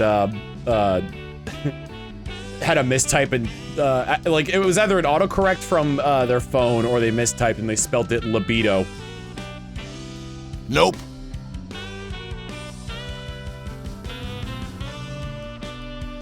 Tom, how many hours total are you in this project? Let's see.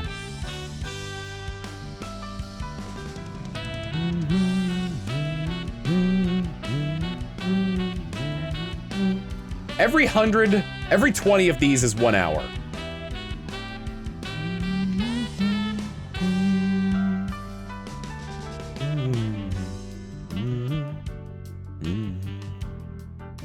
So if you divide this by 20, that's how many hours I've put into this.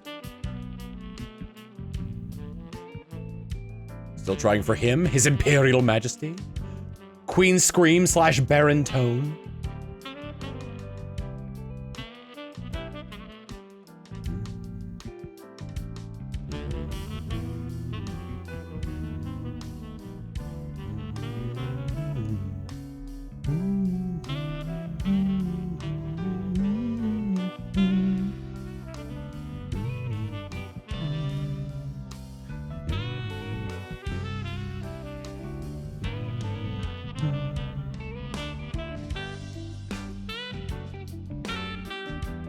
Fun fact, the number I'm currently on is divisible by 9.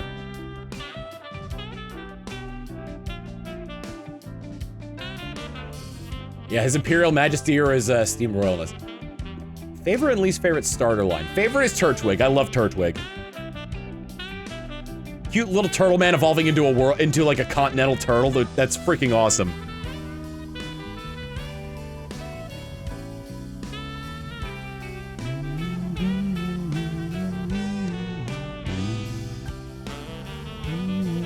Least favorite. I'm trying to think of all of them off the top of my head here. Charmander, Squirtle, Bulbasaur, they're all fine. Chikorita, Cyndaquil, Totodile. Chikorita's arguably the worst of those ones. Trico, Mudkip, and Torchic, they're all fine. Piplup, Turtwig, and Chimchar. Turtwig's my favorite there. Snivy, Oshawott, and Tepig. They're all good.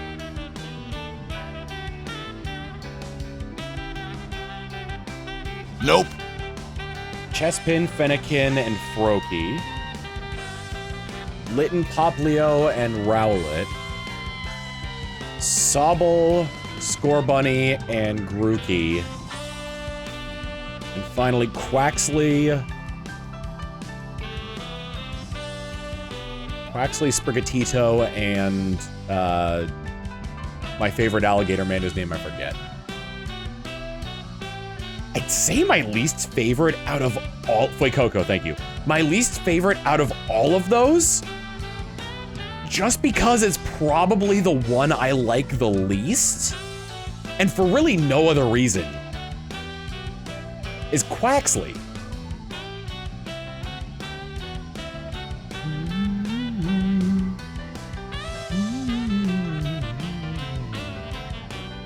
Like, just, it's not even that I hate Quaxley, it's just the one I like the least. Ooh, Colosseum! You're in for a treat when I do the same battle, like, over and over again. Another 2,377 times.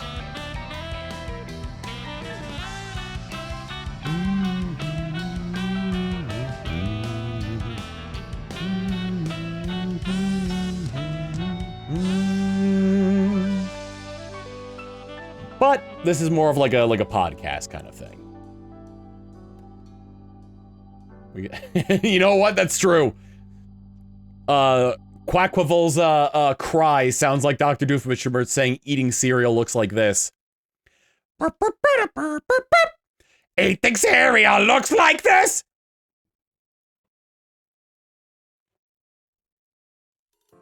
I don't want to listen to that one. That was a depressing song. Let's get good friends and bad friends.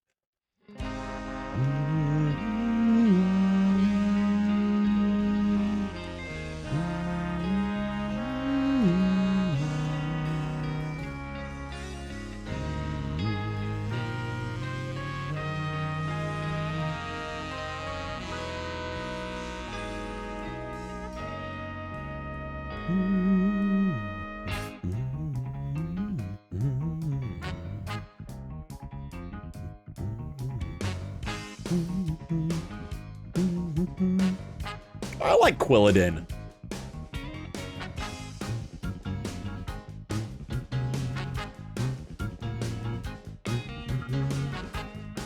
I mean, the principle that this, like, for Alligator is on is that it had, like... Nope.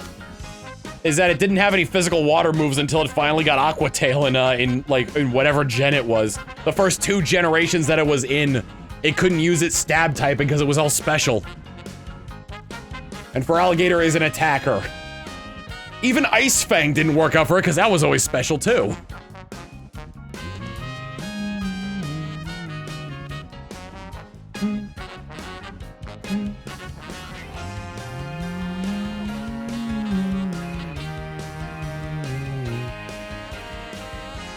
I do like how I do like that they're starting to theme the starters more in terms of their final evolutions.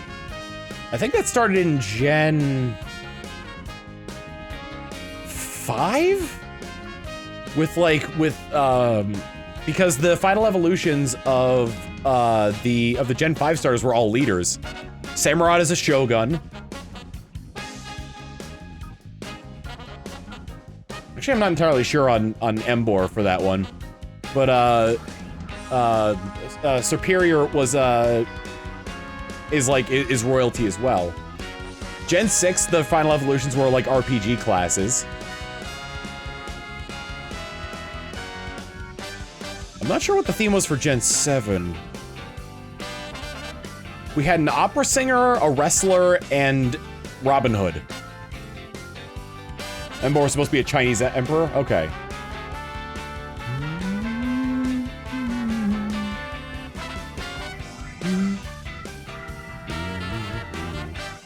Gen 7 was circus themed. Okay.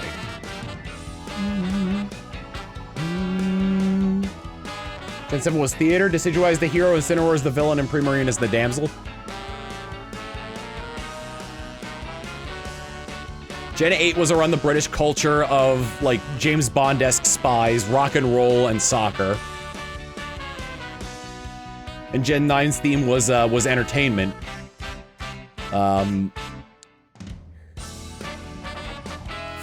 Not Florigato. Florigato's the second one. Grass Cat is a magician. Skeledirge is a singer. Masquerada, thank you. And Quaquavole is a dancer.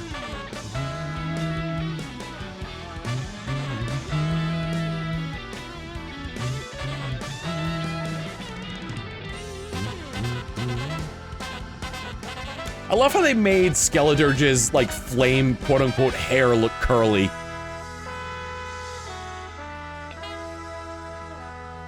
No need. There was no need for it. It just looks cool.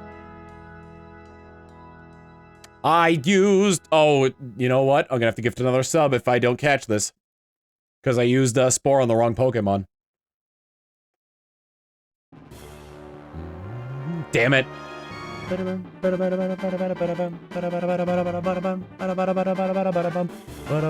Talking away. I don't know what to say, I'll say it anyway. Day's another day to find you. Yo, where are my homies that are matching me on this? Bingo!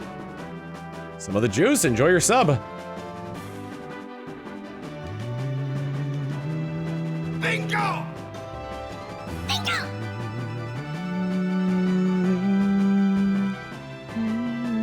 Bingo! Rational Soup, thank you for gifting a tier 1 sub. I've gifted 3 subs so far. I'm matching you with my own sub. Fair. I wonder if I could just talk to him again and I'd be able to fight him. Let's see. You're way tough, we gotta battle again. Okay, do I gotta go to the overworld? Rational Soup gifting out 2 tier 1 subs. Mr. Vibrefang gifting out 3 tier 1 subs. How far are we climbing this ladder?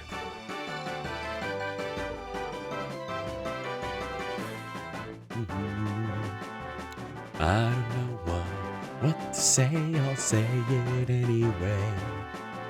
Today's another day to find you. Shine away. Oh, good. I just have to go back to the. Okay. Okay. Take on me. Take me on. I'll be gone in a day or two.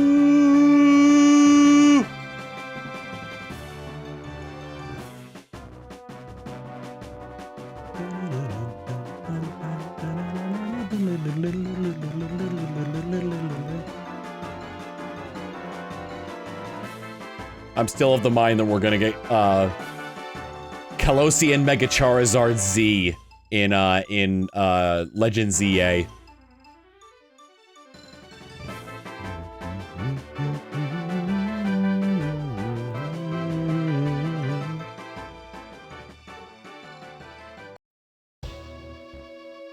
This is the wrong one! It keeps going to this one and I want the other one! Beta version, thank you.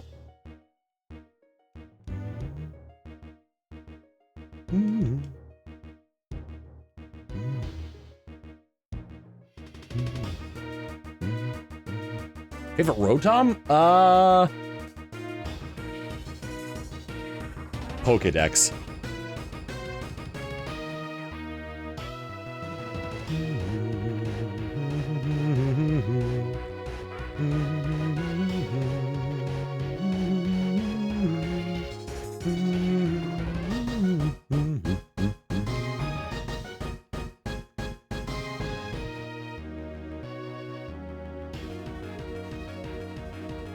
Unless Legend ZA takes place in the present or the future.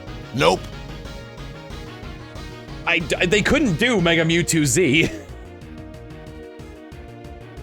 It was unless they do STDs like they did in Legends Arceus.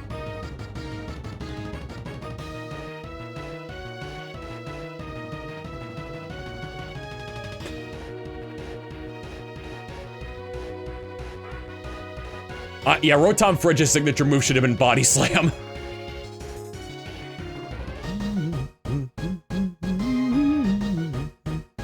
Like the one that Legends Arceus? STDs, space-time distortions. Can you tell me who you are? Can you tell me where I am? I've forgotten how to see, I've forgotten if I can.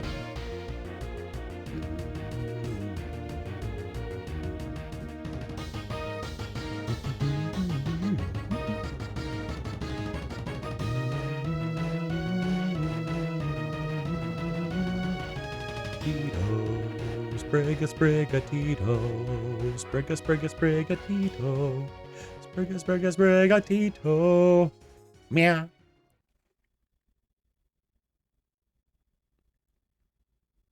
Not that one. Let me get my attacks in here.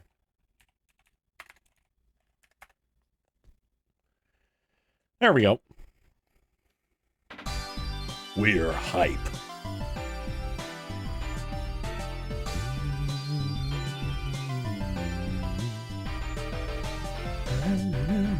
Almost typed Pokemon STDs into Google. Good lord.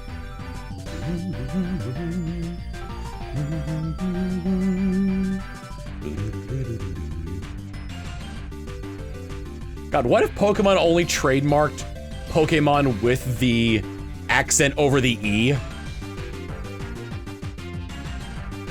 And then someone else came along and trademarked Pokemon without the accent?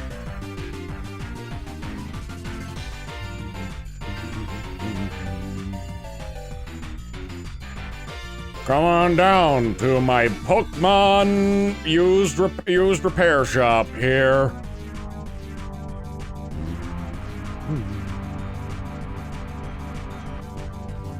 Just don't Google Pokemon card inflation. Yeah, you want to see how the prices are doing?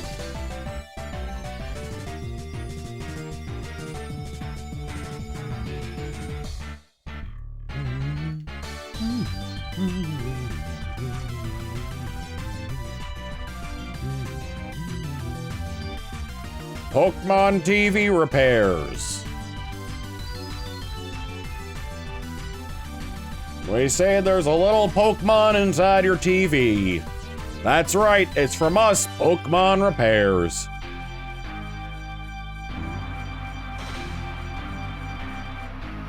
Nope. You know, it's really good that they were able to solve that pandemic of Poke Rust by Gen 8. Too bad they couldn't help us with COVID.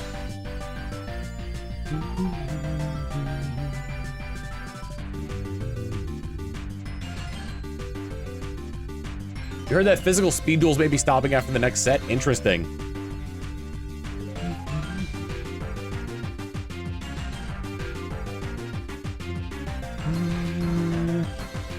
I find it funny that speed duel cards, that you can't use Master Duel cards as speed duel, but you can use speed duel cards in Master Duel because they're just the same thing.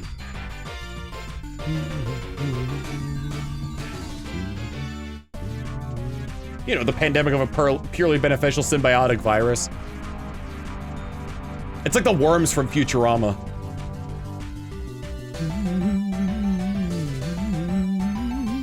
What are we going for tonight? 2400.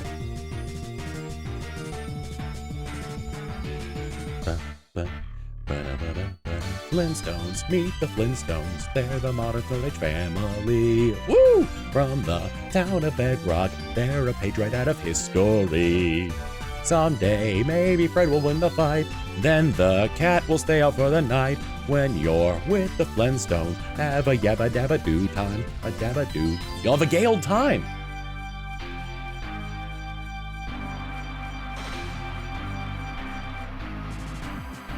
I'd love it if they acknowledge mistakes and rumors in Pokemon. So like actually giving us a Pokemon that was actually giving us Missing No as a real Pokemon.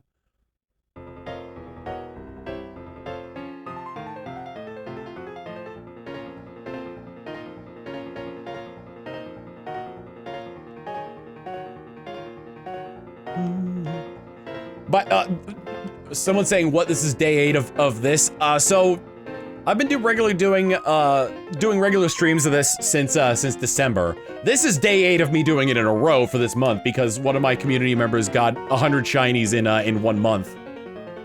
In the month of July last year. So we decided to declare this month as shiny month. So every day I'm doing a little bit of shiny hunting. My goal by the end of the month is to be at 3,500.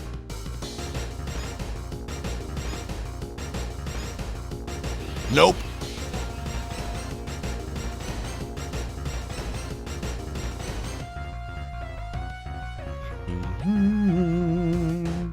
Holy crap, it's the Bio Lizard.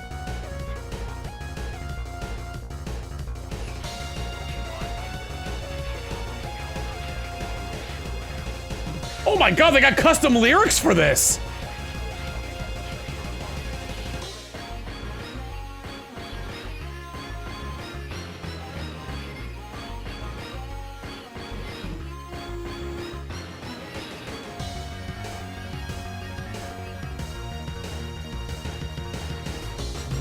What was this song?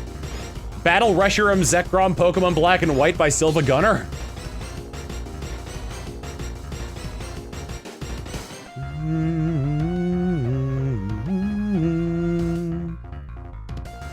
Oh, so it's gonna be super special when you do find it. Oh yeah.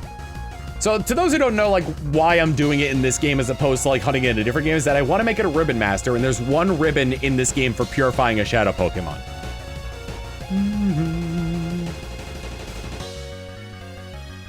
Technically, I can make it a ribbon master if I caught it in any game, but I want to give it all the ribbons. I want this to be the most decorated Quagsire.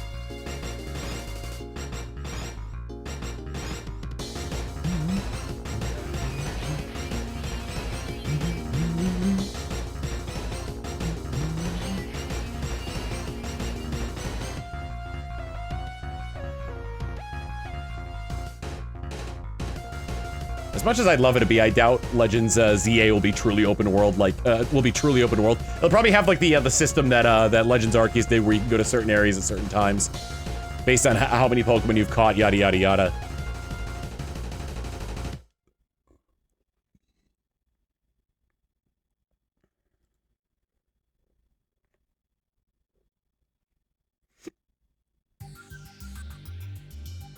I still say that this song from Sonic Mania is a love letter to Freedom Planet. It sounds so much like a Freedom Planet song, and the area looks like a Freedom Planet level.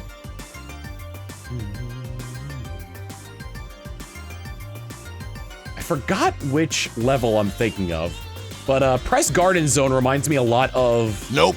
The level... What was it? The level where you fight the Panda Girl for the first time.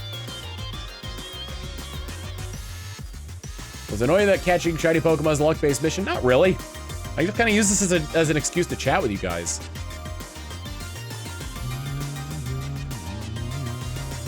I forget the name of the level. It might be, I think it is Pangu Lagoon. First, I remember finding the I remember like first encountering the Panda Girl in that level, or having an encounter with the Panda Girl in that level.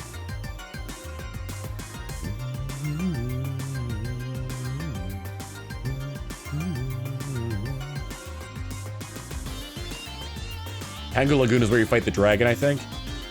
God, I remember when I played Freedom Planet in one sitting. The final boss was so hard.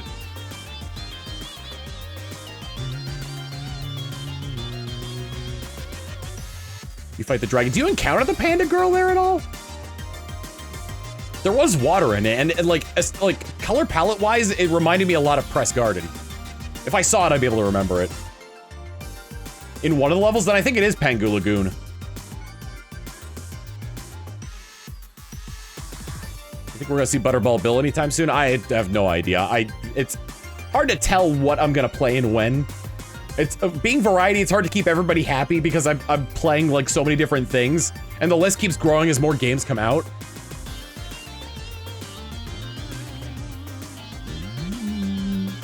I haven't played that game in a while. I haven't played Freedom Planet 2 either.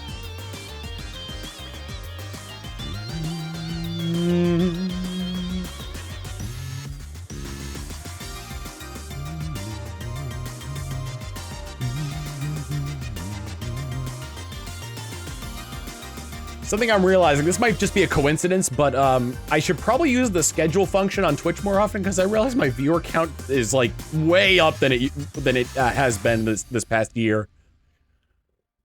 So hi! Thank you for looking at the schedule. Even though I just set that like an hour before I went live.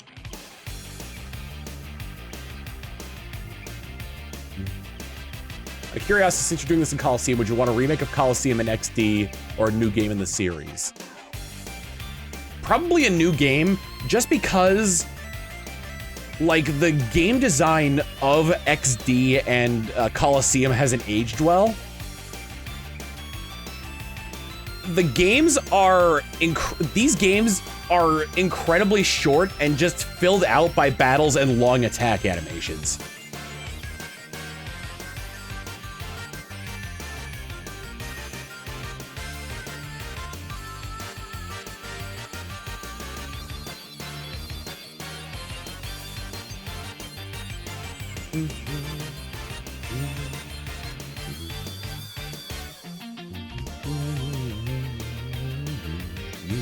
To me and I'm next to you. Nope. Looking on through until the battle's won.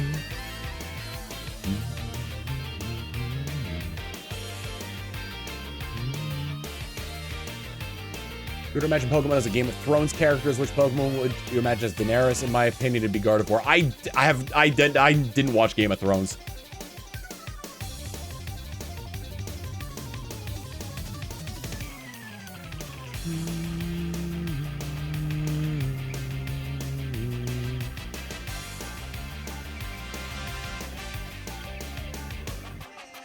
I didn't mind BDSP, honestly. Well, sorry, that wasn't like a jab at you. I'm just saying I never watched Game of Thrones. I appreciate the question, but I just wanted to address it because I didn't want to ignore you.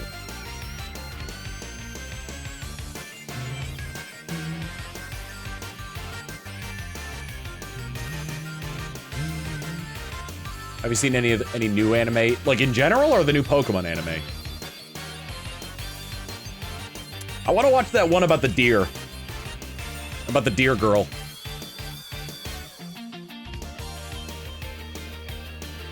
Shika Noko Noko Noko Kosh Tantan, I think it's what it's called.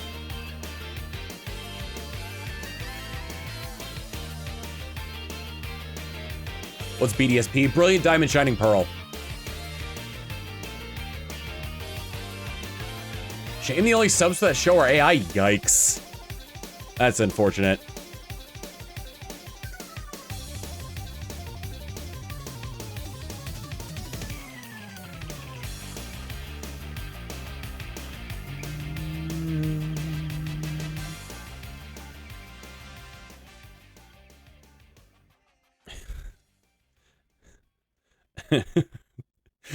And for totally normal,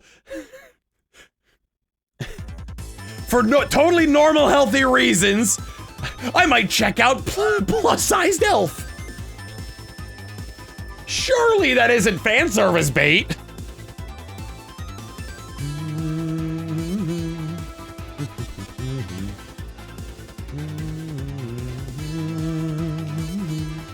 Nope.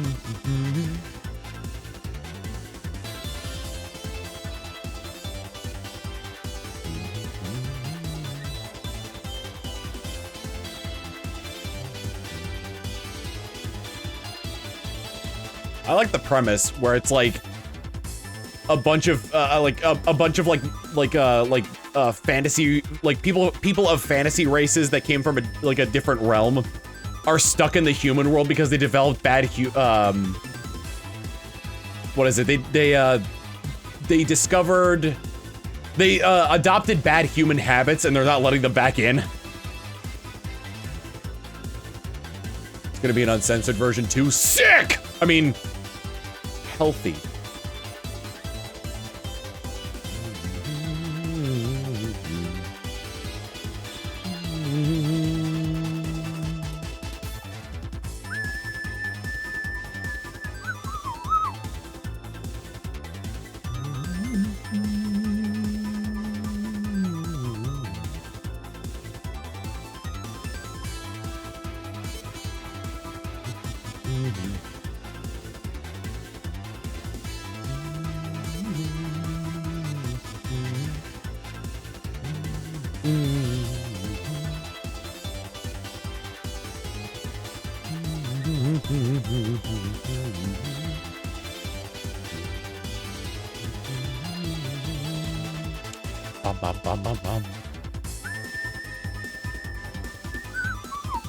I miss VRV.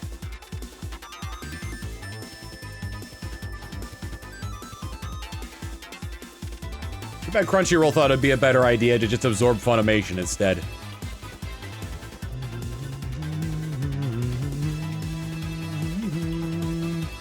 Still waiting for the premiere of that one dragon anime. Would you still love me if I was a worm?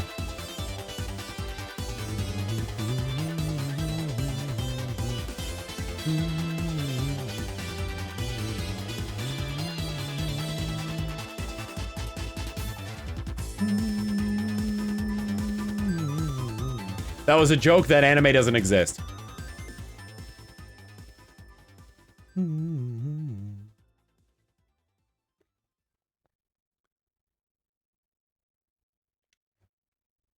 Nope.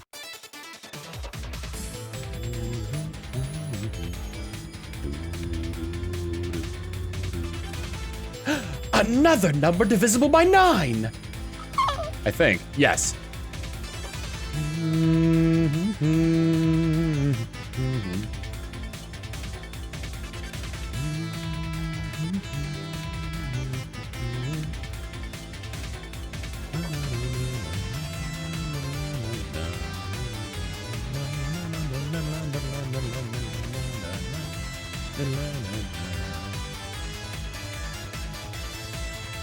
There's an anime about becoming a vending machine. I've heard of that one.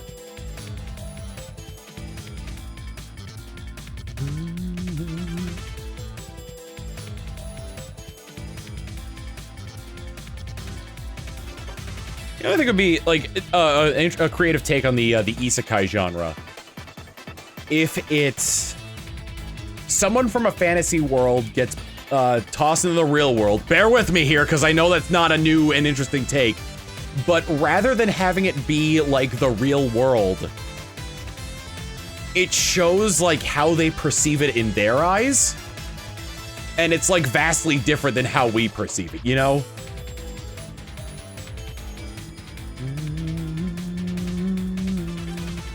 Like it's not apparent that they're in like our world.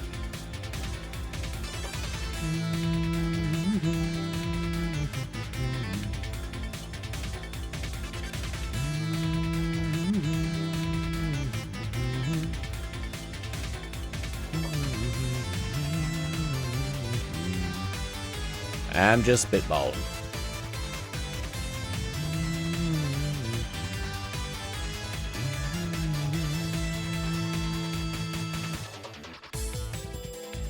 My favorite Isekai. Yeah, every time I become the Vtuber, I get hit by a truck.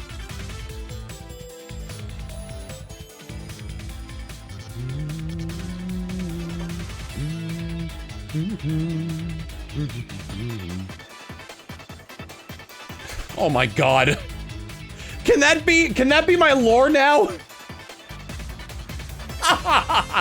In order to get to my wizard dimension to VTube, I have to stand out in the middle of the street with the spellbook and summon a truck to hit me. Nope. Oh god. Oh man.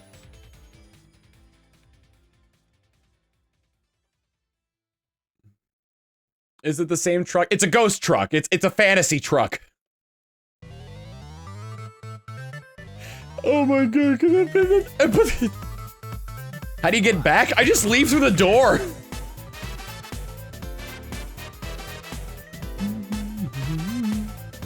Oh my god. You know how I was saying I wanted to get for when I go between the VTuber and IRL and vice versa, I wanted to get like an animation so I'd have time to like do the stuff I wanted to do. Imagine if that's how it started. Instead of like Moon Prism Power, it's just me opening up a book. Saying like Abracatruck, it hits me and then it starts the Sailor Moon transformation.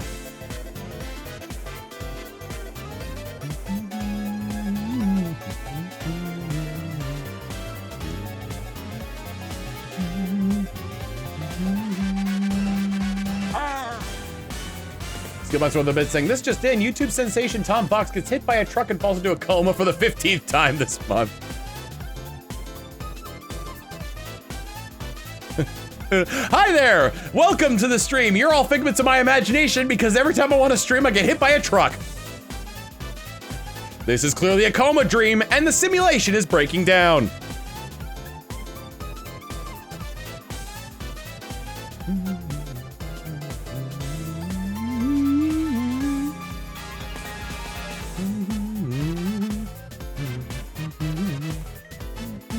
Call a bumper when.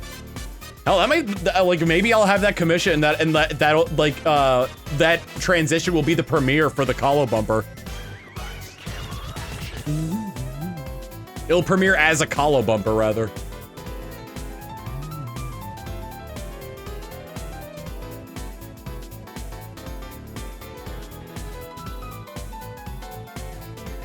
I'm Lyle Rath. This is pre-game discharge. You're in a coma and the simulation's breaking down. 200 from Zeta Program saying, not just any truck, a burning and crashing 18-wheeler heading straight your way before you can even jump. Truck Kun has clearly been upgrading these days.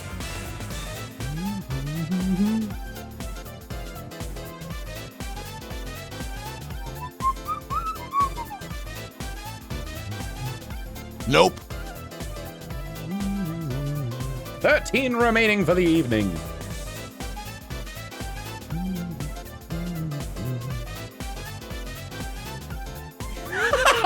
I'm thinking of a show like Quantum Leap, but every time they want to leap, they get hit by a truck.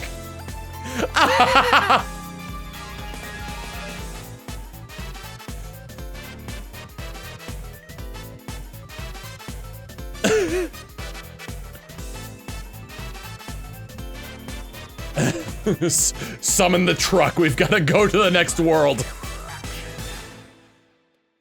Maybe this truck will be the truck home.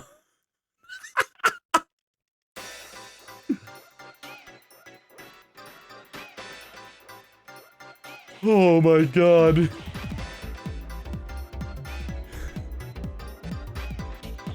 Imagine if that's how Doctor Who's TARDIS worked.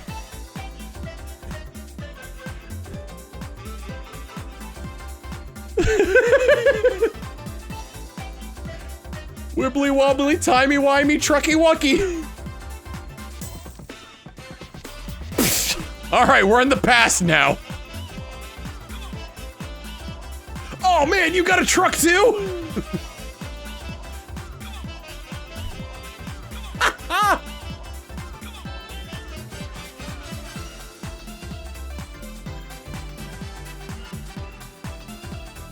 Oh my god. Link to the Past mod where every time he goes between the light and the dark world, he gets hit by a truck.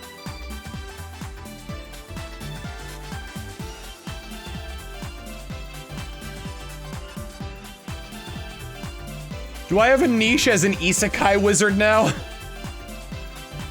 The T in the TARDIS stands for truck. Oh man. I need more like worlds that could be like you could jump between via a truck.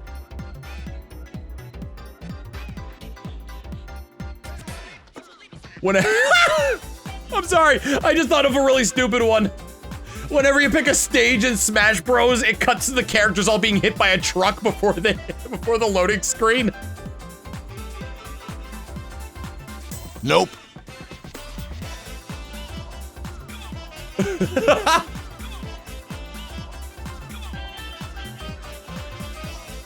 Oh, Kingdom Hearts is perfect! No more gummy ship segments, guys! Sora and company just get hit by a truck! Mario attempts to jump in a painting and a truck comes out of it instead.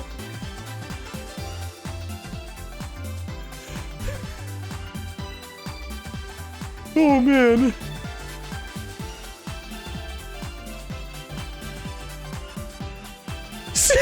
The new stage morph! Everybody gets hit by a truck, they get sent to the blast zone, don't lose a life, but they end up in the next stage. Holy cow!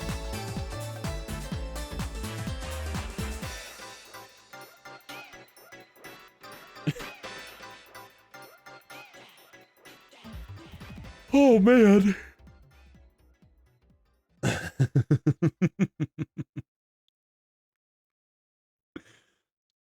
Oh, dude, everybody loves the truck.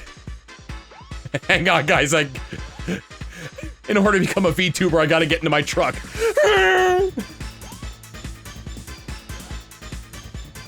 Holy cow.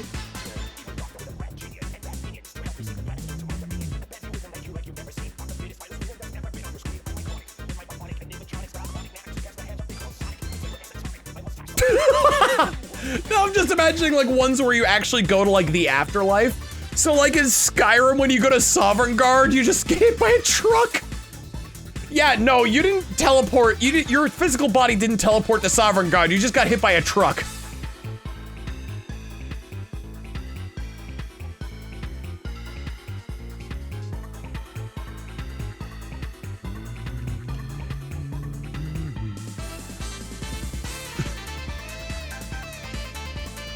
God, what other ones are really good at? Oh my god, in Super Paper Mario when Dimentio traps you in the box that explodes you, instead of that, you get hit by a truck!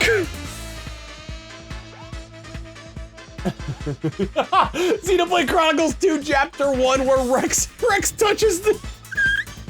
Rex touches the Aegis' sword and Jin runs him over with a truck.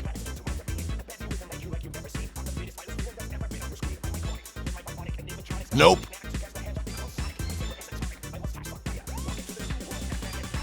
Oh man. We have hit peak.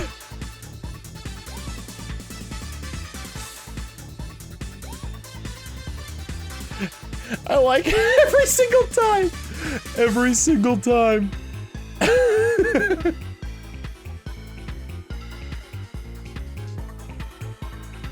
Wait a minute. I'm sorry. Didn't Kirby technically Isekai the final boss of Forgotten World? he became a truck. Am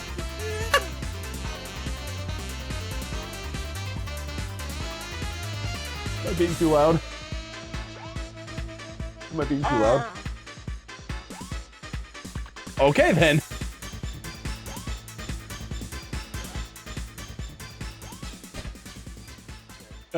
My roommate just got up and walked past, and I asked her if I was being too loud, and she was like, "You're being loud?"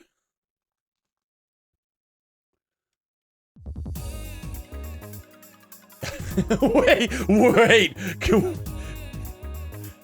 Majora's Mask, but replace the moon with a truck.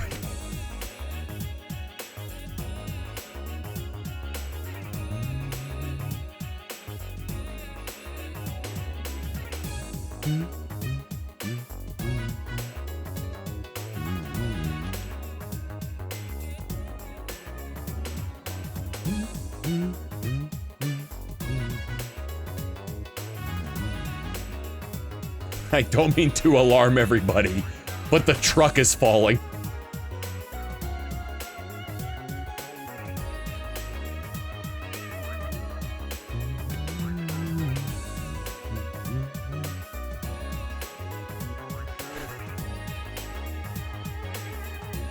We've hit peak stupid hours.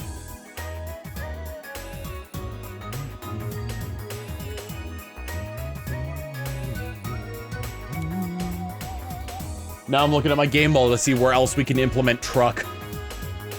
Super Mario World, instead of going to the Star Road, you get hit by a truck. And then when you get to the Star World, the truck drives by and drops you off there.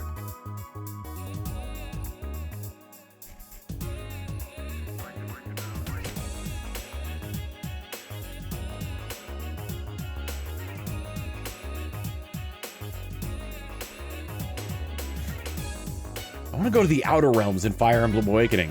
Why is Anna behind the wheel of a truck? Nope.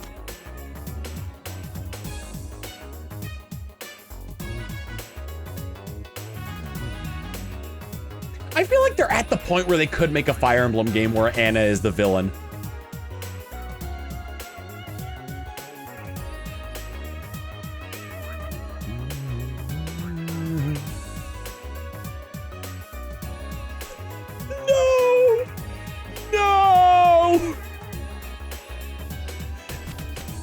I'm taking us to the Shadow Realm, Yugi boy. Both Pegasus and Yugi get hit by a truck.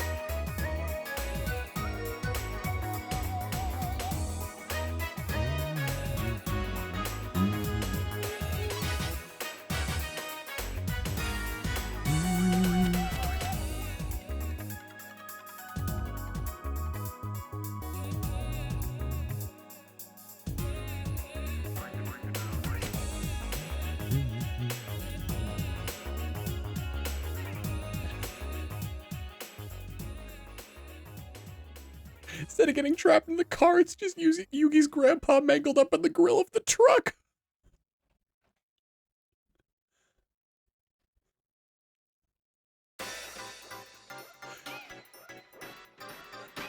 So theoretically that happens to Mokuba and Seto Kaiba.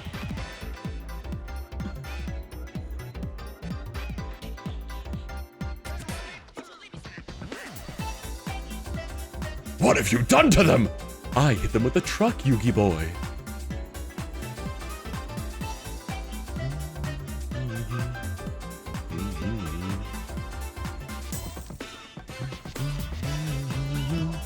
Magical powers don't exist, Yugi boy. But I will get the medical attention if you beat me in this card game.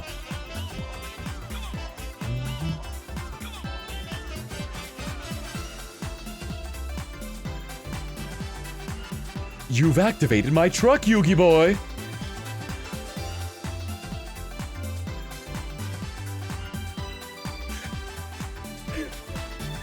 I tribute my 4-wheel truck to summon an 8-wheel truck. The levels of the monster are based on the levels of the monster are based on the wheels of the truck. It's really awkward for odd leveled monsters. Nope.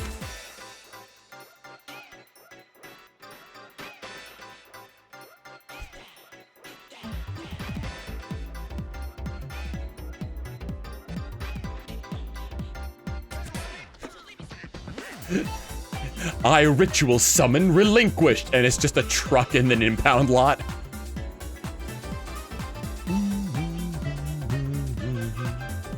Yeah, Arceus drove the Arceus truck through the Protag's house in Legends Arceus.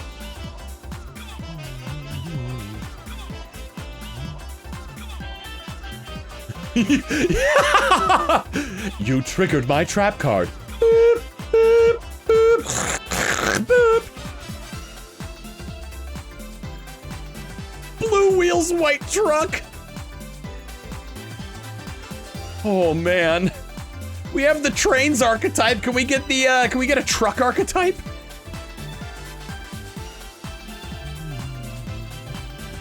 Yeah, you know how at the beginning of Pokemon your character shrinks down to like the sprite that they're gonna be like for like the rest of the game. Just gets hit by a truck and when it clears it's just the smaller sprite. Holy cow. I can't believe I've Isekai every single time I stream.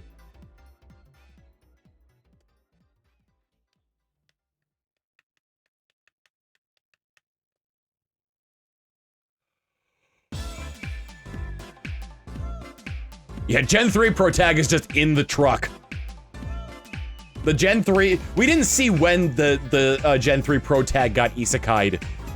Like, he got hit by the truck so hard that he ended up in the back of it.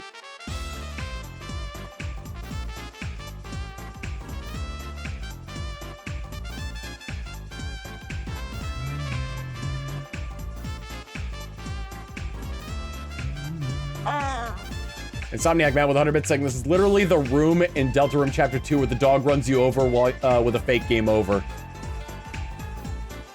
Oh, is that one like, there's like an area that's like, it's like an infinite hallway, right? And then eventually like, eventually the annoying dog comes in with a car and runs you over.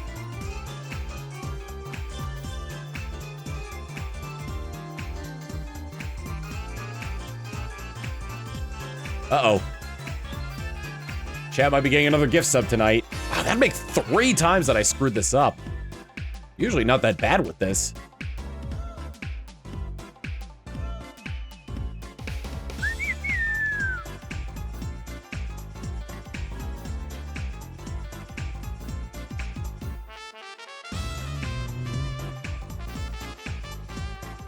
Dan the Enigma, thank you for the raid. Fuck you, Kane. Get the countermeasures going off. Like for Mortal Kombat? No, it's Kano. Is Kane a wrestler?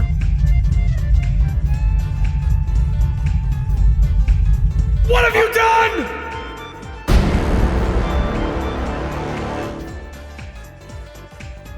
Ah.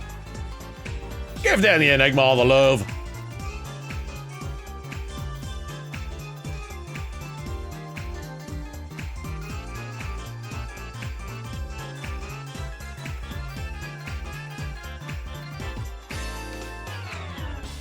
Were you playing a WWE game, or were you like talking about a wrestling event that went on recently?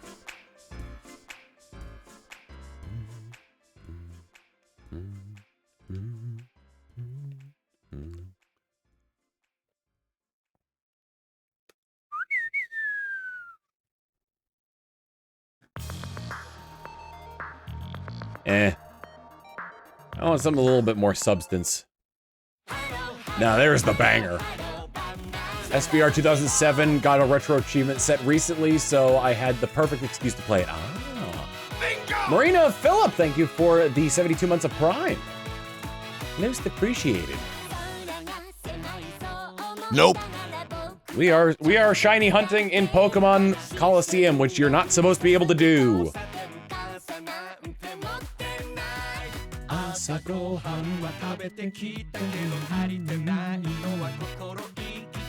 Chico.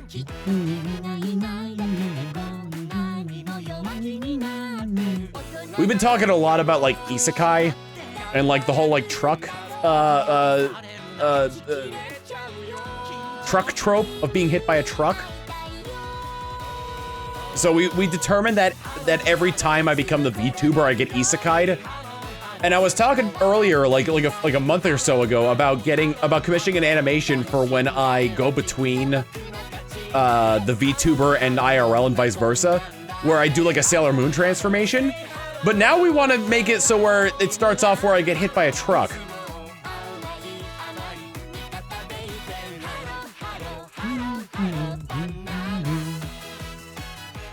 What do you plan on naming the shiny quag? If it's male, Baron Tone. If it's female, Queen Scream. But I have to wait until a generation that has 12 characters in it to name it Queen Scream.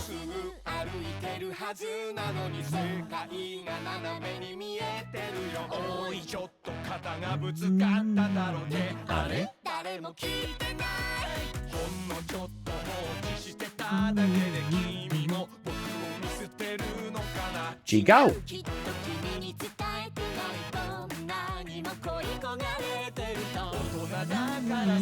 Would it be okay for TOS? It wouldn't be graphic.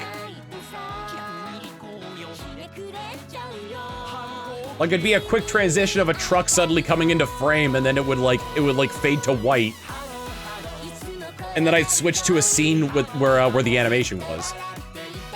Hello, hello, hello, hello.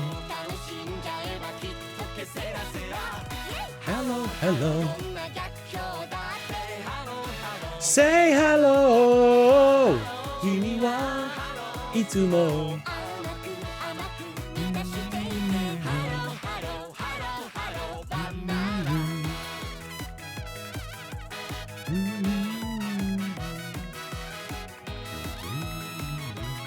Comic book impact effects, good lord. Is that Kakyoin on that emote, Dan? What am I doing? I can't catch the Golduck. I don't want to catch the Golduck. Nope.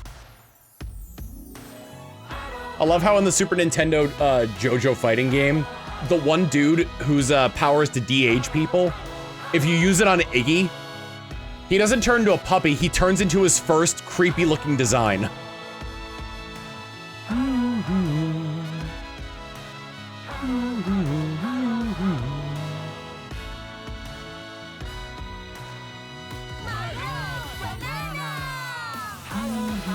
Heritage for the future, yeah. And if you use it on old Joseph, he just becomes young Joseph. And he's fully playable as well. He's not hindered like a bunch of the other characters that get hit by that stand.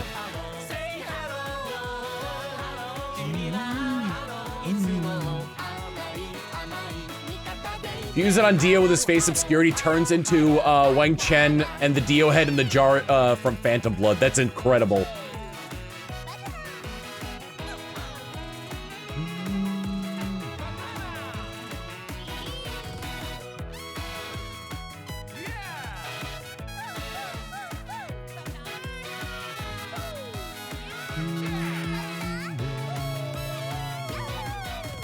Hello, hello, hello, hello, banana.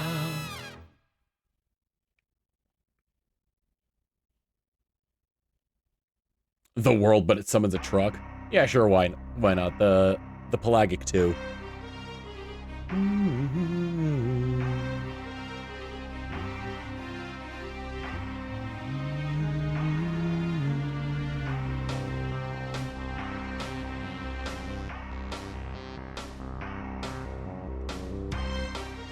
I want to say that this level was a stealth mission. Because I remember if people saw you, then the music would get faster.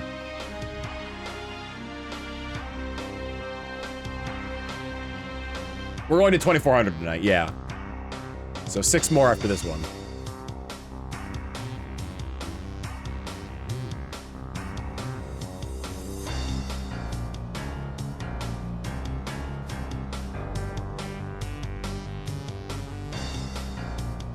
Xenoblade Chronicles 3 opening, a truck crashes into the two worlds forming Ionios.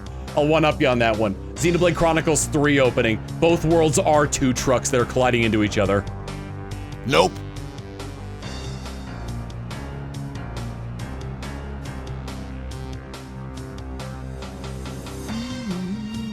Ever heard of a Phantom JoJo game called The Seventh Stand User?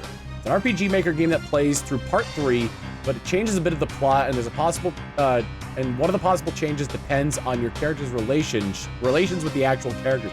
Interesting. When they really went into, went into detail with that. One of the plot points is Alessa's stand hitting Joseph and turns him into part 2 Joseph, and you get to fight him with it. Oh, interesting. That sounds really cool.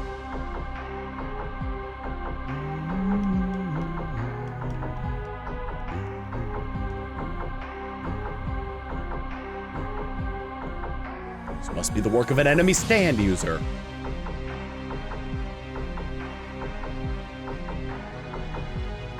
JoJo, you can't say that everything, everything is the work of an enemy stand user, okay? Having to pay your taxes. You say having to pay your taxes is the work of an enemy stand user.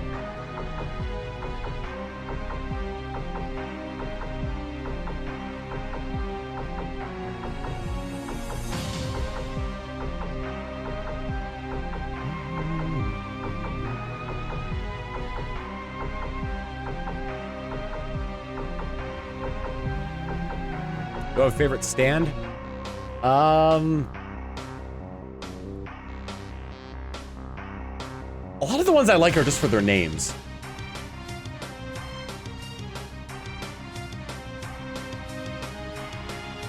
Filthy Axe at a reasonable price. Flaccid Pancake. Boys, Men, Men.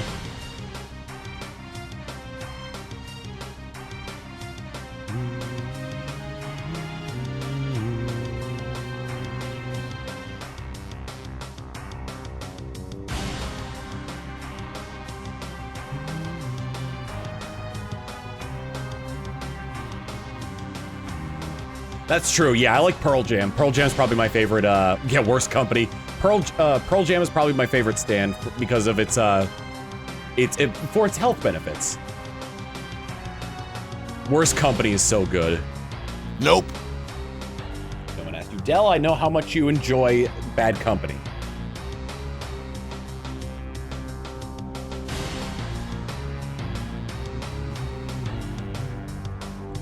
Did they announce that they were doing a part 7 anime?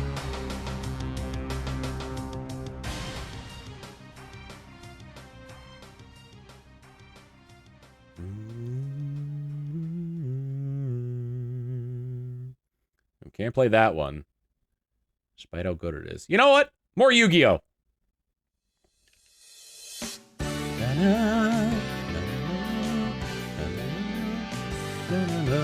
Best JoJo protagonist? I like young Joseph the best.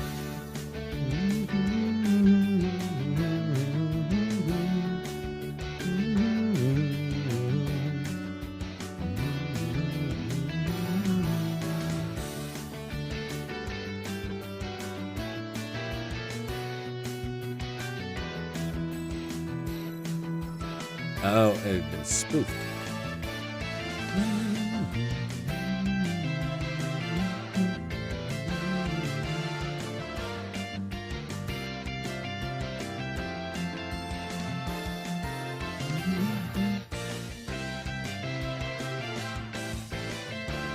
I like how the climax of parts 4 and 6 didn't even include the main characters.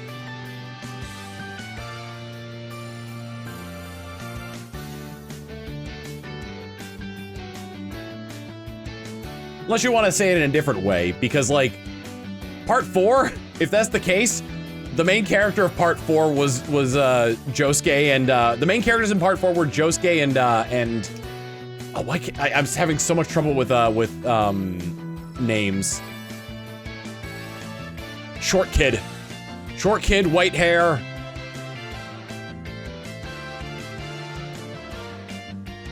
Koichi, yeah.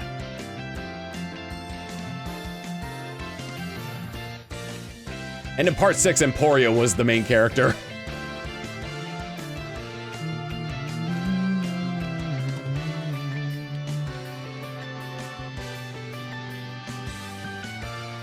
I like part 4. The change in art style was whiplash to me between parts 3 and 4.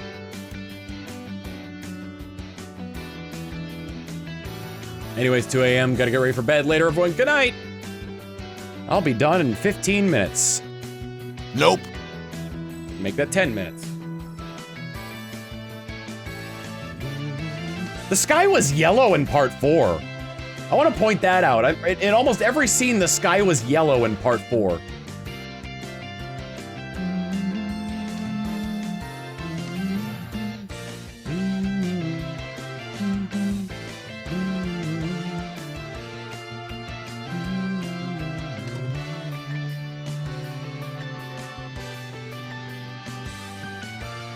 I like called Josuke an antagonist of part 4 because of his, must be the rain comment.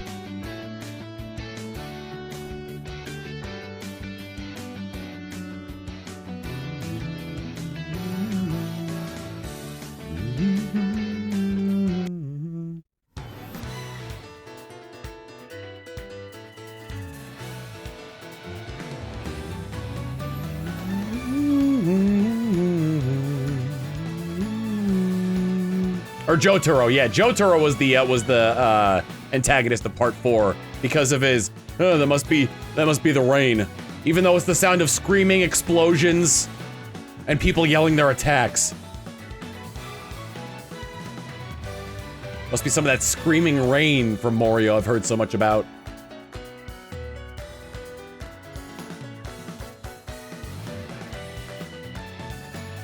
God, what was all the stuff that they did that ended up becoming like landmarks of Morioh Town?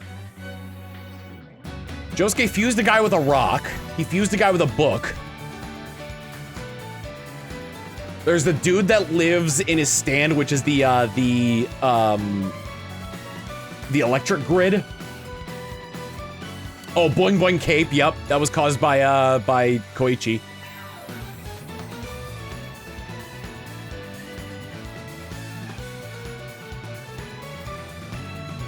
Oh, a Superfly.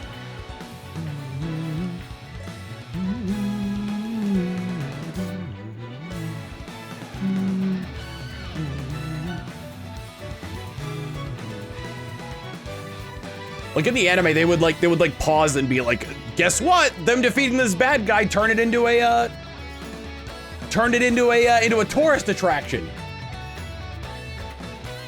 Got the Angelo Rock, Boing Boing Cape, the books. I have no idea what Superfly is.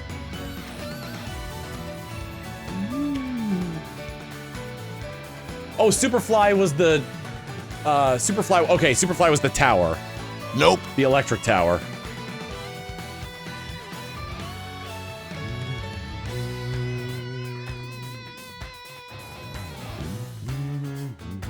I think Pearl Jam in and of itself ended up becoming one of those. With Antonio. It's the most broken stand in JoJo that isn't used by a big bad. The hand. Okuyasu's just too stupid to know how to use it properly.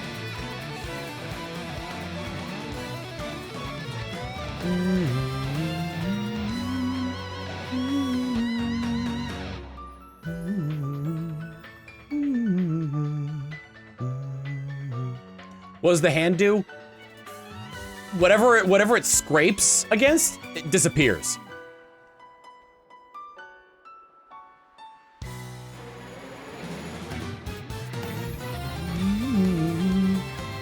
One of Okuyasu's like most notable speeches is him saying, I don't know where the stuff goes that I scrape away with the hand, and if I think about it too hard, I get a headache, so I just try not to think about it. Yeah, it can delete the space between people. Because I think he pulled, did he pull JoJo closer, or did he pull Red Hot Chili Pepper closer?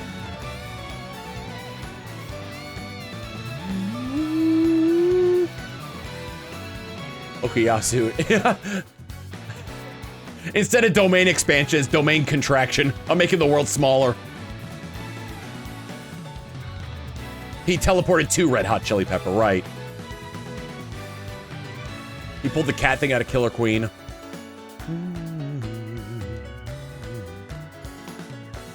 God.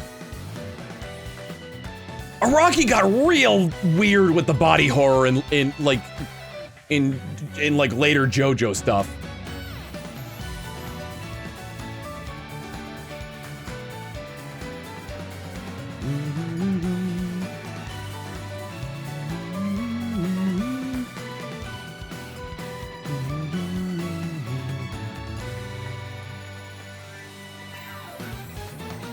thing that freaked me out most about part 4 was that cat plant.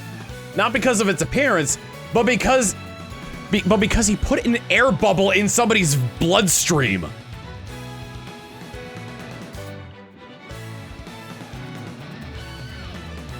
Nope.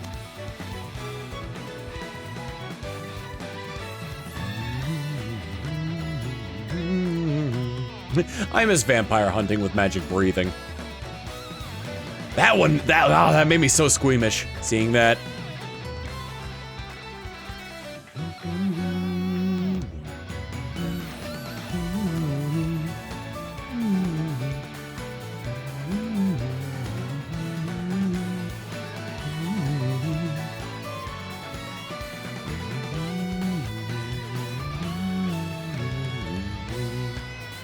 I have Jolene's theme on my my cardio mix. It's a good song to run to the beat too. Although I haven't really been doing that much lately.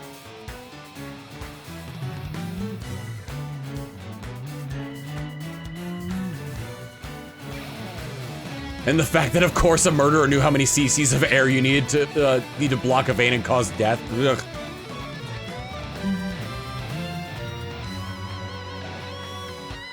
Oh yeah, Jailhouse Lock's ability was pretty wild too. The loop that Morioh got stuck in where he was going to electrocute himself to death.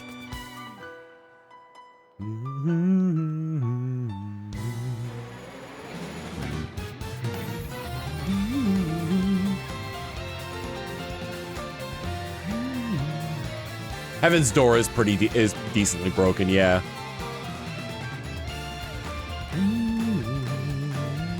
I mean, it's broken only because of Rohan, though. Because it used to require that the person being affected by it had to look at one of his drawings. But because he's such a good artist, he can trace a drawing in the air to activate Heaven's Door.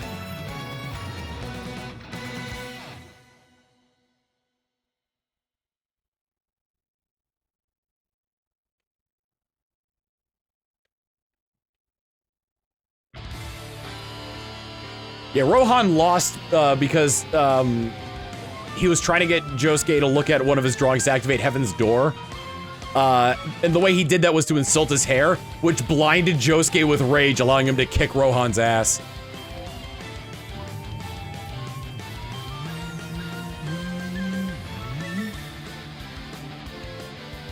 Nope. Heaven's Door is weird because its ability to do inhuman feats isn't very consistent. I mean, like, it's basically like it's a person's personal book, and whatever they write in it, whatever that he writes in it happens, which is pretty insane. My favorite is when he writes on the stand that the stand is gonna go to hell.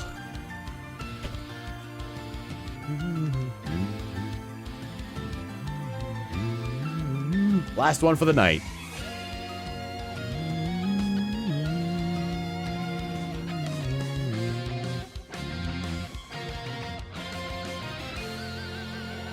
He wrote in himself that he was gonna win rock, paper, scissors.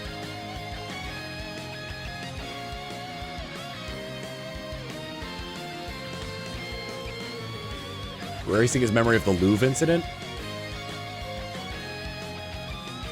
Man, if he's sleeping, yeah.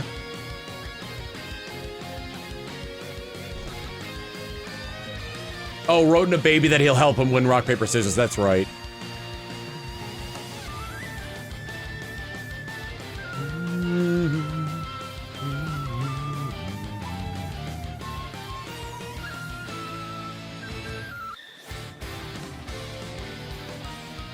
I feel like there was an anime where they did something like that, where, oh, it was Code Geass. Where, there was the guy that could read minds, and Lelouch came up with a plan with, I can't remember his name, the character Yuri Lowenthal voices, brown hair, Japanese, guilt-ridden.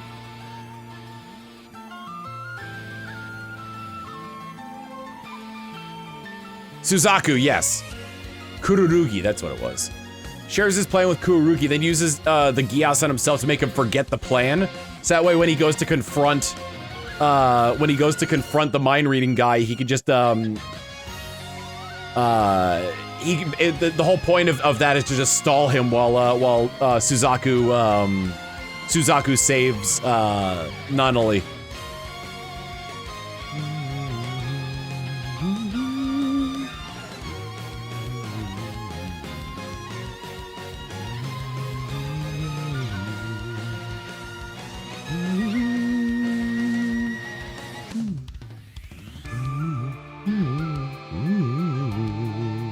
Nope. That's the last one for the night. Woo!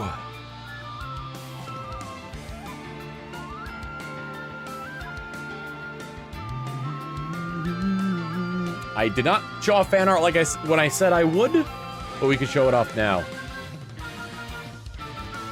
Also, I still can't get over the design for I just saw it on my tabs here for Exceed the Pendulum compared to Beyond the Pendulum.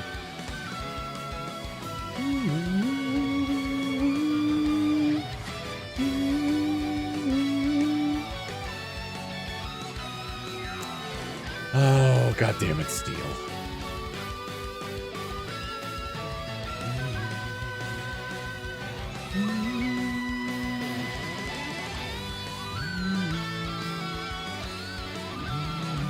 Oh my god, Jesus, you made a ton of sprites.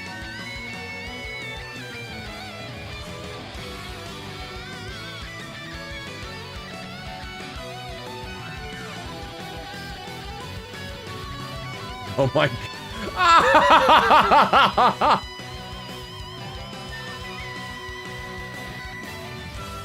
Oh, there's a lot of good shit posts in here too. But let's go with the most cursed one first. Steel. Steel Y. I don't have that toggle yet. Yet.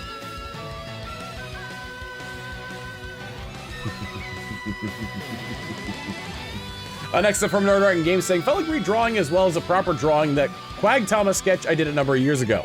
Boys, you can remember what stream/VOD when the original was used as a thumbnail, by the way. Okay. Oh, it was, man, I think it was Pokemon. I think it was a randomizer Nuzlocke I did where Quagsire was a fighting type.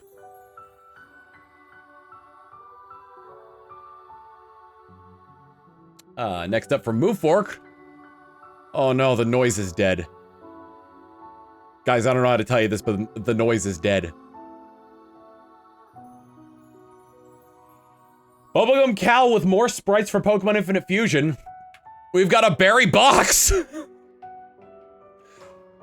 Last one I was expecting, but probably the simplest one to make. And a Fisty. It's her! It's Fisty!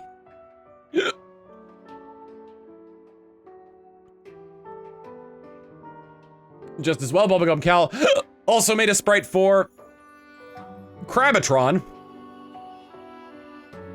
You can see his signature gas mask and crab claws. Steel Bouncer, after expanding the domain to draw more, look into his eye and I like how it's got the Haruka face.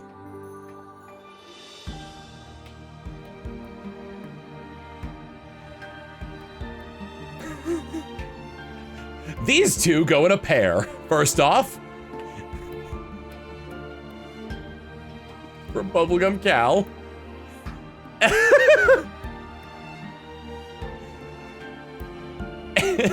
And from Steel Bouncer.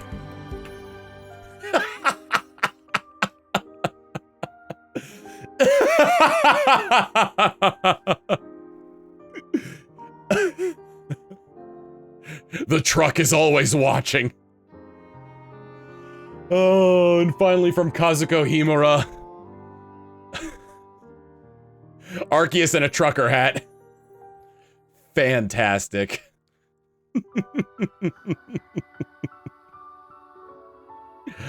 Oh, man. Oh, man, I got the blue ball of death. All right. As if I didn't already know what our raid message is going to be. What should our raid message be?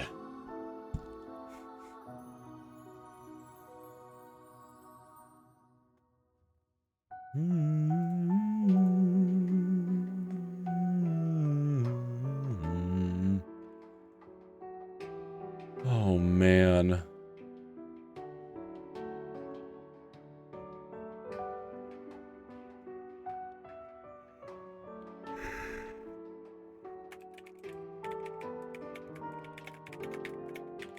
I like this phrase out of context better. We're gonna raid with consistently hit by a truck. And we're gonna raid Jules, who's doing an archipelago. So give him some of that Thomas love, and I'll see you all back here tomorrow for another 50 probably of shiny hunting and a different game being played as well. Not sure which one. I might do Ultra Kaiju, I might do Fire Emblem. But anyway, I'll see you all next time. Later.